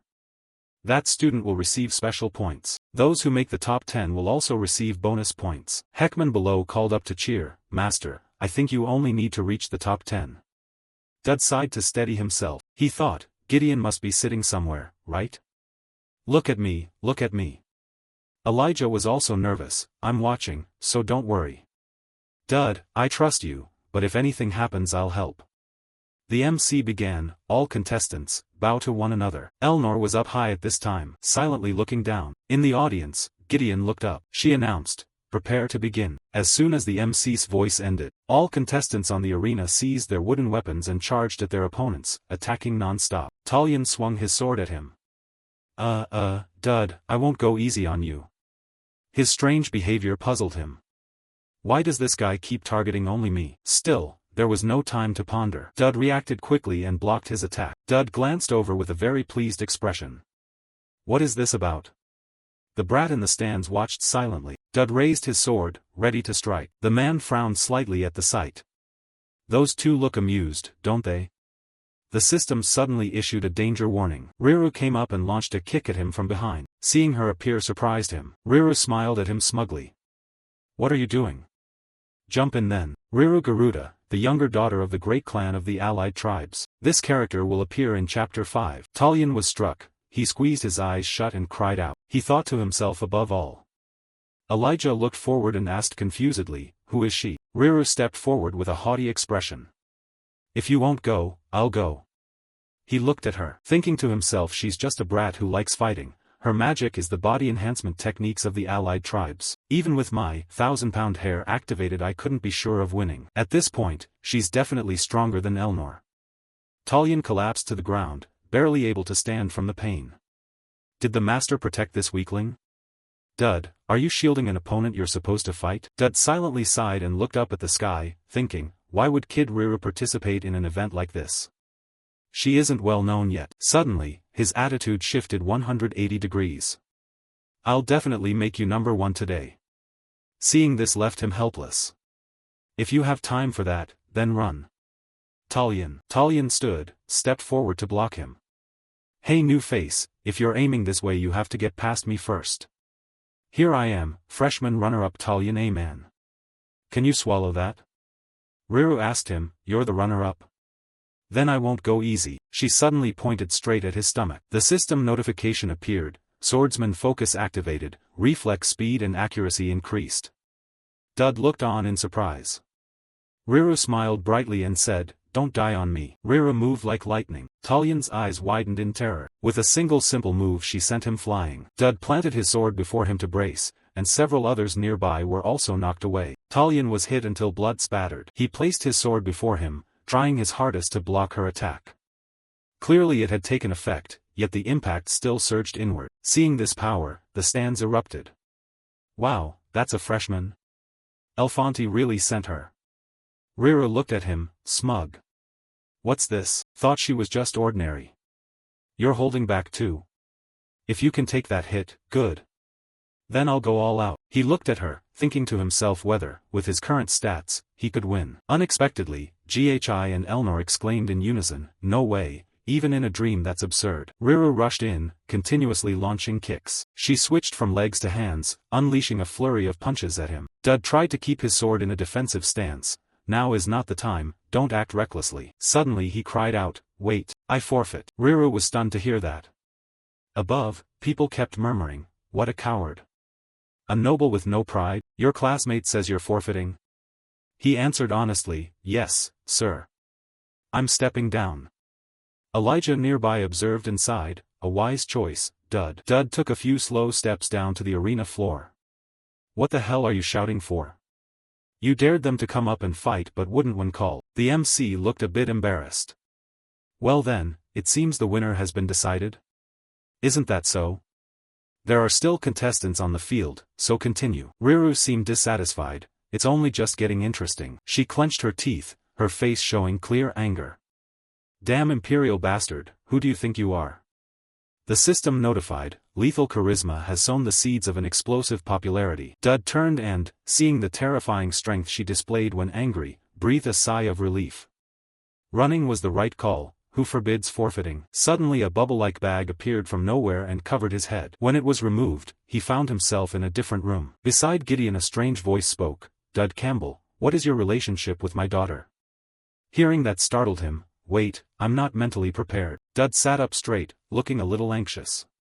She's someone who's helped me a lot during school life, just a friend. Ghi sat nearby, leisurely sipping tea. You learned swordsmanship from him? Dud widened his eyes in shock, watching. Calm down. Stay calm. Only then can the plan proceed. He then replied, no, sir. The man added, so who did you learn from? Tristan swordsmanship. In his mind he thought, as predicted, Great Lord Gideon had recognized it. Then he spoke up, so you noticed? In response to his question, the man asked back, the foundational lineage of the family's swordsmanship, how could I not recognize it? Answer me, Who did you learn from? Dud frowned, calculating carefully, absolutely must not show nervousness. The man before him was like a blade, reveal a flaw and everything would collapse. Then he answered cautiously, someone even the great Lord knows. The Sword Emperor is so prodigious he once visited a baronial family in our rural region. At the same time he silently prayed, please, believe me. Hearing that, the man suddenly said, your master taught you? That's an interesting boast. Go on, best way to hide a tree is to make a forest. A small lie requires a bigger lie to cover it. Dud looked at him and asserted seriously, it's the truth. He also entrusted matters and people to me. Hearing this, the man asked again, entrusted matters to someone like you? He nodded in confirmation. Yes, precisely, he assigned me a task. Great Lord Gideon Latristan asked me to teach swordsmanship on his behalf. Gideon slowly turned his head to look at him and asked, and this was at my master's request? He answered, yes, that's correct. At his confirmation, the man's face immediately darkened. Can you be held accountable for those words? He replied without hesitation, I can. Gideon, hearing this, did not refuse and immediately agreed. Very well, very well. Can you be held responsible? I don't really know, I'll just have to trust the power of the original work. After all, this is also my first time meeting him. Among all the players, I was the only one to meet Elnor's father first. There are countless rumors, but his strength is beyond question. This person is evaluating me, and rightly so. Suddenly someone crawled out of nowhere spouting all those unreasonable claims. It's understandable. But this pointless silence is really annoying. Gideon pointed his finger at him and asked, you won't block it? Hearing the question, he was stunned. Huh. His eyes narrowed, a cold murderous gleam flashing. You're dead. The wooden table and the teacup on it suddenly split in two. This is the invisible sword, an ability that slashes without a blade. The final, ultimate skill in the knight's skill tree used so effortlessly. Seeing this, his gaze turned horrified and speechless. Gideon pointed at the table, another one dead. Truly terrible. Against an opponent who can't even react in time like this, what could I possibly learn? He recalled the earlier scene and thought, indeed the knight's swordsmanship is the strongest in the empire. It was said to have pierced dragon scales, but it isn't complete. Dud pointed to the ground and asked, as formidable as the rumors claim. Lord Gideon, if it's a perfected technique, shouldn't some motions be omitted? Isn't that how it would be? Hearing his question, Gideon was somewhat surprised. What do you know to dare say that? In his mind he recalled, I'm just bluffing because I know everything.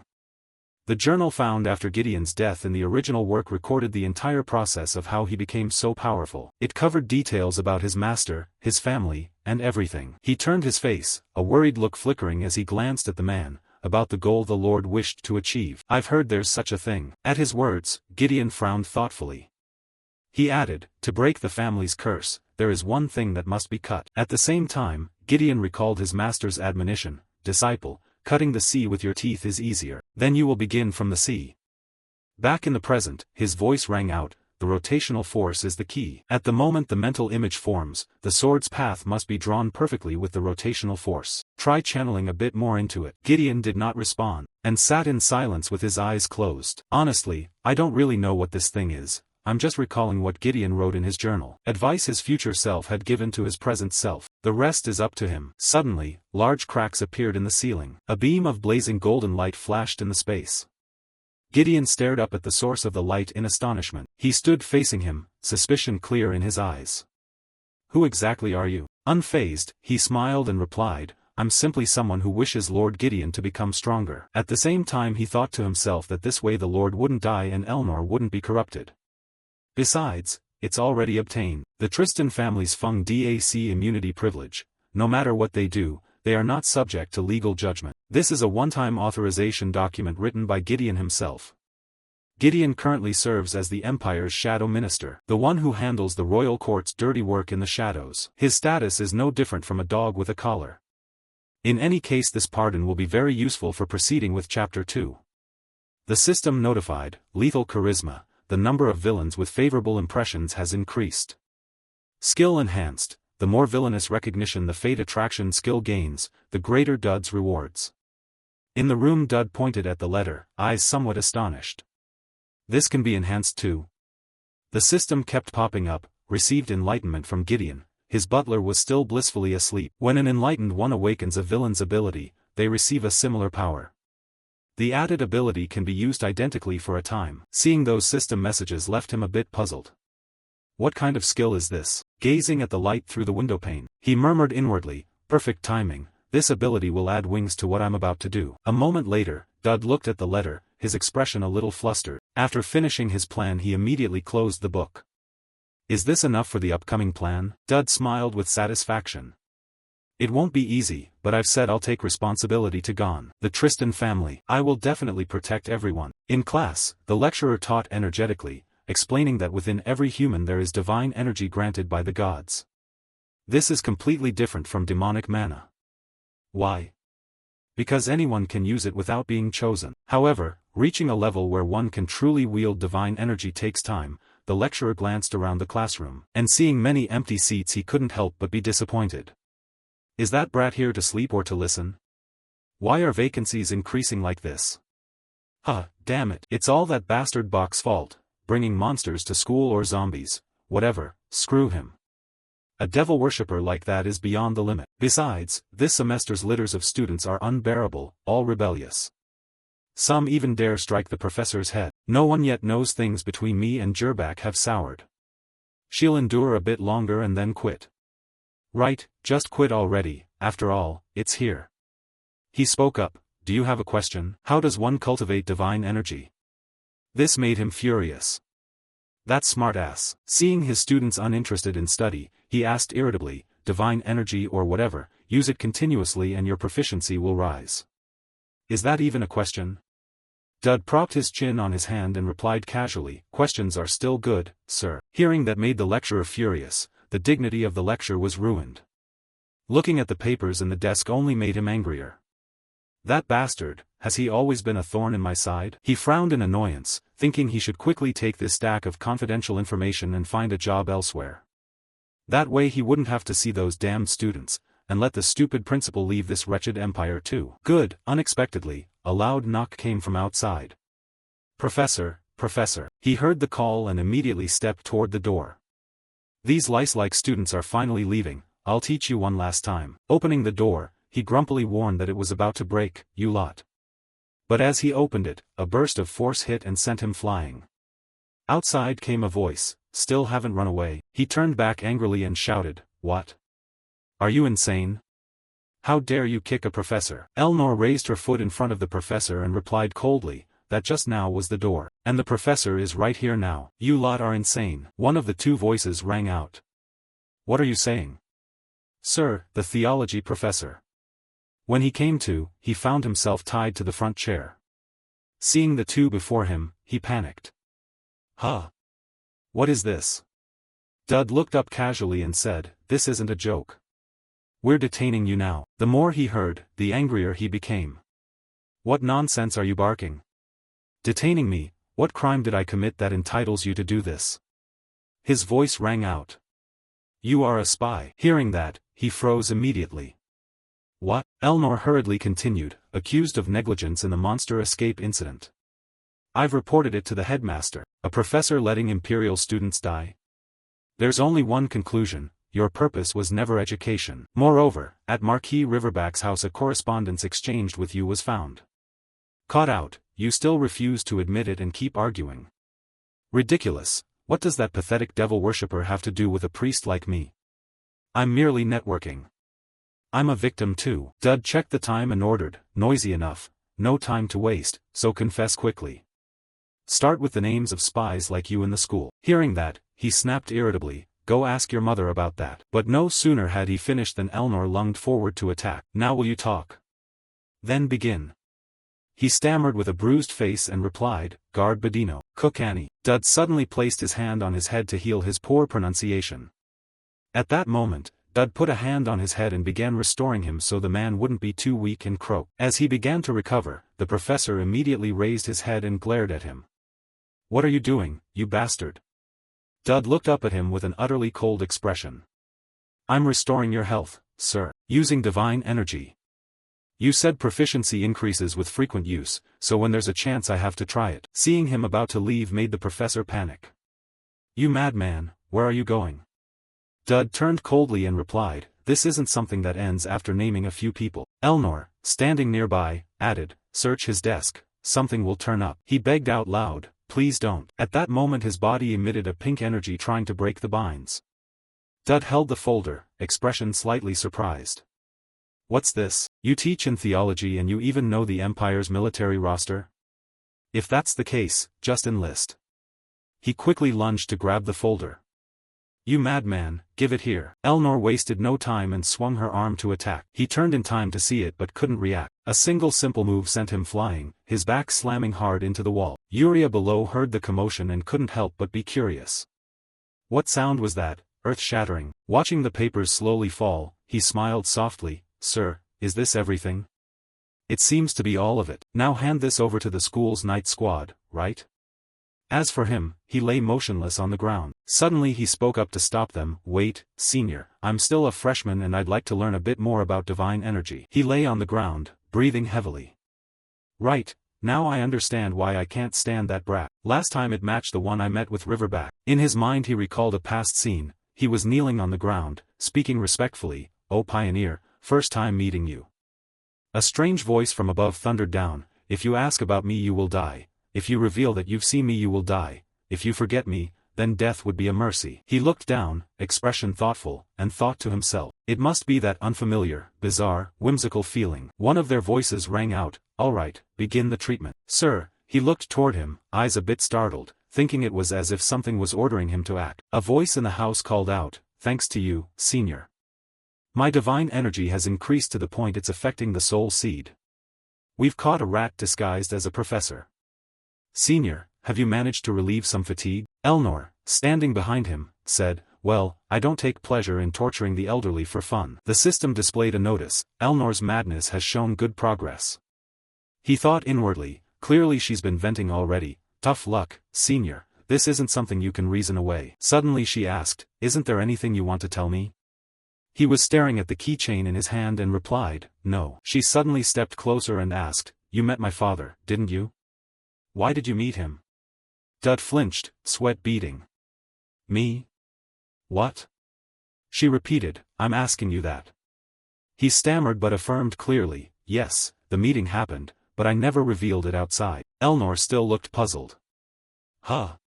Dud was in a panic, trying to calm himself.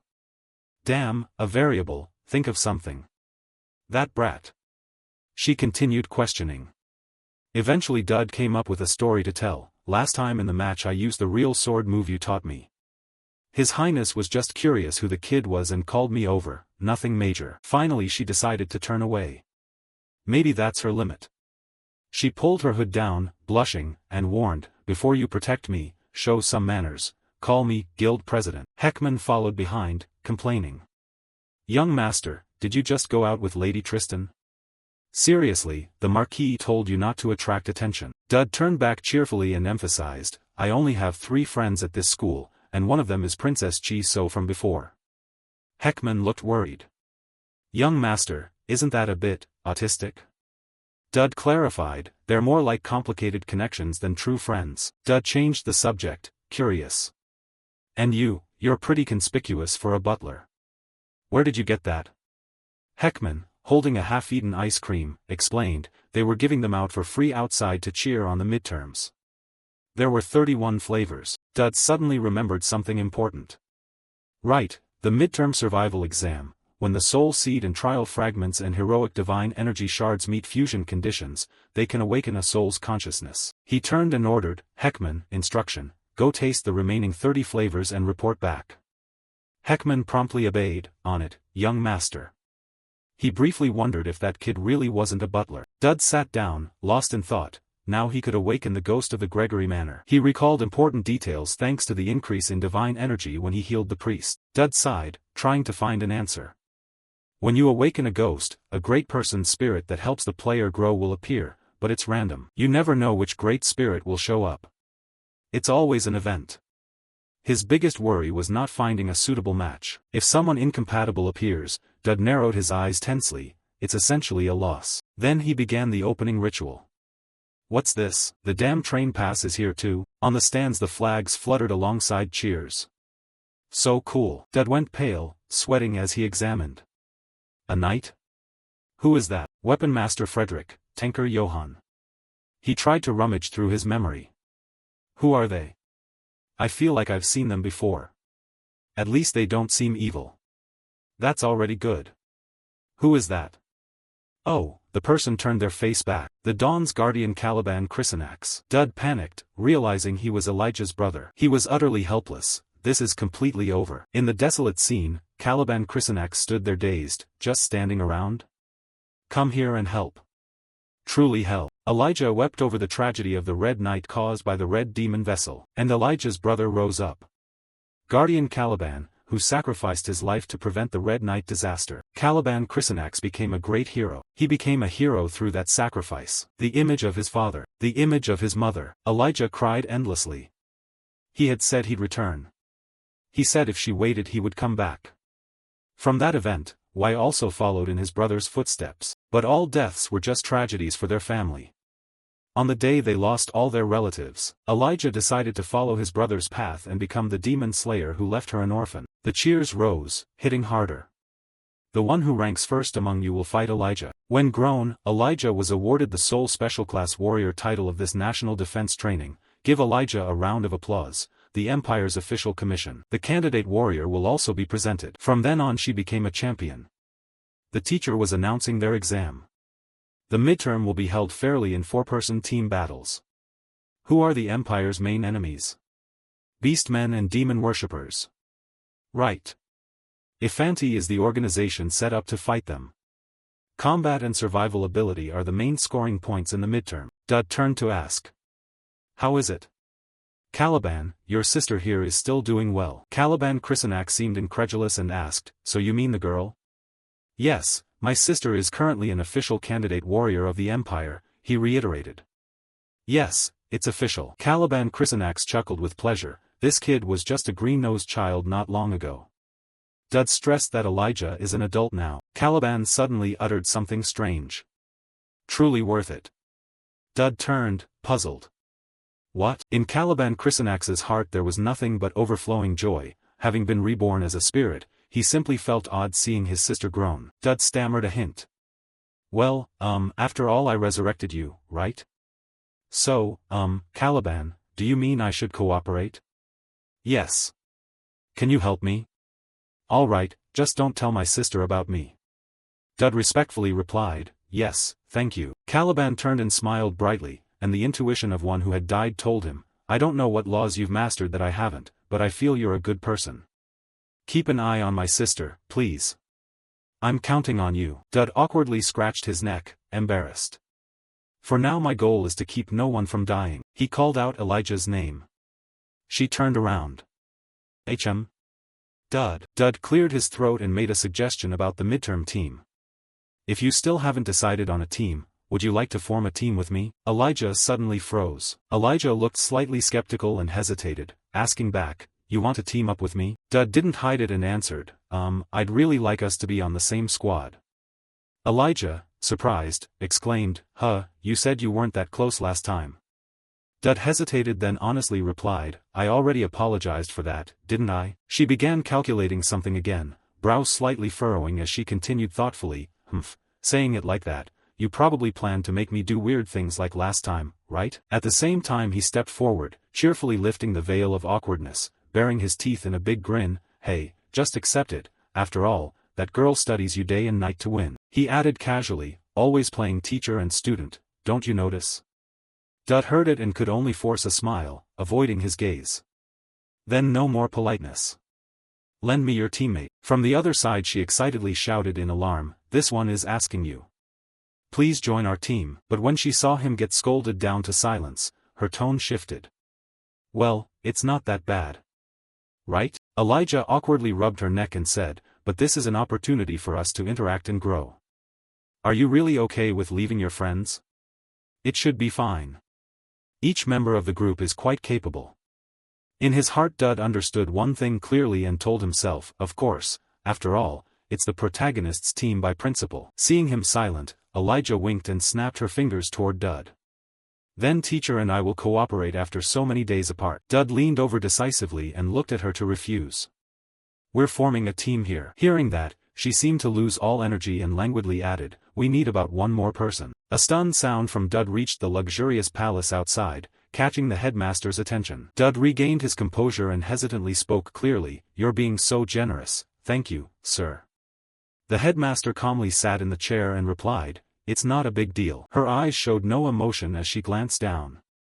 "Strange business, the Saintess arrives with a night guardian, intentionally coming all the way here.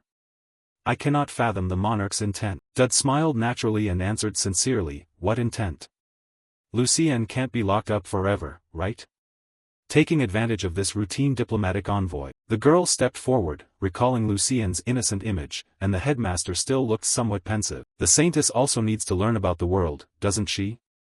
Hearing Dud, the headmaster couldn't help but ponder. "Though called a Saintess, according to my investigation, the more I think the more mysteries appear. She is also one of the demon vessel candidates. Therefore, I have quietly prepared so that one day she might come to Ifanti." Sending her twin sister Yuria out was the first step. And yet they proactively sent the Saintess here? Then she looked back at Dud.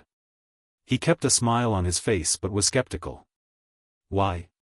Pope Credo." The one opposite noticed the doubt on her face and explained, "Lun is a symbolic figure for both the Empire and the Holy Republic.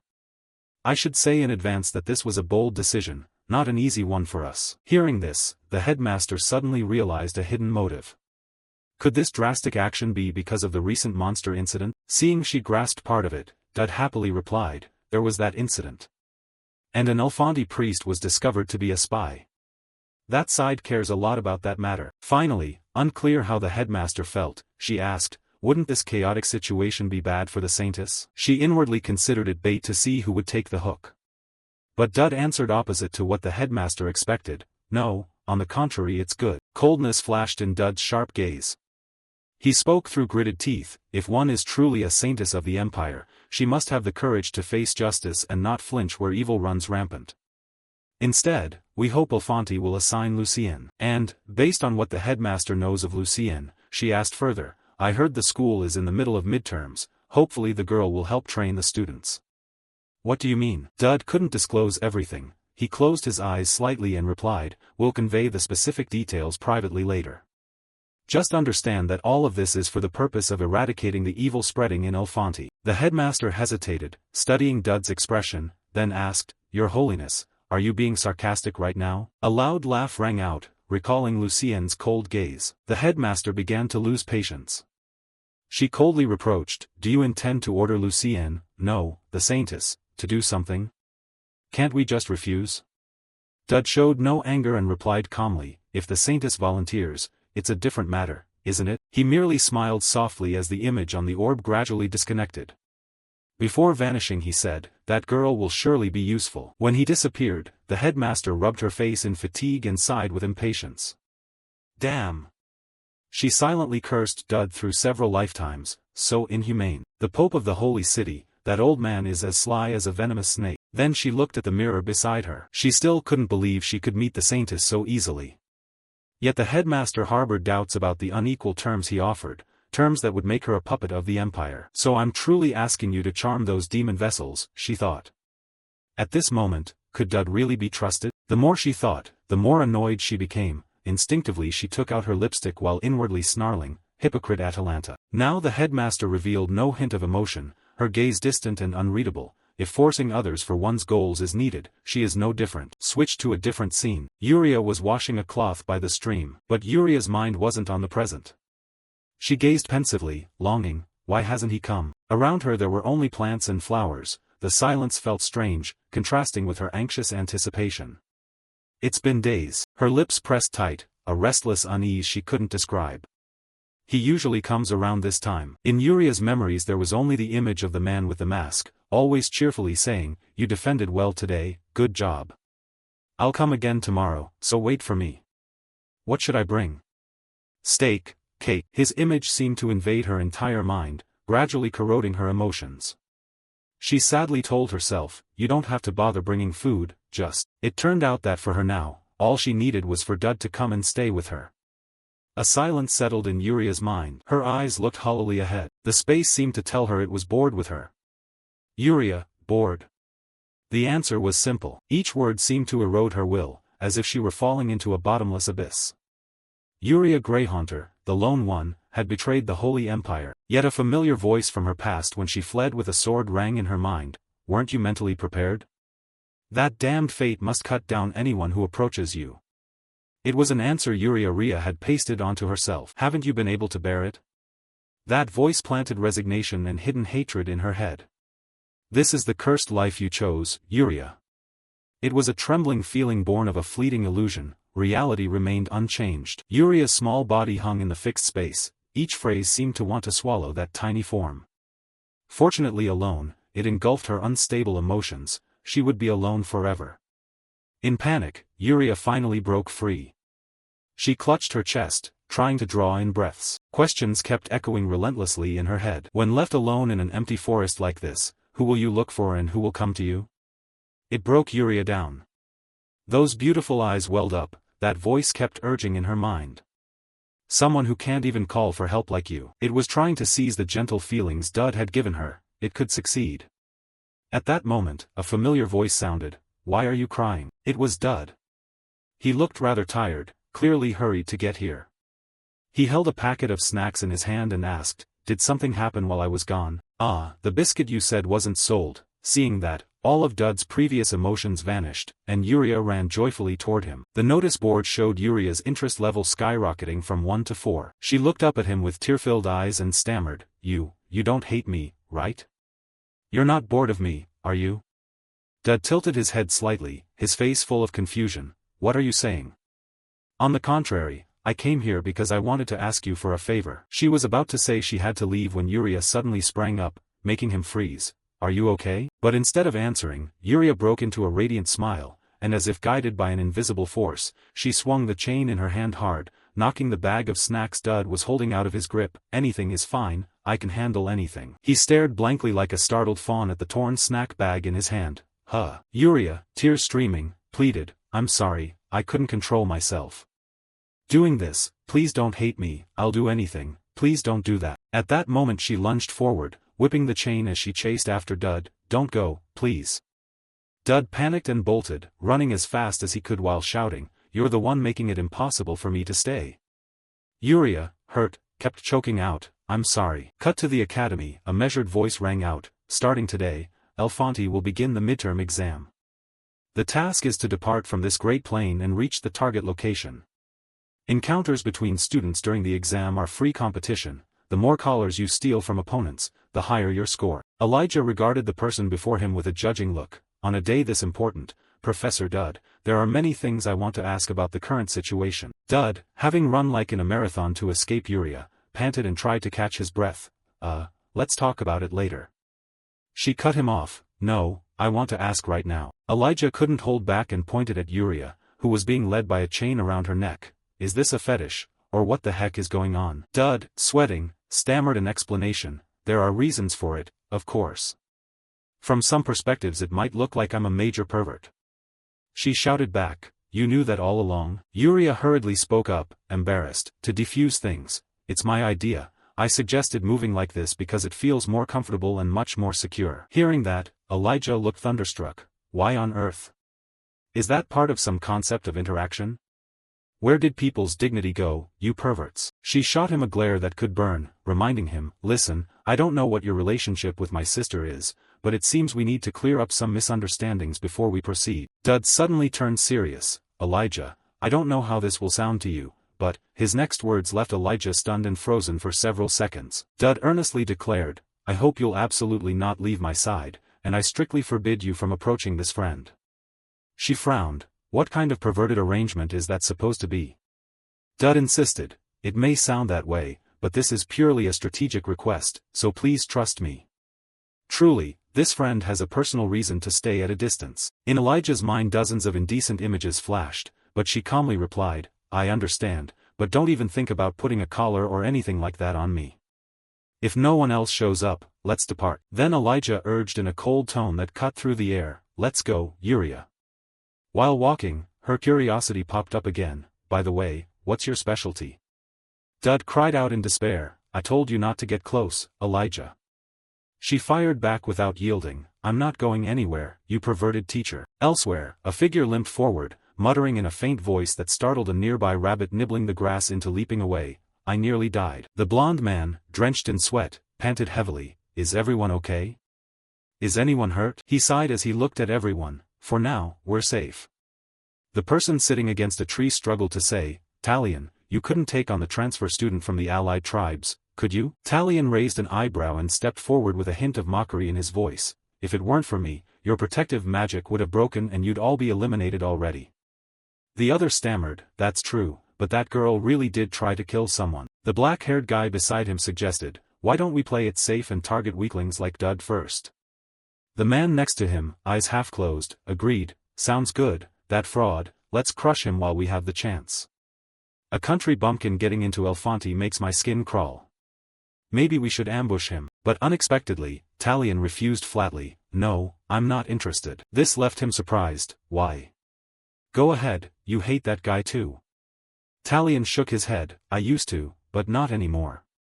The black-haired man, suspicious, "What, you've been won over by Dud too?" Talion's pendant swung gently in the wind as he replied with a worldly tone, "It's just that my perspective has broadened. There are many strong people in this world." Elsewhere, after taking someone down, Riru looked up with hollow eyes and sneered, "There are far too many weaklings in this world." She frowned, showing clear displeasure. "Why isn't there a single decent one among them?" Rising to her feet, Riru lifted her leg high. "Battlefield, fight, a life or death duel." Her face seemed to sink into shadow, her voice cold-edged. "You can't find it at all. How is it sustained, exactly?" Riru spat an oath, "Damn Empire scum," then brought her foot down to stomp the unconscious person below. Just as she was about to strike, a flash of light appeared. Elnor arrived in time, her sword stopping Riru's foot from coming down. Upon seeing Elnor, the corner of Riru's mouth lifted into an amused smile. "Well, well." Elnor returned a cold glance, her eyes probing. Suddenly a slash was unleashed, knocking the opponent's foot aside. White light and black streaks of lightning intertwined, erupting into a seismic burst. The ground was now pocked with cracks as Elnor warned in a cold voice, "A transfer student seeking refuge is already drawing too much attention, Riru Garuda." Riru's eyes were bloodshot and hunting, like a beast that had found its prey, found one. In her mind she sized up the opponent, a real girl, then. Elnor, still composed, pointed her sword at Riru and cautioned, "Excessive violence is something I, as a supervisor, cannot overlook. Control yourself from now on." Riru burst out a contemptuous laugh, her voice full of provocation. "Don't like it? So what?" Elnor held the sword steady and said, "If this were a battlefield your head would already be pierced, but since it's not, consider this a warning." Unfazed, Riru stepped up to the tip of the blade, nearly pressing her forehead against the steel. "Doesn't matter, to me this is the battlefield.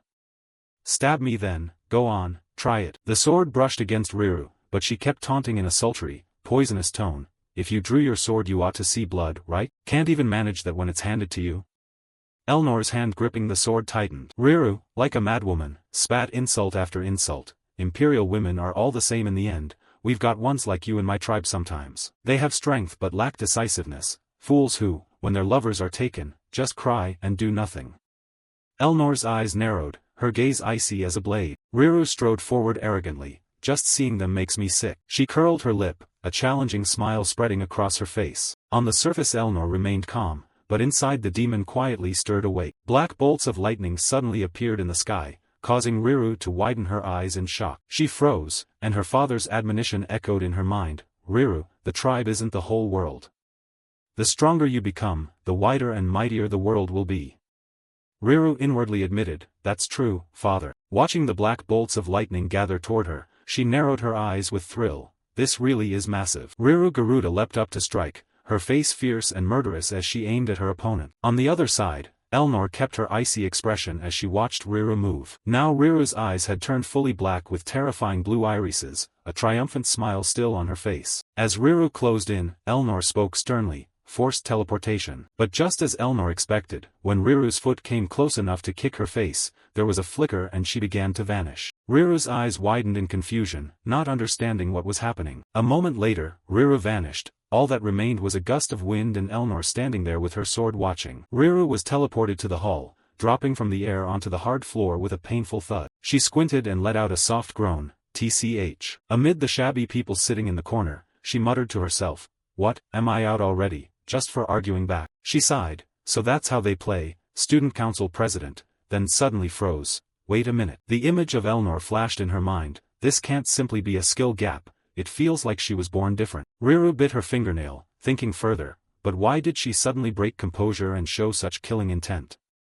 Did the student council president get provoked somehow, because I said the empire lacks decisiveness? The two who'd just been beaten looked at the scene, sweating as they said to each other, "Hey, we're not getting hit anymore here, right?" Ignoring the surrounding chaos, Riru sat with legs spread, grinning wickedly as she thought, or maybe, because I said even if your lover is taken you can't do anything, who was she talking about? Elsewhere, Yuria switched into killer mode, her eyes blackened and a notification popped up. Riru Garuda has begun to take an interest in you. Another notification followed. Elnor, affected by you, has unlocked skill, Wrath of the Avenger. A chaotic scene erupted, people were blown outward by the explosion, screaming in panic. What is this? Why is this happening? Dud, managing to run out of the blast, called out, I haven't seen her since that day. Elijah, gritting her teeth and running, still turned back to scold. What is this now, Professor Dud? What are you muttering to yourself? Meanwhile, Yuria's silhouette could be seen rampaging madly, curses echoing everywhere. That fraud Dud, Elijah, will save you. Wait. Elijah paid no mind and turned to Dud. Professor Dud, should we stop for a moment and clear up the misunderstanding? Dud shot a disapproving glance. No, absolutely not. He gripped the chain at her neck and pulled Yuria away from the blast. I'm busy controlling Yuria right now. As he pulled he shouted, hey, we were trying to save her from that pervert.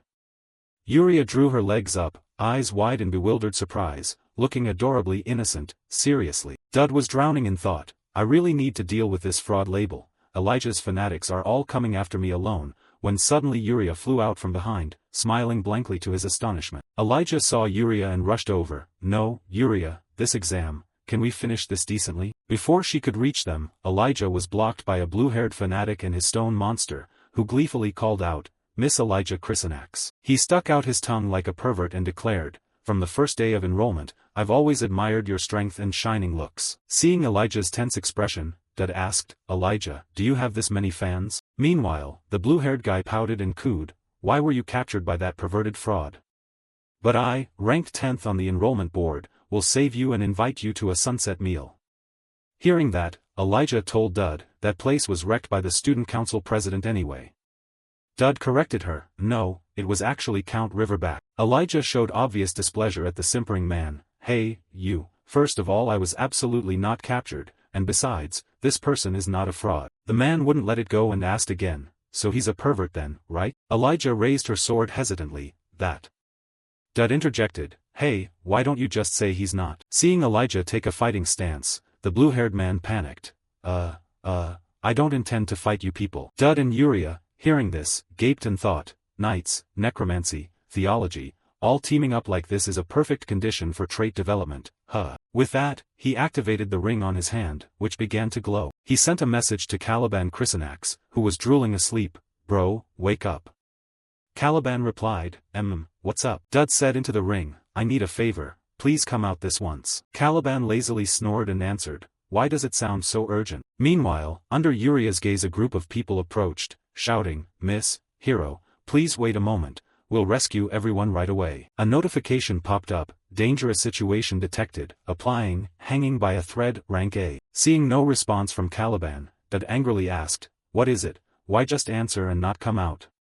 But received a disappointing reply, it's just kids fighting, who do you think I am, a guardian? Seeing that, Dud used his final tactic, honestly, my sister is fighting a stalker right now. Hearing, sister, Caliban suddenly snapped awake. He flew into a rage and demanded, Elijah has a stalker, who is it? Then a blinding light appeared in the sky. It was Caliban, his anger radiated power, skill, world-scale imagery, activated. Buff will be shared with party members in the nearby area, share skill, hanging by a thread, rank A, receive power. Elijah charged at the blue-haired man. She shouted angrily, I don't need fans like you. The blue-haired man, about to be attacked, warned her, wait, that's a stone golem, your sword will break and you'll get hurt. What he didn't expect happened next, she cleaved the stone golem in two. The blue-haired man gaped in astonishment. Yuria and everyone nearby were also dumbstruck. Dud, witnessing it, also held his breath. Wow, that's dangerous. After that slash, even Elijah couldn't believe she did it. She was stunned. How did I do that? The onlookers were amazed as the system announced one by one, activating world-scale imagery. Also, share skill, hanging by a thread, applied to Elijah and Yuria. With a single sword stroke, Elijah cleanly cut the monster the blue-haired man rode in two. Dud was thrilled, truly wonderful. However, he also realized the sole drawback of this skill: it consumed a small portion of his holy power. Because of that, the buff will end after just 2 or 3 attacks. After finishing that move, she suddenly heard a commotion. It turned out they were charging together. Even if he's a candidate hero, I won't allow anyone to cover for someone like that. At that moment, chains were flung through the air one after another. It was Yuria striking back. She launched beautiful kicks at them, leaving them with no time to react. When it was over, Yuria innocently said, "Sorry everyone, I only meant to push lightly." Elijah was irritated. "I'm not a hero, but you won't even listen to others or bother to understand." Not only that, Elijah shouted angrily, "How could I stand for this?" She then drew a long line on the ground with her sword while chanting the spell, Guardian Burst. They were defeated once again. Dud was amazed. "Isn't that way too strong? Good thing all my stats are F." Caliban Chrysanax was also startled. "What? That kid has become this strong." Elijah exhaled in relief as the system reported that party members had achieved results in combat. Curly-haired one relaxed too. Luckily no one was hurt. The system added that the proficiency of traits had increased. He bashfully said, "I'm not worried about you," then pretended to change the subject. "Hey, where did he go?" She complained, "Not again." Meanwhile Elijah thought to herself that teaming up with Professor Dud was more interesting than she expected. Over on another team someone cheered, counting this as 9 total. Red-haired praised, "Well done, everyone. If first-term midterms for freshmen go like this, it's probably full marks." Brown-haired agreed, "Definitely, we're a good fit and things went smoothly."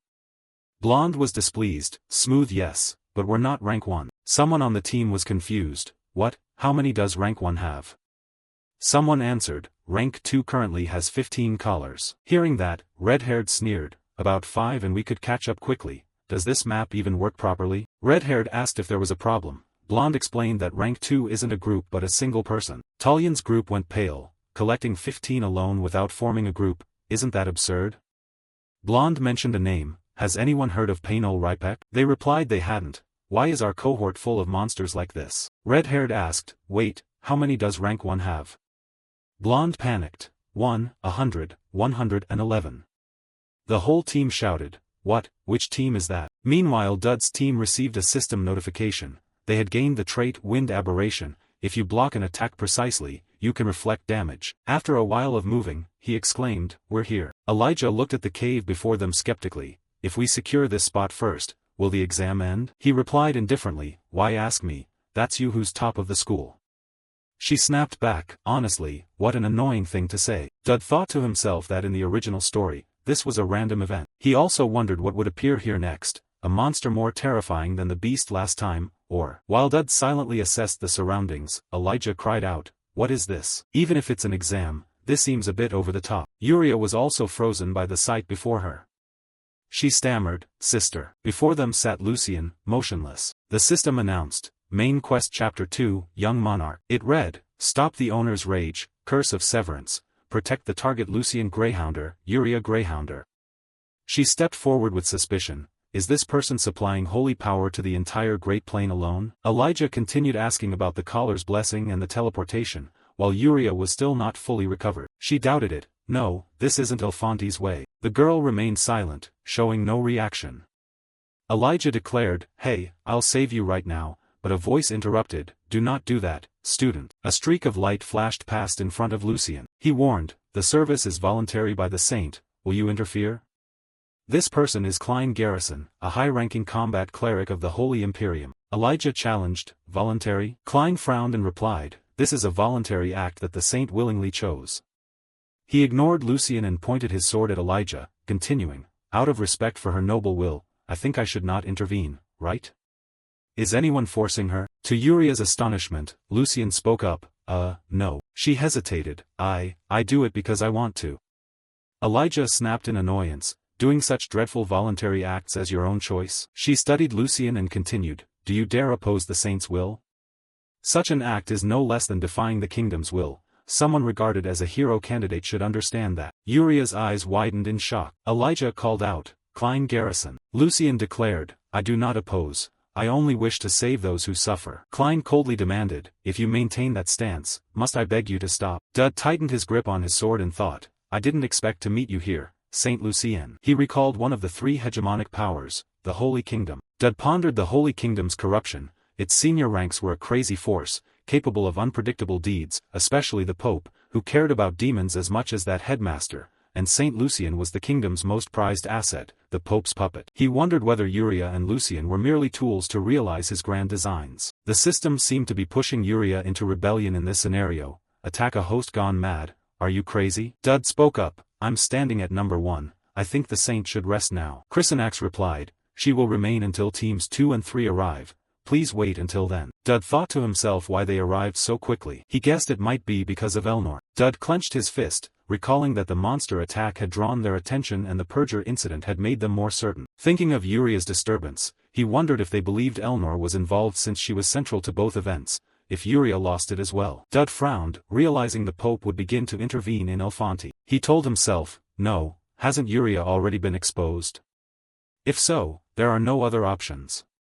Suddenly a gauntlet flew up into the air. The glove was thrown toward Klein. He frowned and asked, what's this about? To the astonishment of Uriah, Lucian, and Elijah, Dud said, perhaps you don't understand what this means in the Holy Kingdom. This is a challenge to a duel, you bastard. He patted Elijah's shoulder and said, come out for a moment. She asked in surprise, Dud is challenging? Chrysonax questioned, a duel? Why accept it? Dud stepped toward Chrysonax and said, step aside and face me, Elijah, assist the saint and take her to the infirmary. Chrysonax cried out, oh my, this again? He raised his sword into a guard and threatened that if you advance further, this could turn into an international diplomatic incident. Dud said, then I'll report what you've done to the saint. Chrysonax haughtily asked, may I ask your title, student? Dud calmly replied, title? I'm just an obscure count from the province. Is there a problem? He glanced at Lucian, who was panting tiredly. Chrysonax introduced himself, I am a high cleric, so I cannot casually accept challenges from anyone. Dud, surprised, said, oh, then why did you draw your sword? Chrysonax frowned and asked Dud, the hero candidate Elijah is over there, why are you so wary of me? Dud thought again that to break this stalemate he needed a bold move. He placed a hand on his sword and provoked, look, I'm drawing my sword now. Klein lifted his great sword and replied that with such a rude student, outside intervention might be necessary. He swung his sword high, aiming straight at Dud. Dud seized the moment, drew his sword from its sheath. Now. He then slashed a beautiful arc forward with his blade. Klein was wounded. Dud inwardly rejoiced. Excellent, the counterattack activated. Under his assault, Klein was sent flying. He recalled the astonished looks on Elijah's and Uriah's faces, while the headmaster's voice echoed in his ear. I want to know what you intend to do, Dud Campbell. She said, do as you wish, so I will. She criticized, I don't recall telling you to provoke the Holy Kingdom. This isn't a brawl, it's an official challenge. That man got riled and charged first. She warned anxiously that he's not just an ordinary priest, he's a high combat cleric. Dud handed over a paper and reassured her, it's fine, I have an exemption letter from House Tristan, the royal family will take responsibility for what I do. The headmaster sighed, honestly, student Dud, the saint belongs to the Holy Kingdom, so I must acquiesce. She asked, but an unexpected challenge, are you sure? Dud calmly replied, you told me to secure the demon hosts. On your candidate list was Uriah Greyhounder, I persuaded her 50%. He recounted that the problem was Uriah being present at the headmaster. The headmaster asked in surprise, what, no, why was she there? Dud explained that he brought her to ensure the number 1 spot was dominant. He wanted to attract the host's attention, so it had to be blatant, half measures wouldn't do. Save the world from demons first, diplomacy later, right? He recalled the relationship between Elnor and Elijah, then said, consider personal ties before international relations. Dud folded his arms and affirmed that he had no grudges with the headmaster or the hero candidate. The headmaster, at a loss for words, said no, I meant pay attention to school life too. Make some friends, don't get tangled up in weird business. Dud thought of Gideon and muttered that he had completely failed at that. Headmaster. He frowned and brushed the image from his mind. The headmaster warned anxiously that since the challenge report reached the Holy Kingdom, the Pope might come personally.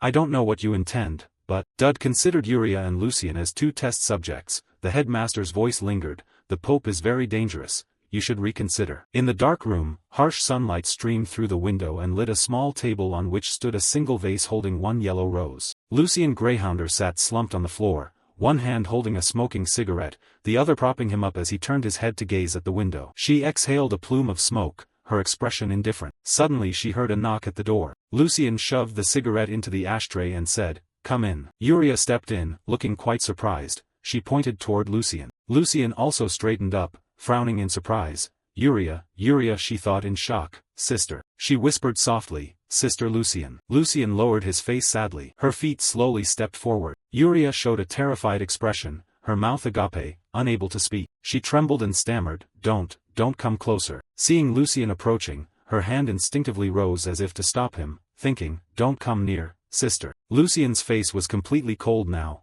In Yuria's mind she thought of the severing curse. Yuria's expression was complicated. If she took one more step, the chain seemed ready to slip off the blade's haft, she would be injured. Watching Lucian fling the knife aside, she thought to herself, thank goodness. Lucian gently grabbed the chain and swung it up, saying calmly, because we are twins. A set of steps led down to an arena, surrounded by many spectators watching intently. The announcer's words rang slowly. The rules are as follows. This is a simple match to determine superiority. Lethal blows are prohibited. If there is serious injury, stop immediately and declare a winner. Otherwise the match continues until one side yields. Do both parties understand? Dud's face looked quite tense now. Delaying Yuria's awakening and Lucian was absolutely necessary, otherwise the obsession and curse would gnaw at her mind like now. The two stared at each other, while Klein Garrison watched him with apparent calm, seeming not very concerned.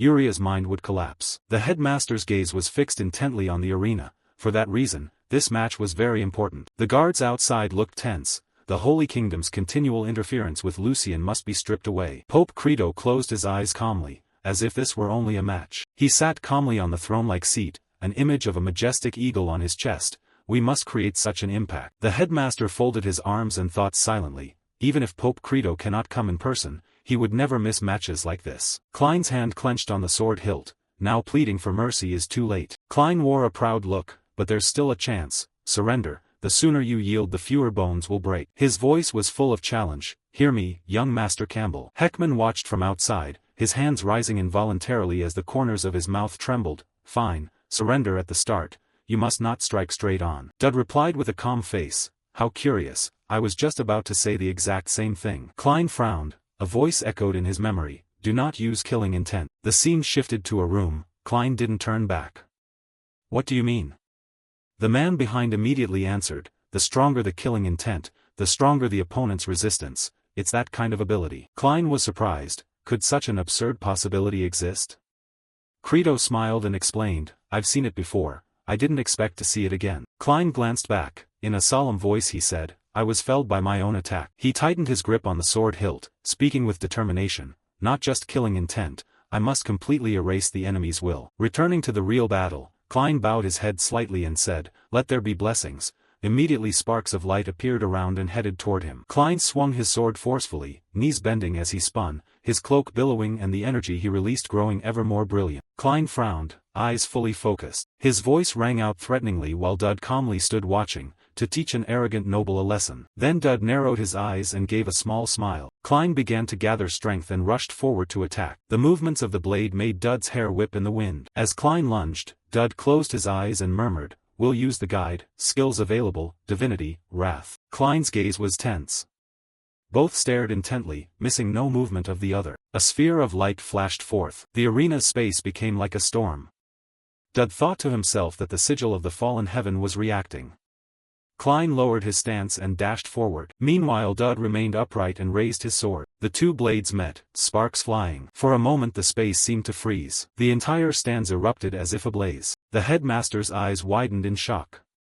Outside, the guards also felt the tense atmosphere and looked alarmed. Everything unfolding here seemed to have been calculated beforehand by the Pope. Credo's expression was utterly calm. Usable skill, divine armament, wrath. A wave of energy enveloped him as the three sigils of the fallen heaven reacted. After Dud's powerful slash, Klein used his pommel to block the blow. The energy released cracked the arena floor. Demonic energy gathered around the fallen heaven sigil, whipping up a furious vortex. Everyone gaped in astonishment at the violent surge of energy. A fissure tore open in the sky, as if a stream of dark energy were pouring out. Elnor appeared in her demon form. Dud flinched. Where did this come from?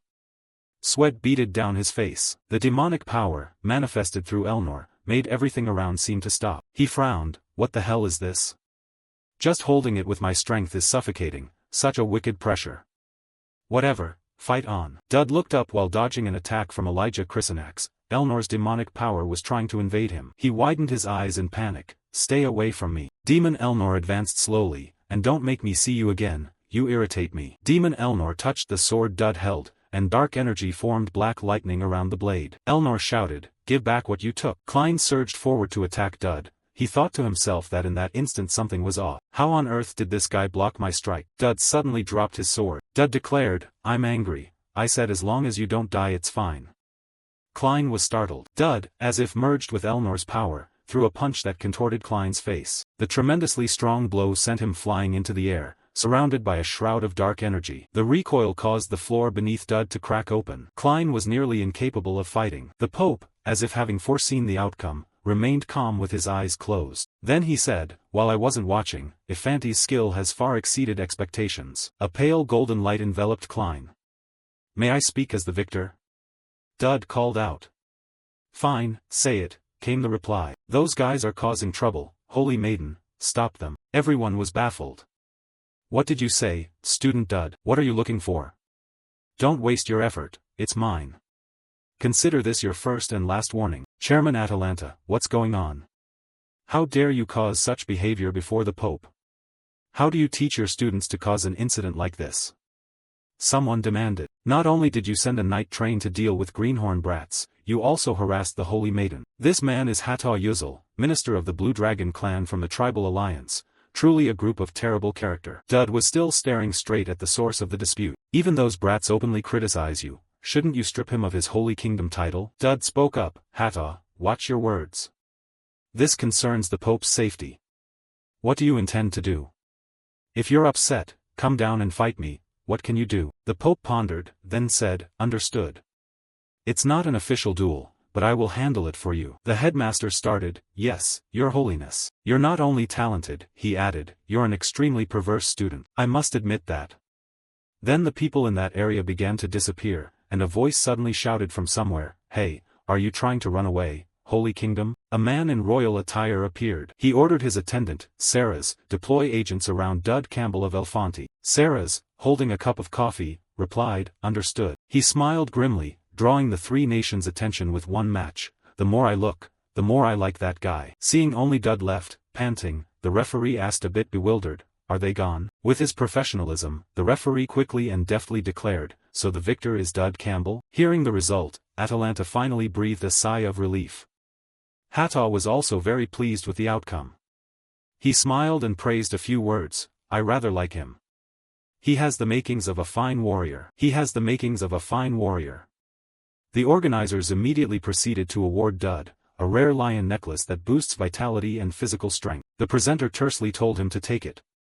Dud accepted the prize, puzzled. Hata then approached him with a broad smile and advised, visit the training forge when you have a chance, I'll treat you well. He cast Dud a sidelong glance and, in a low serious tone, added, and that strange power from earlier, I want to see it again. Having said that, Hata casually added, that is all from the Tribal Alliance, I'm leaving now, and departed, leaving Dud alone. Dud watched Hata's retreating back, filled with disbelief. In the original work, this was an item meant for Chapter 3.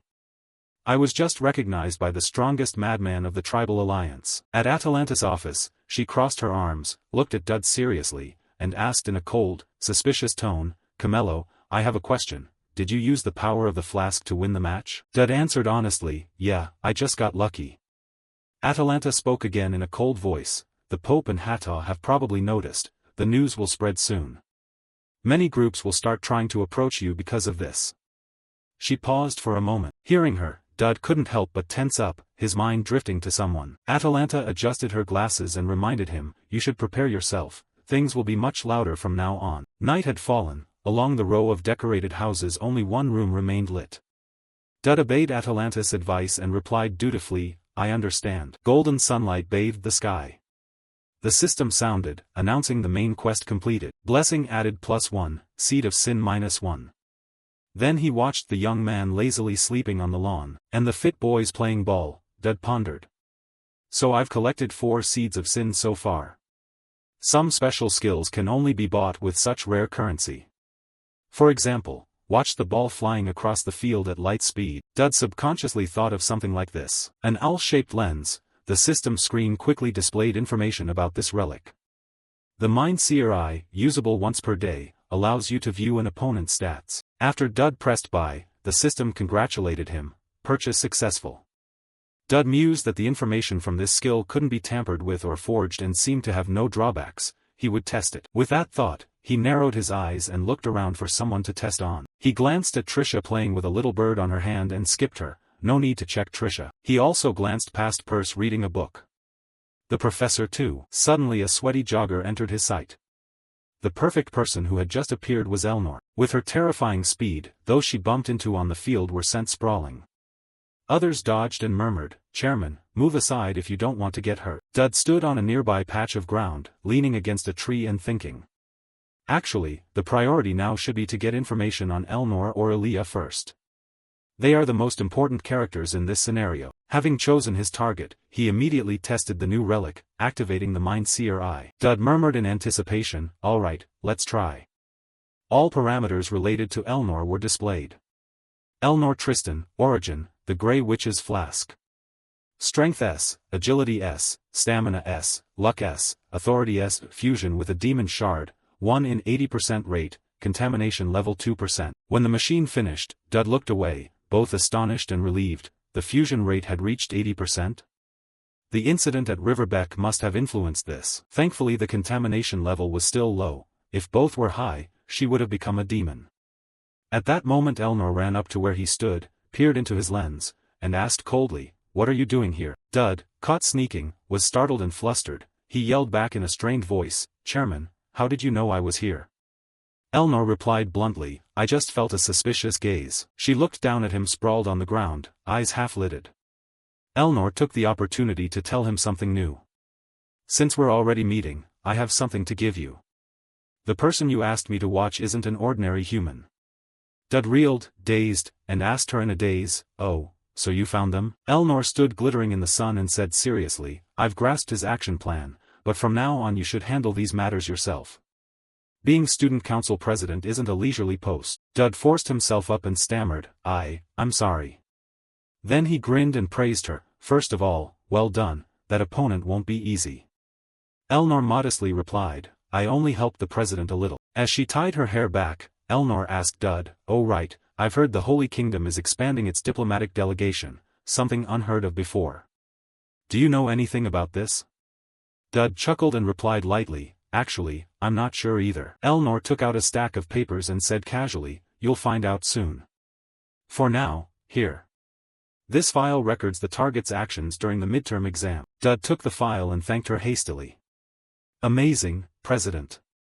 Then he thought about how in the original story he had to follow every step himself. With that thought, he couldn't help but joyfully hug Elnor. Promising exclaimed, "You really did great, President. I'll repay you later, for sure." Elnor was startled by his embrace, her body stiffening and eyes widening. Unaware of her odd reaction, Dud cheerfully said, "Perfect, that means he's at the clock tower right now. I'm off."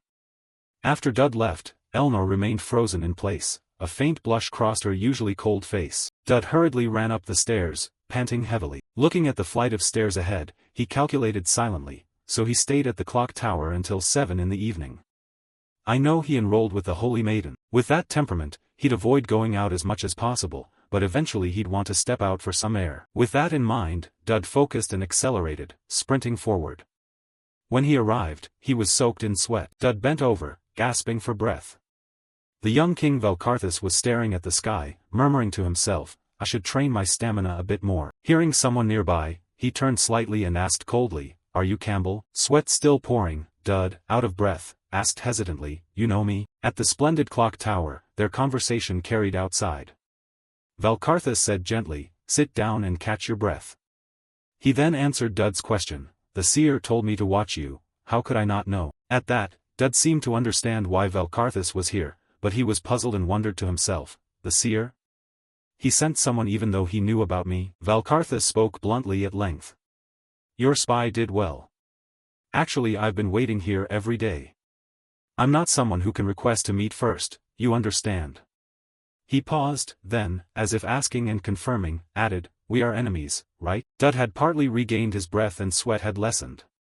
He recalled Velkarthus from the original story with suspicion. The seer was just a common occult worshipper, he never intervened directly like this. This was completely different from the original.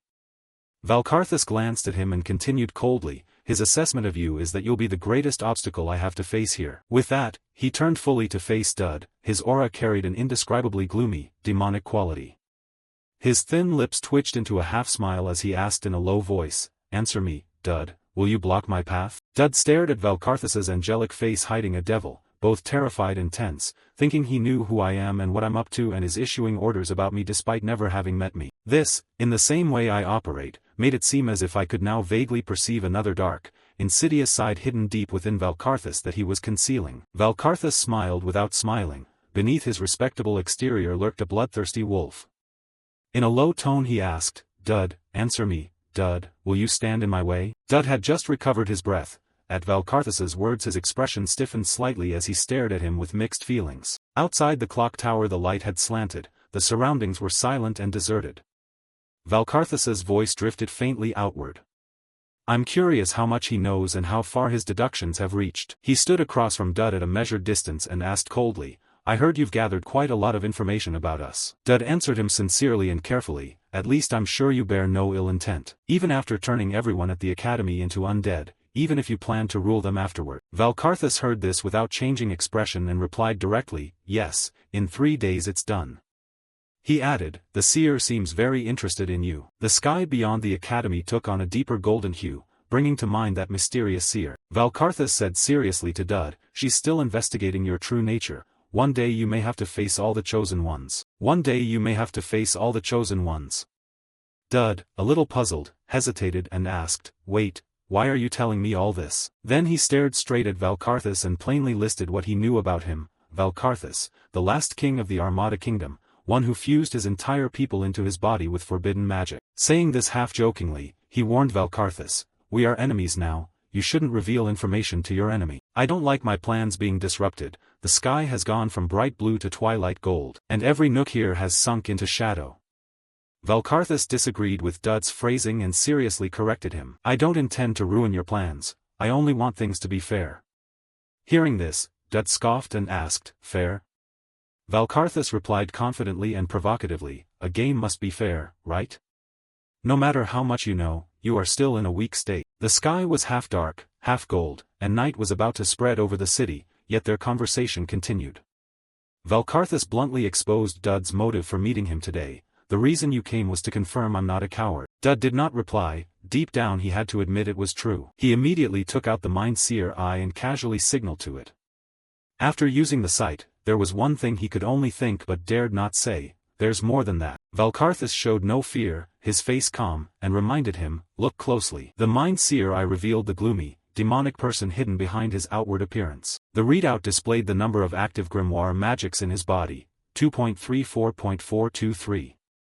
Seeing this, Dud frowned and pondered. Grimoire magic is an ancient discipline distinct from mana, spirit, or divine power. Each grimoire magic demands payment in a human life. The demonic gaze deep within Valkarthus's soul flared brightly. It stared straight at him. When he put the Mind-Seer eye away, Valkarthus returned to his tidy appearance and sneered at his relic. That skill must be hard to use in combat. He knew enough to understand the relic's function. "I know. It's usually used in secret." Outside the clock tower it was fully dark now. Half-jokingly Dud said, "This time I'm also keeping things fair." Valkarthus played along and tossed out a teasing remark, adopting a mockingly noble air. Then he grew serious and plainly stated his purpose for coming here today. After saying his piece, he kept his arrogant, confident demeanor and taunted, "Don't take it personally, you don't seem like much of an obstacle to me." Although he didn't outwardly show irritation at Valkarthus's contempt, Dud's grip revealed his displeasure. A few seconds later, Dud made a proposal, "Valkarthus, fight to the end." He looked deep into his eyes and issued a serious challenge. "In 3 days, go ahead and turn everyone in the academy into undead, do it. But in return, I'll use all my strength to stop you." Valkarthus's face remained cold, then he slowly countered, "Even after seeing my forbidden magic, you still won't back down?" Dud replied earnestly and firmly, "In 3 days, because I'll save you, both you and your kingdom will be saved." Hearing this, Valkarthus's mood was complex. He gave a dry laugh, part amused, part helpless. Then he quietly turned away, gazed at the darkening sky, and murmured softly. Before he could finish, Dud interrupted, wanting to propose terms. "If I win." This time Valkarthus cut him off. With those 3 abrupt words, Valkarthus smartly grasped his meaning. He curled his thin lips and bluntly offered a counter-condition. If you lose, you'll become life number 2,134,424. Having said that, Valkarthus left before Dud could speak further, swooping straight down while leaving one last line, "See you later." Dud reached out to grab him and cried urgently, "Wait." Valkarthus's body, bound by forbidden magic, emitted a demonic aura that suddenly appeared before him, then quickly vanished after him. Dud peered down, stunned and bewildered, murmuring, "He's gone." Only then did Dud let his head slump against the railing, revealing a vulnerable side. He worried about the worst outcome. What if I lose? Realizing his thoughts were turning negative, he rallied himself and reassured himself, "No, if you want to win you must not imagine losing, that's the most important rule." At that moment, in a row of old houses, one room glowed with warm yellow light. Lucienne stood outside the room, leaning against the window, her gaze absent as she looked at the dark starry sky and called to Yuria inside. "Finished changing?" Yuria obediently answered yes. Lucienne called her name again. Remembering something, Lucienne held an unlit cigarette between her lips, glanced at Yuria inside and casually said, "Oh, sorry, I'm not one to respond often." Then she asked, "How's this outfit?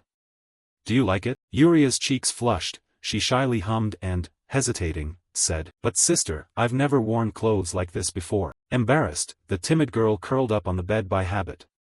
Lucienne entered, stood by the window, idly toyed with her sword, and said coolly, "Take whatever you want." Yuria made a small sound. Lucienne turned, glanced at her, the unlit cigarette still at her lips, and said calmly, "Considering what you endured to become my talisman, at least I'll give you these simple things." Yuria smiled and obediently replied, "Then I'll accept." Lucienne lit her cigarette and reminded her, "When you're with me, you can be at ease, even if only for a moment." As she lit the cigarette, Lucienne's thoughts were pensive. "I once thought your heart might have been shattered by the curse of separation. I'm glad you still retain that innocence. Perhaps the one truly decayed inside is me." She suddenly heard Yuria's soft laughter. Lucienne snapped out of her reverie and noticed the necklace on Yuria's neck. Lucienne looked puzzled and scrutinized it. In a cold tone she asked Yuria, "What are you doing?" Yuria replied honestly, "Oh, this was a gift from Lord Dud. He said I should always wear it to keep our relationship smooth. He said he wouldn't see me if I didn't wear it, so I tried it on to see if it suits me." Saying that, Yuria looked at Lucienne with hopeful, shining eyes. Seeing Lucienne stiffen, cigarette motion frozen as she stared, Yuria thought she'd said something wrong and hurriedly backtracked. "Oh, I don't mean it's more precious than yours, sister. But I have to wear this if I want Lord Dud to see me, please don't misunderstand." Yuria waved her hand, embarrassed and a little fearful as she looked at Lucienne. Lucienne regained her composure and continued lighting her cigarette. After lighting it, she closed the lighter, bit the cigarette tip, and called softly, "Yuria." Lucienne exhaled a plume of smoke, her tone slightly mocking as she asked Yuria, "Where is that satanic devil now?" Dud said with an excited look, "It's a misunderstanding. I fully admit I may look strange." Lucienne kept her eyes closed as she listened to him, but did so to maintain distance from Yuria's curse of severance. Yuria sat stunned as she listened. As for why I used a leash, it was really the only thing I could find. Then the lighter was lit and I had no time. Lucienne spoke as she smoked, "Yuria is my sister. After so many years apart I finally found her again.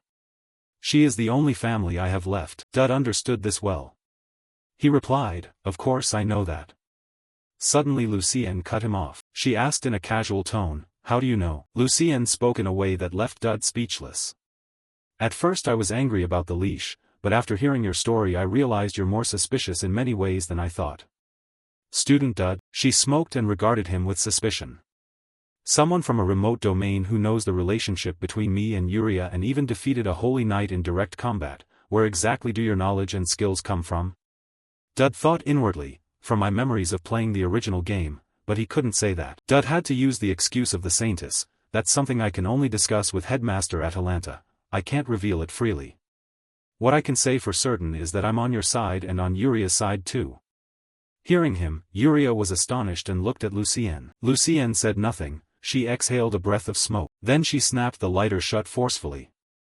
"Dud Campbell?" Lucienne said, hand to forehead, and added indifferently, "I'll let it slide for now. You fought for me, helped me break free from the Pope's control, and have taken good care of Yuria. That's the truth." Relieved that she had relented, Dud and Yuria both exhaled, then Lucienne added, but I can't tell you everything. She looked out the sunlit window and revealed the truth. Even if it's not my true identity, I must know what you're planning and how much you know. I need to know everything. Lucienne closed her eyes, reflecting on the Pope's plan. Yuria and Lucienne were essential pieces, memories from when the two sisters were locked in test tubes as research subjects. It was called the Homunculus Artificial Project. The title of Saintess wasn't something Lucienne was born with, she was assembled from many different materials. It turned out Lucienne was also a tool for others to exploit. Lucienne's holy power was artificially constructed. Yuria existed to support and amplify that power. They were merely Credo's instruments. That's how the Pope intended to create his paradise, a heaven ruled by his own definition of justice. Dud understood the situation and said, the Pope will not stop, but everything collapsed when Yuria escaped. He has only temporarily relaxed his control while we're here. Lucienne and Yuria sat quietly on the bed listening to Dud. We must prepare carefully in this short time. His knowledge and intelligence astonished Lucienne. Who exactly are you? In a mansion, a bulletin appeared. Main objective, His Majesty the King. In 3 days the Academy will be attacked. Inside the house sat a glittering stone, the heart of the star. As she walked, Lucienne introduced a holy device said to maintain the protective barrier around the Academy. It was a relic left from a noble carriage. She asked him with some doubt, I used the Saintess's authority to get in here, but are you saying this can really help me? Dud replied wryly, yes, but Saintess, may I ask, do you resent me for leading you by a leash? Suddenly he asked, am I even worse than that? Lucienne sighed at his words, no, it's not that, I can't ignore the curse of severance. She turned to look at Yuria, who hid her face from the glare, so I had to pretend to escort her to deflect suspicion, that way it wouldn't look odd. Besides, students rarely enter the sanctuary. Dud said calmly, you can take the hood off now. Yuria, Saintess, please wait outside, and you should step out too. Elia folded her arms and said smugly, I'll take responsibility for protecting the Saintess and watching over you. Lucienne agreed with her. I agree. Dud, I still can't fully trust you. Looking at the reflected image on the stone, Lucienne said, the heart of the star is made of the same material as Yuria's sword. It's an artifact people aren't even allowed to approach, let alone touch. If the hero candidate stays to guard it, I'll feel more at ease, Elia replied cheerfully. Yes. Lucienne closed her eyes, revealing the real reason. Still, the reason I brought you here is my faith in the Creator. You were the one who led me to you, Dud. Yuria clasped her hands in prayer. I understand your stance. Saintess, I'm already grateful that you brought me this far. Suddenly Lucienne released Yuria's leash. Elia accepted and replied resolutely, yes, I will protect her well. Thank you for trusting me. Yuria watched Lucienne's departing back. Demons can intervene in the human world without limits, but angels are different. Dud stood before the gem in silence. They must follow the laws that maintain the world's order, so they cannot act freely like the lower-ranking angels I've met before. As Lucienne left she said, but heroes are different. Yuria, I'll wait outside. She asked Yuria if she could protect herself should anything happen. Yuria responded with an affectionate nod. Right? Before leaving, Lucienne looked at her sister and smiled kindly. A hero is one who possesses the purest and strongest heart among humans. Angels intervene in the world through them. Elia, seeing the sisters' bond, felt happy as well. It was understandable that the Saintess entrusted Elia.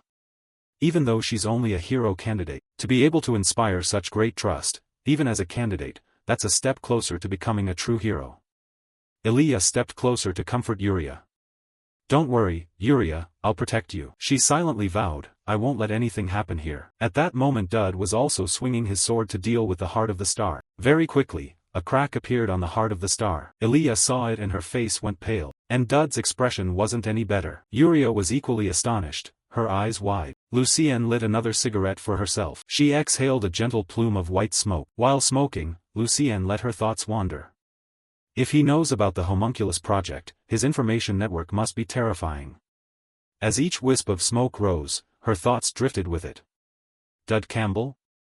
I can't fully trust him, but he must have a reason Yuria and the hero candidate follow him so closely. And at that moment an angel suddenly appeared before them. He did not seem like someone who acted recklessly for no reason. Elia looked up in surprise, her voice stammering at first, an angel. Yuria, standing nearby, was so surprised her mouth hung open, speechless. Aloy appeared with white wings that made the place glow brilliantly.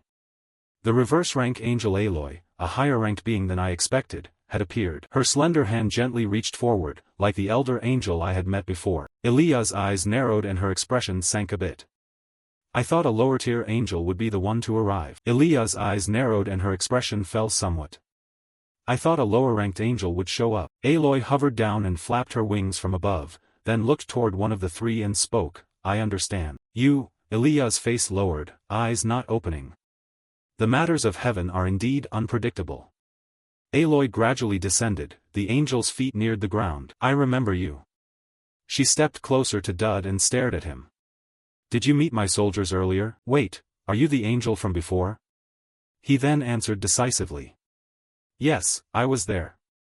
Dud frowned, looking up at the angel's chest, displeased. So now you're going to attack my mind and shove ritual doctrine into my head, right? She didn't answer immediately but scrutinized him from head to toe. Not at all. His hand trembled slightly as he gripped the sword's hilt. No way will you let me go that easily. The two faced each other now. Behind Aloy was a large crystal orb. In the original story, angels couldn't intervene in the physical world, so they attacked the mind. They didn't punish harshly, only enough to stop you from rampaging. He broke out in a cold sweat every passing second, eyes fixed on her. A normal player would be eliminated immediately, so why was she still standing there? Her demeanor seemed mild. Aloy spoke in a friendly tone, could it be I'm listening because your thoughts are rather interesting? Dud was so surprised he slumped, dropping his sword. Suddenly something surged over him that made him visibly uncomfortable, clenching his teeth in pain. At first I intended only a simple warning, but then Aloy coldly turned to leave and spat sarcasm. The disdain you've caused seems deliberate. His body fell into a miserable state. Fine, go on in. Her lips lifted in a sly smile. Good, I trust you've prepared. Dud's face contorted in pain as he slammed his hands down. The sensation made him feel as if he'd been shrunk. He found himself standing on a cube among countless other cubes. Dud calmly glanced around to assess the situation. This is my mental space. Aloy was also trapped in this space with him. The angel seemed a bit surprised. What is this? Why? She was still hovering in midair, nothing had manifested, there was nothing at all. While he stood thinking, she began to analyze everything. The mental space should reveal scenes reflecting a person's morals or nature. So why had it become an empty void? Aloy toyed with a lock of hair and concentrated, thinking things over. So he's neither good nor evil. Have I gotten myself into trouble? The identical cubes kept shifting and twitching slightly. I should have let the soldiers handle this. The angel grew increasingly annoyed, her face showing irritation. She even bit her nails and ground her teeth. What should I do? How do you discipline a human like this? I never expected such a being to exist. The angel became more and more uncomfortable, looking quite vexed. She bit her nails and ground her teeth. What should I do? How can I discipline a human like this? I can't believe such a being exists. The angel grew increasingly uneasy, her face irritated. She ground her teeth and bit her nails. What should I do? How do you discipline a human like this? I never expected such a being to exist. Once the space connected to my soul is open. Uria's entire face bowed down, her hair covering it, and someone came hurtling forward like a madman. Aloy suddenly saw the color shift to purple-black, and asked, wait, did you close off your mental space? Dud answered very calmly, impossible, I can't even create one myself. A long cubic column thrust straight up from the ground. In Aloy's view, there was a growing reaction to the approaching danger. His eyes widened as realization dawned. It's coming. Then Aloy looked down, a black abyss filled with countless cubic pillars. It's coming. What's coming? The angel peered down, puzzled because she couldn't make anything out. At the deep, gloomy bottom, purple patterns stood out. I see nothing, truly strange, but she didn't expect that the thing approaching her was a horned succubus. Only then did Aloy manage to realize and hastily turn to look back. But by then Dud had already taken a harsh blow that tore open the front of his tunic. Aloy studied the demon closely, both surprised and panicked. A demon, its black eye opened and fixed on Aloy. Immediately, the angel had no time to react as glittering cords wound tightly around her. The demon sat down lightly, propping its chin and watching with relish. It activated a deadly allure. Its eerie eye remained unblinking, staring in one direction. Found you. Dud froze for a moment. When the system announced it, a white demon had noticed you, but he'd already calculated things internally and stuck to the plan. The white demon flashed a bright smile and then suddenly turned. My mate. The The red ink mark on his chest suddenly glowed, emitting a bit of aura, and many strands of binding cords unfurled from his wrists. I've been wanting to see you without stopping. Those cords continually longed to coil around his face, to touch you. He could only grit his teeth and endure, as long as I follow the plan. The angel's face was tightly wrapped by the white cords, leaving only one sharp eye exposed. Dud was bound fast by those cords. Meanwhile the white demon slowly crept closer to him. The power of temptation and the deadly charm skill collided. I want you. Inside Dowd's mental space, the divine power charm and the skill lethal allure were clashing violently. A demonic entity with white hair, black horns, and a long tongue was ravenous. The white demon hovered, looking down at Dowd bound below and saying she wanted him. Dowd could only ask back in confusion. The white demon drew close and licked Dowd's cheek with her long tongue. He gritted his teeth and endured, telling himself that if he gave in here he'd immediately become a slave to his own soul. At that moment, a voice rang out, cutting through. A girl with short blonde hair and pure white angel wings appeared and ordered the demon to stop. The angel yanked hard on a strand of energy, throwing the white demon off balance, who screamed in alarm. The angel turned and ordered Dowd to stop struggling and stay still. Dowd worriedly wondered whether an ordinary angel could face a demon like this. Interrupted, the white demon growled, grinding her teeth in fury and warning the newcomer not to interfere. She crazily lunged at the angel, screaming in rage. A thunderous punch was thrown, aimed straight at the angel's face. The punch landed, producing an extremely powerful impact. The white demon roared in fury, her hair flying from the blow. A few feathers from the angel's wing fluttered down. An explosion of energy erupted from the clash of the two powerful beings. Contrary to her opponent's fury, the angel just clicked her tongue, her face showing clear annoyance. The white demon tumbled through the air, with an additional mask appearing on her face. A blinding attack of light struck the wall of the mental space. While the two of them fought, Dowd broke free of his bindings and smiled with calculation. He spoke up, calling to the white demon and warning that if she dared touch the angel he'd not let it pass. The white demon, pinning the angel down, immediately turned to Dowd and asked if he was the one she wanted. Dowd shouted, demanding the white demon release the angel at once and saying he'd deal with her afterward. He emphasized that they'd meet again anyway, so she'd better obey. The white demon looked intrigued, her eyes glowing red in the dark. She asked if this was a promise. Dowd confirmed it was a promise.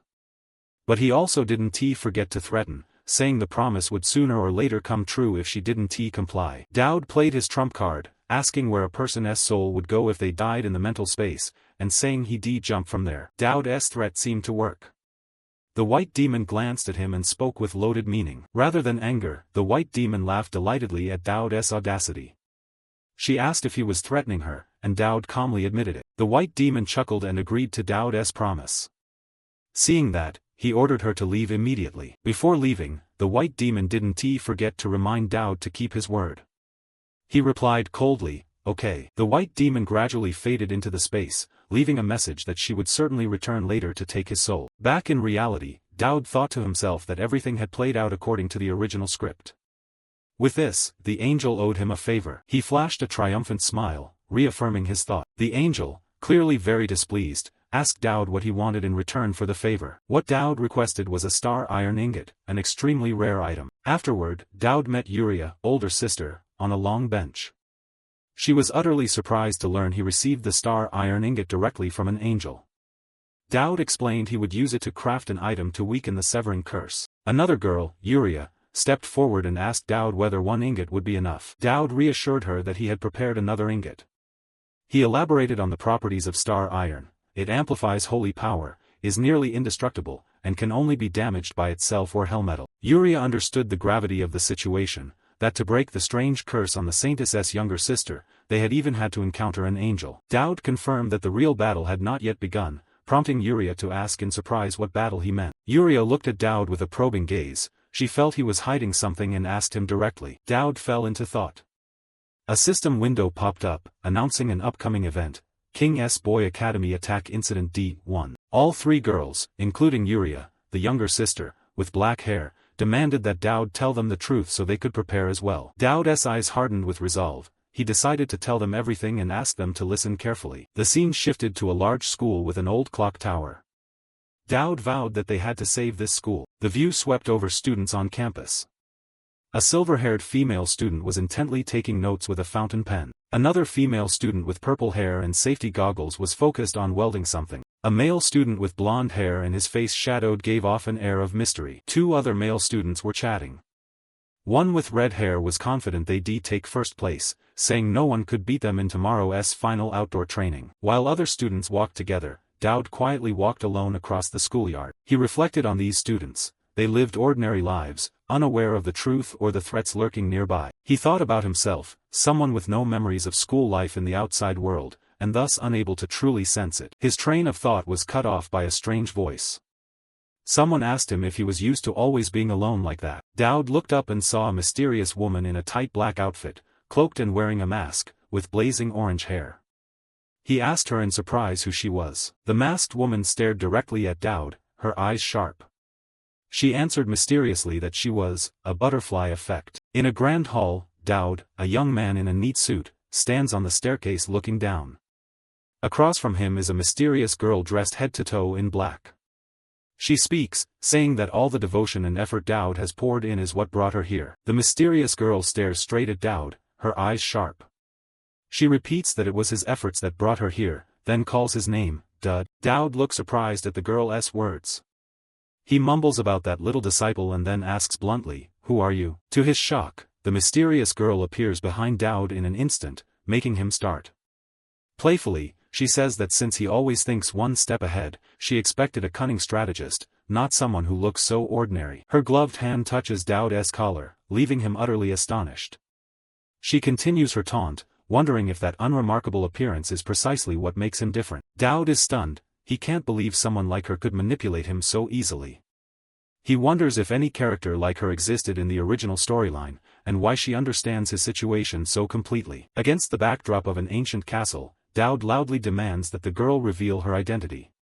She merely smiles and replies that she is his most ardent fan. Still reeling, Dowd is pulled close as the mysterious girl links her arm with his. He blushes and looks uncomfortable. She reaffirms her position, saying she is not one of those nuisances who swarm him but rather someone who loathes them. Dowd racks his brains, trying to dredge up memories of demonic forces to trace the girl's origins, but it all seems futile. Suddenly the mysterious girl produces a white card, the one she just took from Dowd. "Aha, here's the key," she says, as if she has achieved her goal. Holding the card, she taunts Dowd that he has left too many openings. Dowd immediately realizes and shouts, demanding she give it back at once. Dowd is frantic and anxious.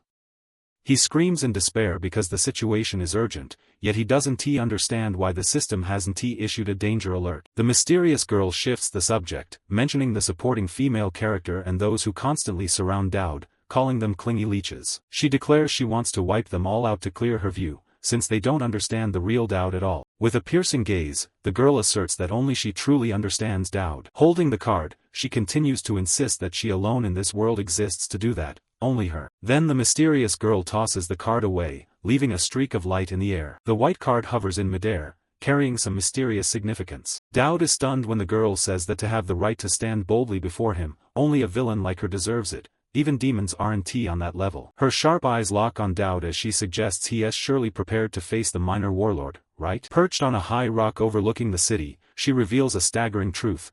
Valkasis's invasion set for tomorrow would have failed completely, but if it strikes today, can Dowd cope? Dowd is utterly speechless at this news.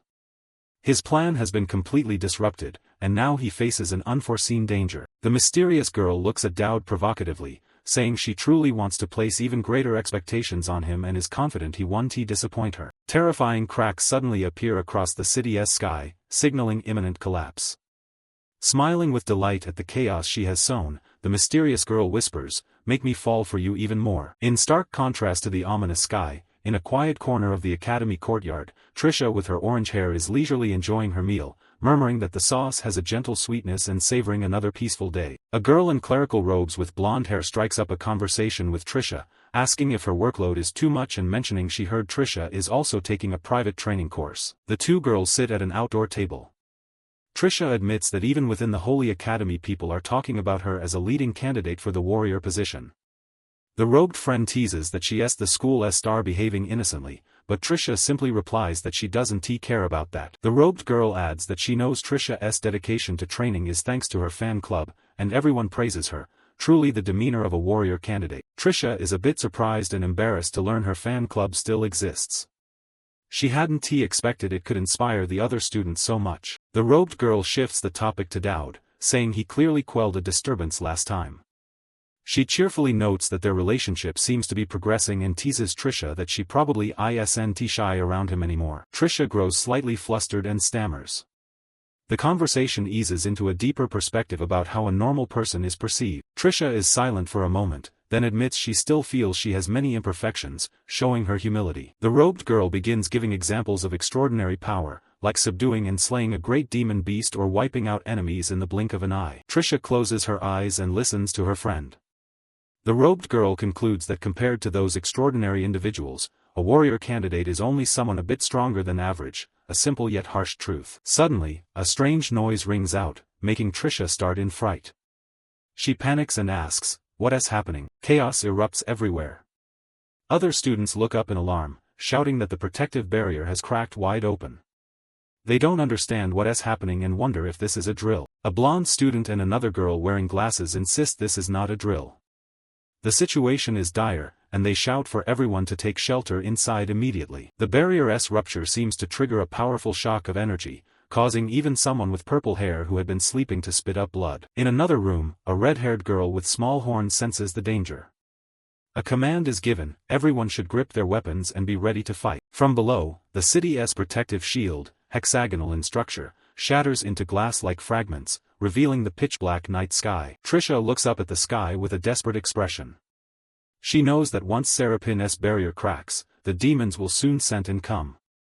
In horror she realizes, this wasn't in your calculations, was it, Dowd? Amid the chaos, a dark-haired girl wearing a single-lensed eye patch acts quickly and rushes toward the rift in the sky. The dark-haired girl concentrates her energy. Both hands emit a powerful green light, indicating she is preparing to cast some kind of magic. A massive green energy beam is fired, colliding with the crumbling barrier in what appears to be an effort to patch it or slow its collapse. Hovering in the air, the eye-patch-haired girl calls out Dowd's name loudly, reporting that everything is happening far earlier than expected. She stares at the rift with worry and suspicion, thinking that if even this is part of Dowd's plan, he'll owe them many explanations. Beneath the cracking sky stands a towering clock tower, its hands still moving as a grim reminder that time is running out. Right atop the clock tower, a massive, deep purple magic circle appears, shaking violently, signaling that the invasion gate has fully opened. From the dark magic circle, countless dragons and grotesque monsters begin to pour out, their roars echoing across the sky, signaling that a massacre is about to begin. Below on the ground,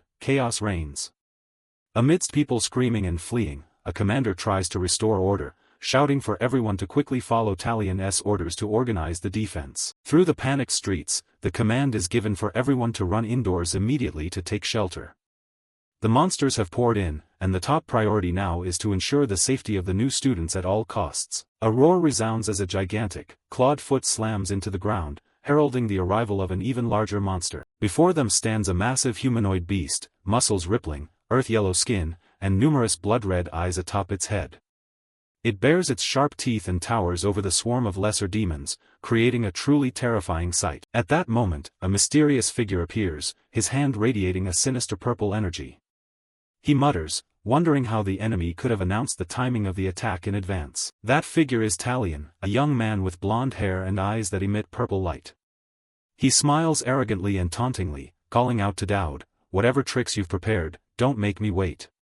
I'm bored of waiting." A giant reptilian monster with blue scales and a white skullcap on its head roars ferociously, signaling a sudden, chaotic attack. Immediately after, a male student screams in panic for help as a horrifying yellow monster covered in countless eyes and jagged jaws lunges toward him. A close-up of the student's face shows sheer terror. He is truly confronting imminent death. At the critical moment, a figure rushes in, Professor Elfin, who moves quickly to rescue the endangered student. Professor Elfin yells at the student to calm down and orders everyone to evacuate into the building immediately. Another red-haired professor restrains the student, warning him not to perform meaningless acts of bravery in this situation. Professor Elfin stands there, annoyed, realizing the situation is deteriorating. As he feared, the Academy's magical shield begins to crack. The problem isn't limited to the monsters inside the school. As headmaster, Professor Elfin tries to maintain the barrier.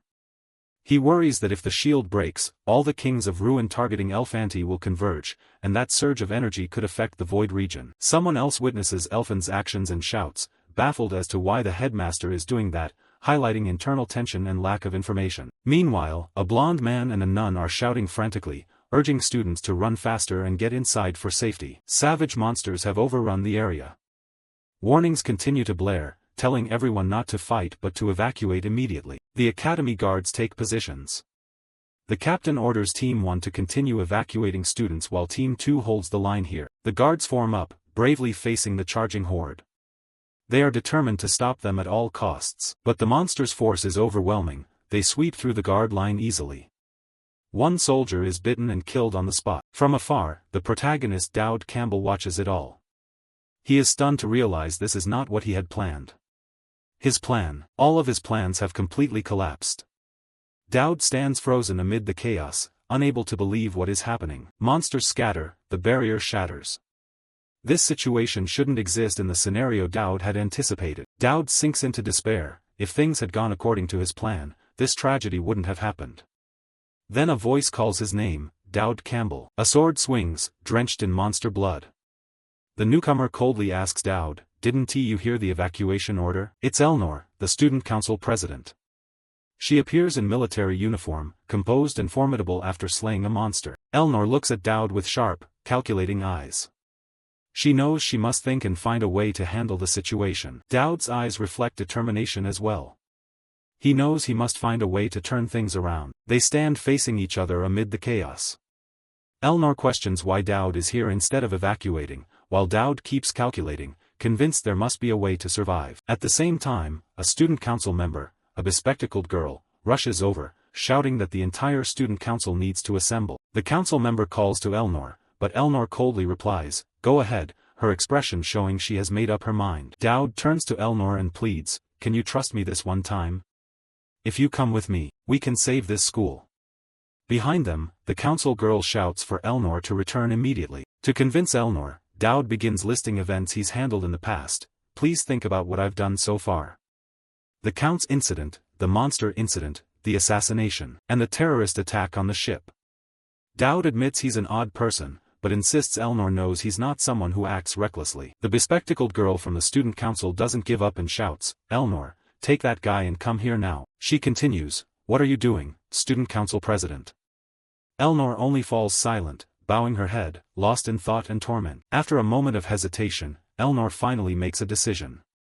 She apologizes, then turns to Dowd and says, "This is my last trust in you." "Thank you, ma'am, this way." Dowd exclaims and leads the way. The two run off, leaving the student council girl stunned, calling after them in vain, "Hey, Elnor? Elnor?" Watching their backs, the student council girl can only mutter helplessly, "Idiot." Along the way, Dowd explains to Elnor that the monsters originate from the clock tower, and there will be stronger creatures around it. Dowd adds that with just the two of them they can't handle all the monsters, so they need assistance. Suddenly, a group in black cloaks appears to block their path. Dowd asks them for help, but someone in the group coldly replies that they are merely envoys of the holy nation. Dowd immediately recognizes their identity.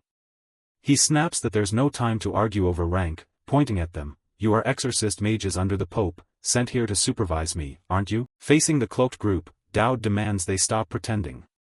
He knows their true purpose. Dowd states plainly, "I know I recently provoked the Pope, and that's why you were dispatched. The real delegation must be with the professors now." Dowd turns to Elnor and clarifies that this group's sole purpose is to monitor him.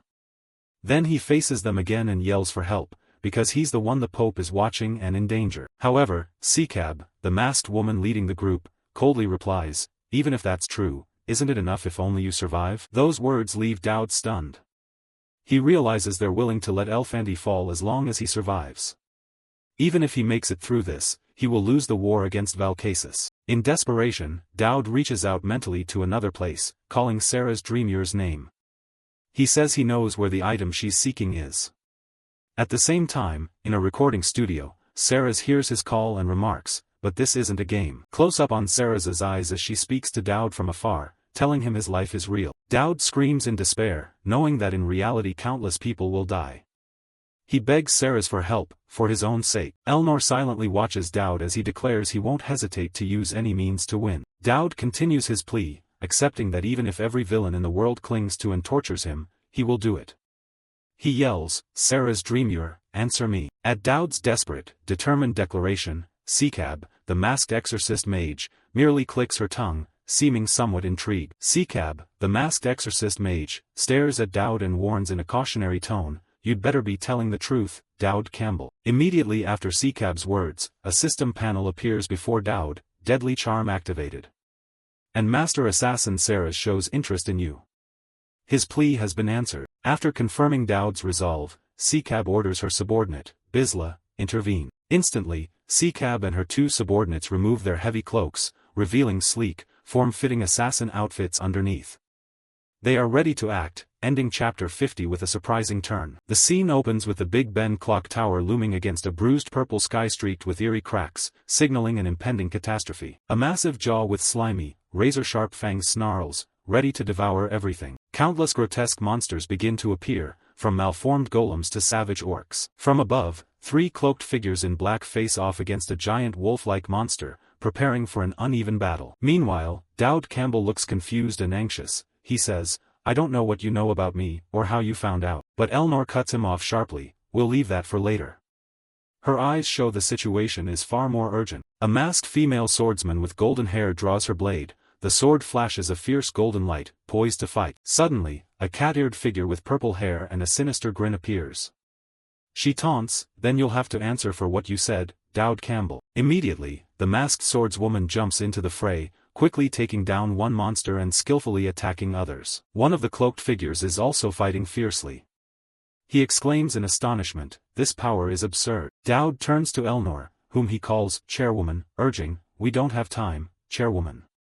We need to get to the clock tower, now." He points toward the tower and adds, "An enemy is waiting at the top." Elnor responds with skepticism, "Waiting? You mean he's deliberately waiting for us?" Seeing Dowd falter, she snaps, "If you're going to make excuses, stop." She stares at Dowd and says, "Since I met you, not a single word has been sincere. You always hide things or evade them." Then her tone softens, "But that behavior always has its reasons. That's why I'm by your side now." Together they move toward the clock tower in the glow of sunset. Elnor says, "You don't need to come up with clever excuses, just focus on what you have to do." Dowd thanks her for understanding. Elnor looks at him and remarks, "You certainly have many strange sides, but you also seem kind in your own way." The unexpected compliment leaves Dowd slightly surprised. He falls silent and listens, his face showing a hint of embarrassment at Elnor's perceptiveness. Suddenly, a huge, grotesque monster blocks their path.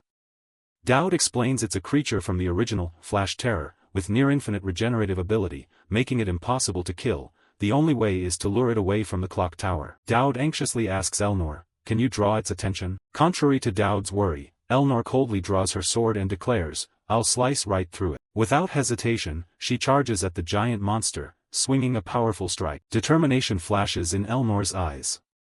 Dowd can't believe it, wondering in shock, is she really going to cut it? Elnor unleashes a series of golden slashes toward the monster. But at that moment, Dowd spots another danger and yells a warning, "Chairwoman, left." Hearing Dowd's warning, Elnor's eyes widen in shock as she realizes the incoming threat. A massive arm of the creature crashes down from above, aiming straight at Elnor's position. Dowd can only scream in horror as he sees Elnor about to be crushed, the ground beneath her beginning to crack. In the critical moment, Elnor manages to react. She creates a blinding burst of light to evade the attack. Immediately, a blazing red streak of light flashed, seeming like a razor-sharp counterstrike against the monster. Elnor successfully parried the blow. Her face shone with determination. Her sword had stopped the devastating strike. Her hat flew off, white hair whipping in the wind. Elnor gathered her strength and swung an immensely powerful strike at the monster's body. But as a result of the impact, her sword snapped. Surprise registered across her face. Dowd realized the harsh truth, a monster that even Tristan's swordsmanship can't handle? He understood this creature had been designed from the start to be unkillable. Dowd was caught in a dilemma. There's no time, I have to get up the tower. But I can't leave Elnor like this. Just then, Elnor called his name, Dowd Campbell. Though exhausted and wounded, Elnor resolutely said, "Even if I have to die, save Elfanti." Dowd was utterly stunned by her words. He could only stammer, "What?" With eyes sharp as blades, Elnor shouted, as if to rally him, you're not going to lose your fighting spirit just because my sword broke, are you? She loudly intoned her full name like an oath, Elnor Araniariza La Tristan. In that moment, a horrifying realization flashed through Dowd's mind. He monologued inwardly, no matter how the system is, no matter what the original story says. He looked at Elnor with a completely new awareness. She is someone who must never show weakness. Then the final truth revealed itself in Dowd's mind as he watched her back. She was destined to become the final boss of this world. He called her, Chairwoman. Elnor replied, yes, then added in a low, sorrowful tone, this may be the last time, so I'll say one thing. Dowd asked in surprise, what, and leaned in close to listen, while Elnor kept a calm but melancholic expression. After hearing Elnor's whispered words, Dowd was completely frozen. He couldn't speak, only stared at her in stunned disbelief. The monster let out an earth-shattering roar, a reminder of its terrifying presence. Elnor's eyes burned a frightening red.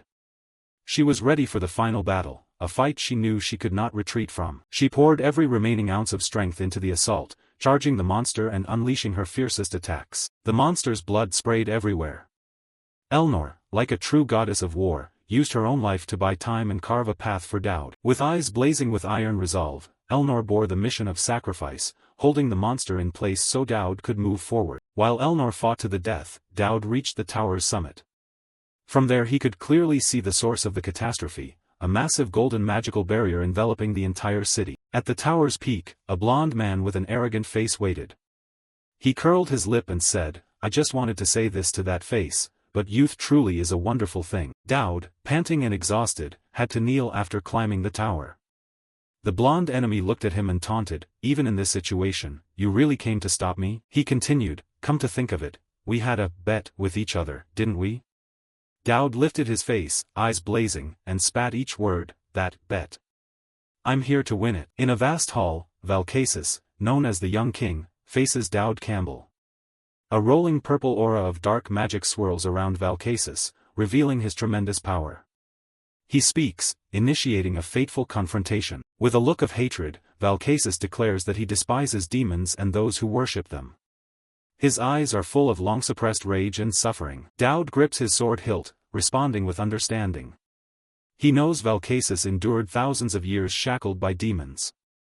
But Dowd also points out the contradiction of Valcasus choosing to cooperate with an enlightener seeking demonic power. Valcasus narrows his eyes and reveals the real reason behind his choice.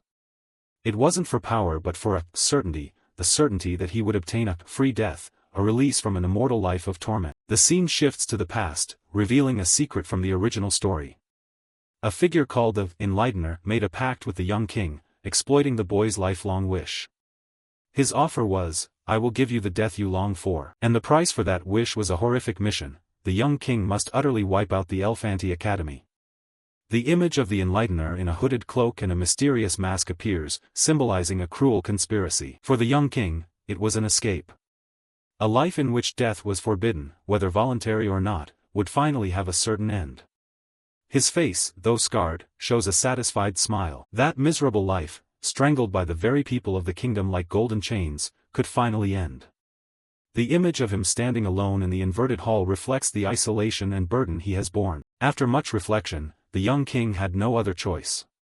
He had to make a decision, a choice that would change the fate of many. He tormented himself, wondering if it was right to entrust a life bound by demons to a villain. His inner self is torn between the desire for release and responsibility to the world. And finally, he decided. A burst of dark power erupted, indicating the young king's choice was sealed. He accepted the pact, regardless of the consequences. Back in the present, Dowd questions Valcasus. He asks whether Valcasus truly knows a way to save his kingdom when he made that promise. Dowd answers confidently, asserting that if he didn't know, he wouldn't be so assured. His sword flashes with magical light, ready for battle. Valcasus understands that Dowd will not back down. He also understands Dowd's stance. Because Valcasus only accepts death in an all-out battle, Dowd has no choice but to attack. Horrifying dark souls rise from Valcasus's sword, ready for combat. He challenges Dowd, demanding that his opponent fight with everything he has. The scene shifts to a group of girls. Trisha, the orange-haired girl, speaks up to warn them as the only one with experience. She tells the others to be careful not to bite their tongues. Yuria, the black-haired girl, cries out in shock. She can't believe everything is happening so quickly. Her face shows clear panic. Meanwhile, Lucien, the blonde, remains extremely calm. She puffs on a cigarette while advising everyone to set aside anything that might fall, then confidently says she has excellent balance. The three girls lie on a strange device. Trisha says to do as they like and that only experience will teach them. It seems they are about to undergo a special training session. Yuria, looking frightened, reaches to press the start button but hesitates at the last moment. She yells that she needs to brace herself first. Instantly, all three are hurled into the air by a chaotic surge of energy. Trisha screams in anger, cursing the so-called guidance of the experienced one. Clearly this is not a pleasant experience. Back at the battle, Valkasis, in his demon form, challenges Dowd. He demands that Dowd prove his words are not mere boasting. Dowd suddenly falls into a panic. Reality rushes in and his mind freezes. He wonders what kind of attack Valkasis is using. He seems to have forgotten his combat plan. Fortunately, the panic lasts only a moment. Dowd quickly regains his composure, his brain beginning to analyze the situation like a pro gamer. 223 tentacles, laser beams zipping, phase 1, super easy. He has the attack pattern figured out. With the plan clear in his head, Dowd tightens his grip on the sword. He tells himself he'll easily block with his Tristan swordsmanship. Though he speaks boldly, is he truly as confident as he sounds? Dowd holds the sword tight, but inwardly he mocks his own bravado. He knows his courageous words only mask the anxiety inside. Instead of charging in, Dowd opts to dodge. He keeps moving, slipping through Valkasis's dark attacks, following the tactic he mapped out in his head, just evade. The demonic eyes from Valkasis's attacks taunt Dowd, asking why he won't fight and whether he's running away. They try to provoke him to break his plan. Another massive blast of dark energy fires out, producing ear-piercing sounds. Valkasis's power seems endless, filling the space. The monstrous mouths show their frustration at Dowd's evasions. They begin firing laser-like energy beams, ramping up the pressure on him. Dowd keeps moving, bouncing between the hull's pillars. He thinks to himself that a veteran gamer's dodge instincts are kicking in. His goal is to force Valkasis to switch combat modes, though he's worried, given his all-F stats, whether he'll actually die. A pitch-black sphere of energy hurtles toward Dowd at terrifying speed, a powerful strike from Valkasis. Suddenly, a horrific humanoid creature appears and emits a terrifying scream. Dowd recognizes it as the Flash Terror attack and exclaims in shock, Elnor pulled it off, indicating outside intervention. Dowd is stunned to notice a discrepancy from his knowledge. He recalls that in the game, when this monster dies its brain or heart would explode, but here that did not happen. Mid-battle, Elnor with long platinum hair appears.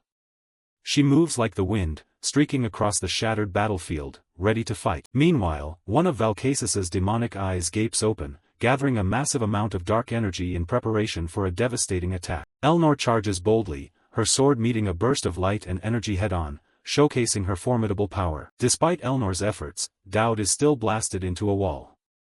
Valkasis mocks him, asking whether he finally wants to fight for real. Though wounded and covered in dust, Dowd's gaze does not waver. His resolve grows stronger than ever. Valkasis in his demon form approaches the panicked Dowd.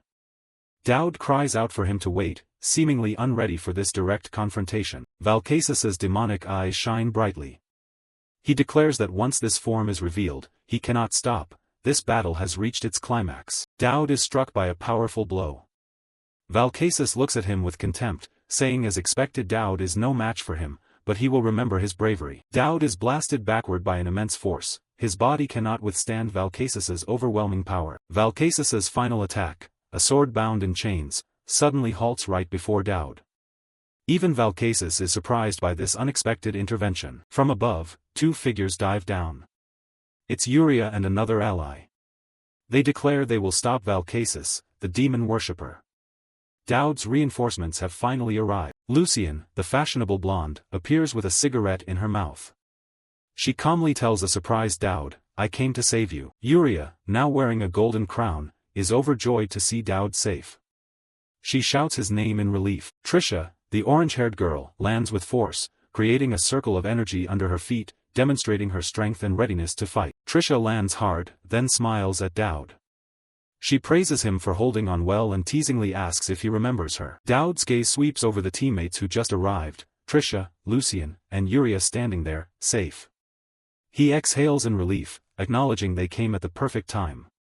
Though outwardly calm, inside he's screaming with joy, thinking if they'd been a second later he'd be dead. Yuria eagerly steps closer to Dowd. She realizes the iron ring he gave really works.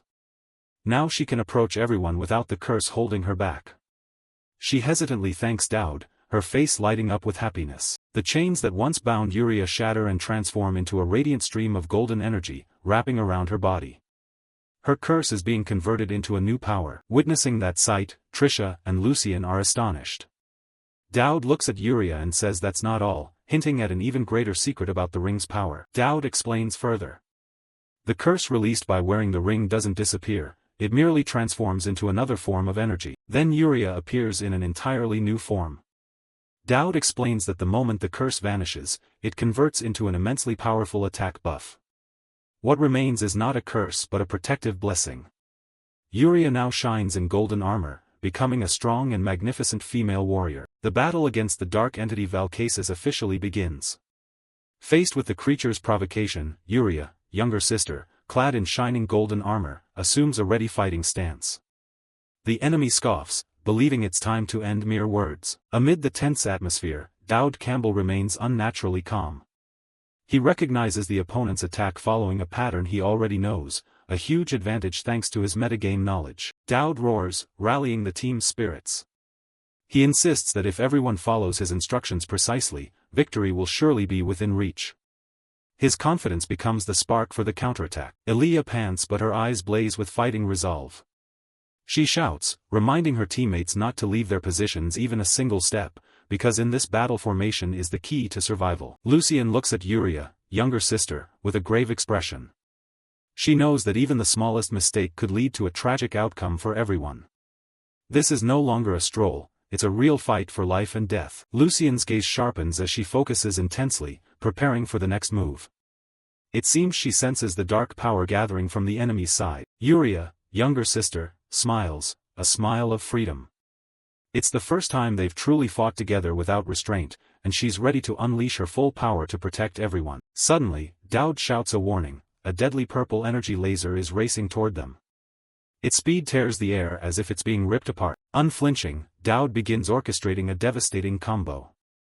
He orders Lucian to prepare prayer number 37 and tells Aaliyah to get ready for a breakthrough leap into the enemy's ranks. The three women coordinate smoothly under Dowd's direction.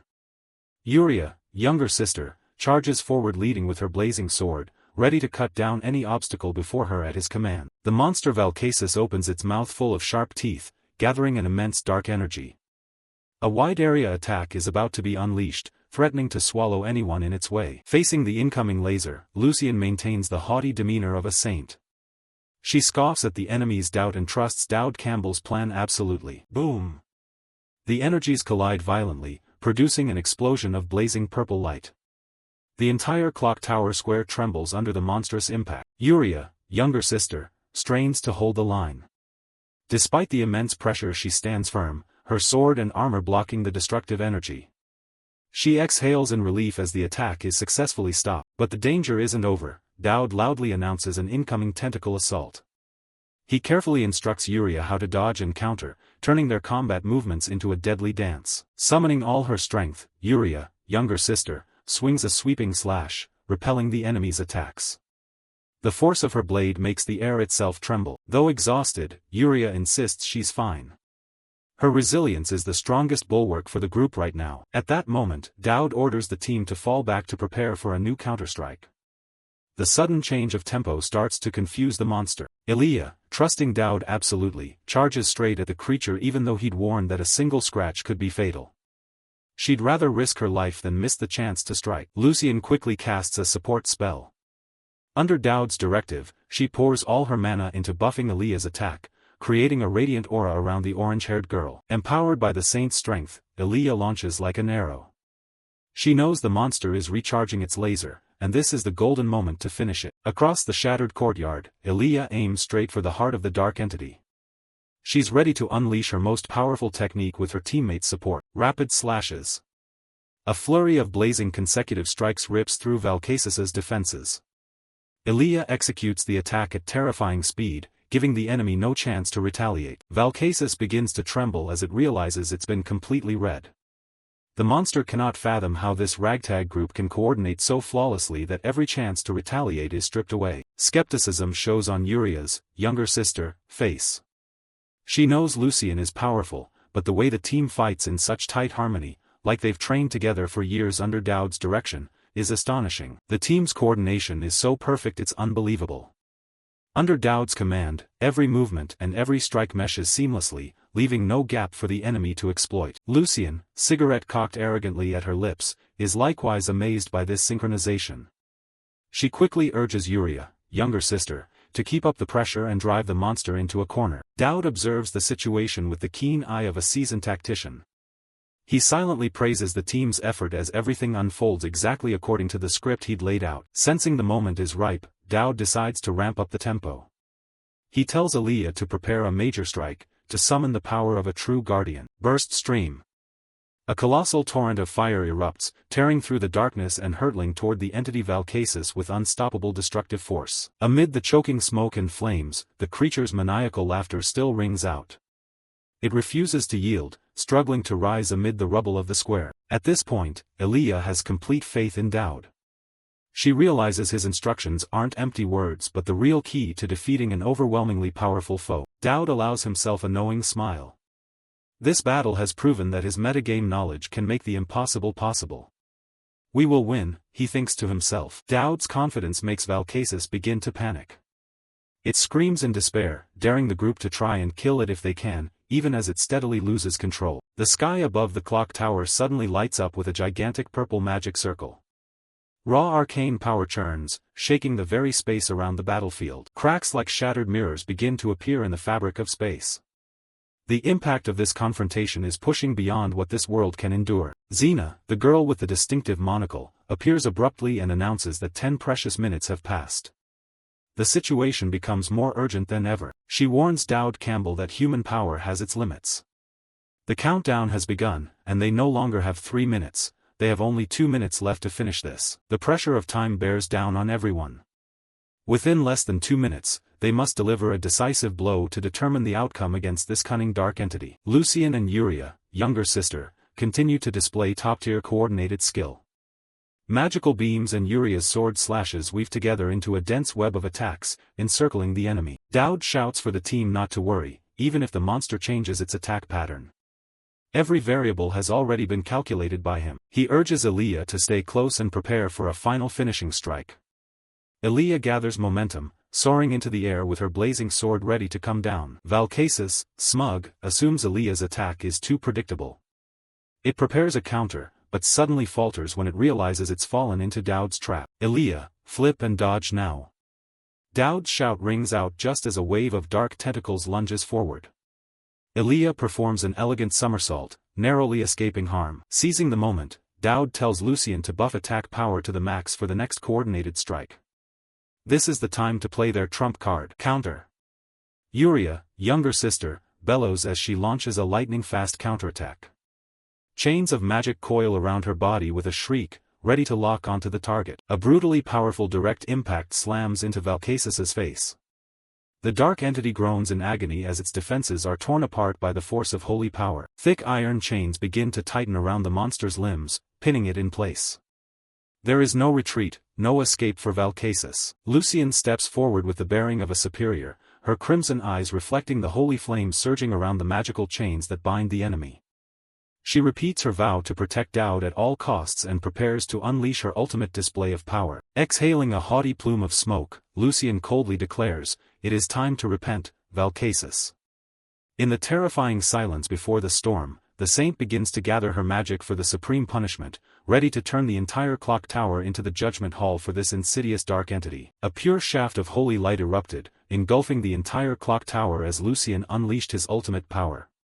Proof of faith, the demonstration of faith, was the final punishment that struck the being Valcasus. Bound by chains, Valcasus let out a pained roar.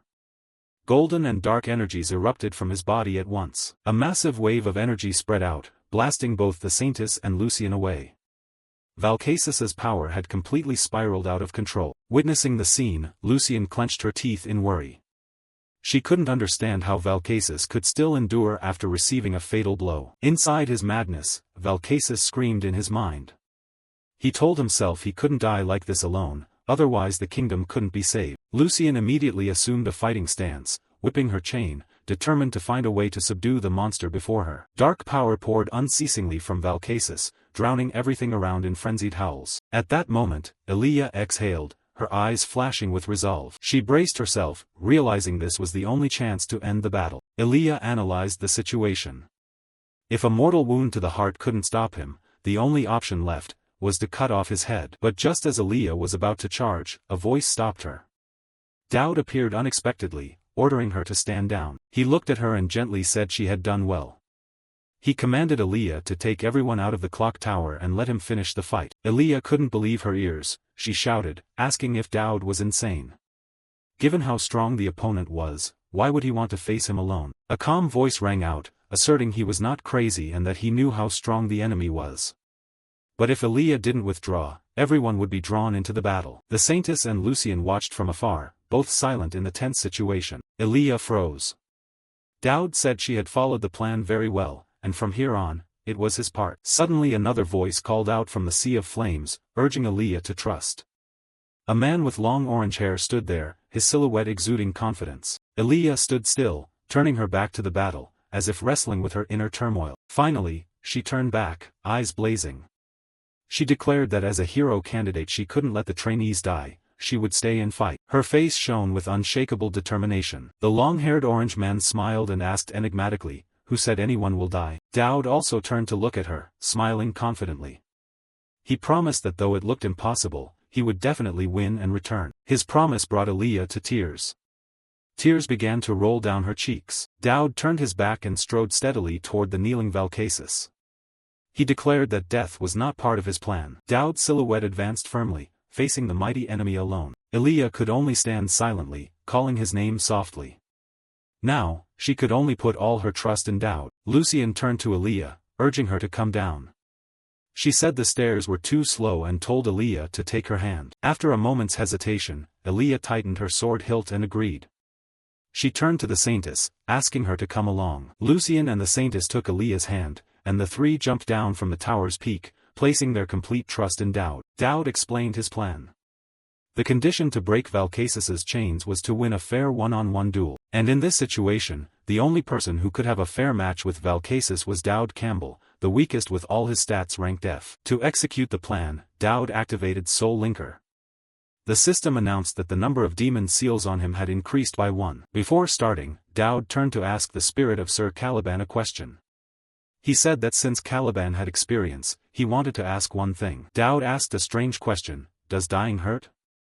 The spirit of Sir Caliban stood silently behind him. Caliban, with a sorrowful expression, slowly replied that, "Of course it hurts." Hearing such a bluntly obvious answer, Dowd muttered that he would never ask Caliban for advice again. Ignoring it, he raised the pendant and activated the skill Sacred Soul. Dowd knelt, pointed the pendant at Valcasus, and began the process of entering his mind. Instantly, Dowd's consciousness was pulled into an ink-black space. Violet streams of energy began to whirl around, signaling a perilous intrusion. Dowd braced himself.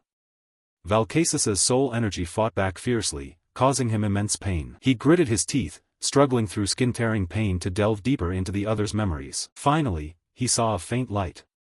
A small figure in an orange cloak sat in the dark space. That was Valcasus's true self. Dowd gritted his teeth, his body trembling under the tremendous pressure of maintaining the soul link. But he persisted, reaching out with determination to touch the shattered soul. The back view of young Valcasus appeared, a solitary figure amid a desolate landscape. The scene around Dowd shifted. He had successfully entered Valcasus's memory, a once glorious kingdom now engulfed in flames. Young Valcasus's eyes shone with profound sorrow. This was the tragedy that ruined his life. A prosperous city burned to ashes in an instant. Young Valcasus silently looked ahead, where another boy in an orange cloak sat alone, another fragment of his memory. Suddenly, Dowd appeared right behind him. The young Valcasus turned, shocked to see an intruder so deep within. He asked if Dowd knew he might be trapped in this memory forever. Dowd merely countered with a question: "In a one-on-one fight, is losing all you can think of?" Dowd smiled. He hadn't come to defeat Valcasus. He came to save both the boy and his kingdom. Valcasus closed his eyes, and for the first time a peaceful smile appeared.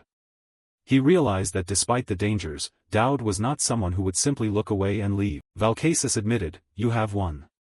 He bowed to Dowd and offered a heartfelt thanks.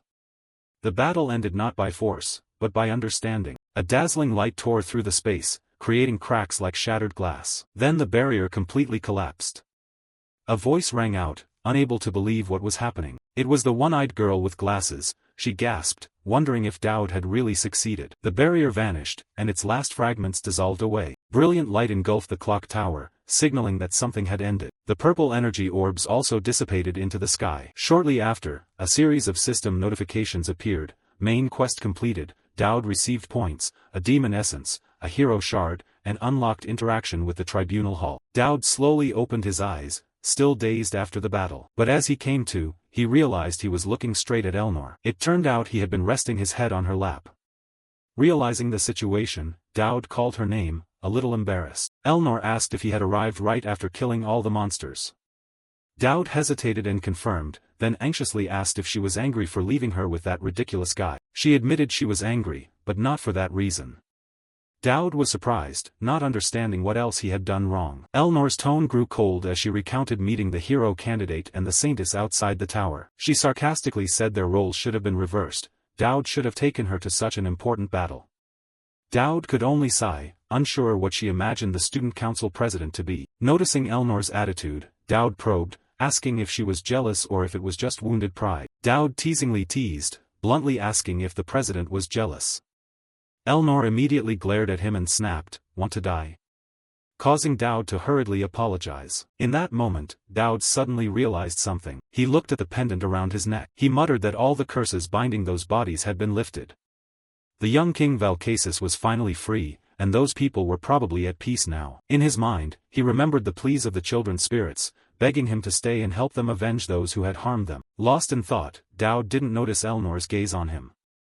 He blinked and asked why she was looking at him like that. Elnor simply smiled and replied plainly, "Because I wanted to." Dowd sat up and asked Elnor about her next plans. She was surprised and asked what he was talking about. He explained that word of him single-handedly defeating Flash Terror would surely spread. That also meant the level of assassins targeting him would keep rising. However, Elnor seemed unconcerned about that danger. She waved it off and repeated his earlier remark about making up the missed dinner. Meanwhile, at the academy, explosive news was spreading. A blonde student shouted loudly, announcing to everyone that the principal had decided to give an early holiday because of the clock tower incident. The whole campus immediately erupted in cheers. Students buzzed, some not even understanding why they were let off, just knowing someone had sliced a building in half and repairs were needed. On a balcony, two sisters were enjoying the peaceful air. The older sister lit a cigarette, saying they could stay at the academy for the time being. She exhaled a cloud of smoke and muttered that this was an official announcement from the Holy Nation. She wondered whether Dowd had truly discovered their weakness. The black-haired girl, Yuria, replied that it was very possible, since Dowd was a very calculating person. Yuria smiled, saying that in any case she was glad as long as the two of them could be together. But the older sister remained worried, reminding her that the Holy Nation would not give up, and the homunculus plan was not over. Yuria insisted that even so, they would not run anymore. Now, both were much freer than before. The older sister smiled, agreeing that the Holy Nation would no longer dare underestimate them. She joked that in moments like this she didn't know who was the elder sister. Yuria cheerfully replied that after all they were twin sisters, even if she was born 2 minutes earlier. Suddenly a voice cut into their conversation, telling them to be quiet. A red-haired elf student with thick glasses appeared, complaining that they were disturbing her reading and asking the older sister to stub out her cigarette. Scene changed to another room, where a family photo sat neatly on a table. In the room, Aaliyah lay on the bed and asked her friend Trisha whether she truly deserved to be a hero candidate. Trisha was surprised, asserting that it was obvious. She reminded Aaliyah that she had handled the clock tower incident well, and asked if she was feeling pressured by everyone's eyes on her. Or was it the pressure of the title hero itself? Aaliyah whispered, wondering if she truly wanted to become a hero that badly. Trisha worriedly said that if there was any trouble, Aaliyah could share it with her, because she missed family and didn't want to be trapped in vengeance. But Aaliyah thought differently. She wondered if she was blindly chasing the traces of her family until she found someone to fill the void they left. Trisha sensed something off about her friend and anxiously called Aaliyah's name. She asked if Aaliyah was unwell, but Aaliyah hastily denied it. The scene returned to Dowd, who was talking with the principal. She warned him to brace himself, because from now on, cultists would continuously target him and he must not let his guard down. Dowd replied wearily that he was used to it. But he added that a person can't be tense all the time, implying he needed rest. The principal smiled, saying that's why she suggested a break, also to repair the buildings after the incident. She thought Dowd should rest a bit. Dowd agreed. He admitted it was time to rest and recharge, since he had just finished Chapter 2 of the game. He also needed time to think about the Enlightener. A worrying thought surfaced: could the leader of the cultists actually be a woman? He tried to dismiss it, since it didn't match his memories. While Dowd was still lost in thought, the principal suddenly spoke, "Let's go together." Dowd was startled, completely unsure what she meant. She calmly repeated that they should go to his hometown together. She added that she had informed the hero candidate, Elia, and even the student council president, Elnor. Hearing this, Dowd was completely crushed. He screamed in his head, unable to believe he had to return to his hometown with both Elia and Elnor. The excuse he often used, "the world will be destroyed if I don't go," now seemed ridiculous.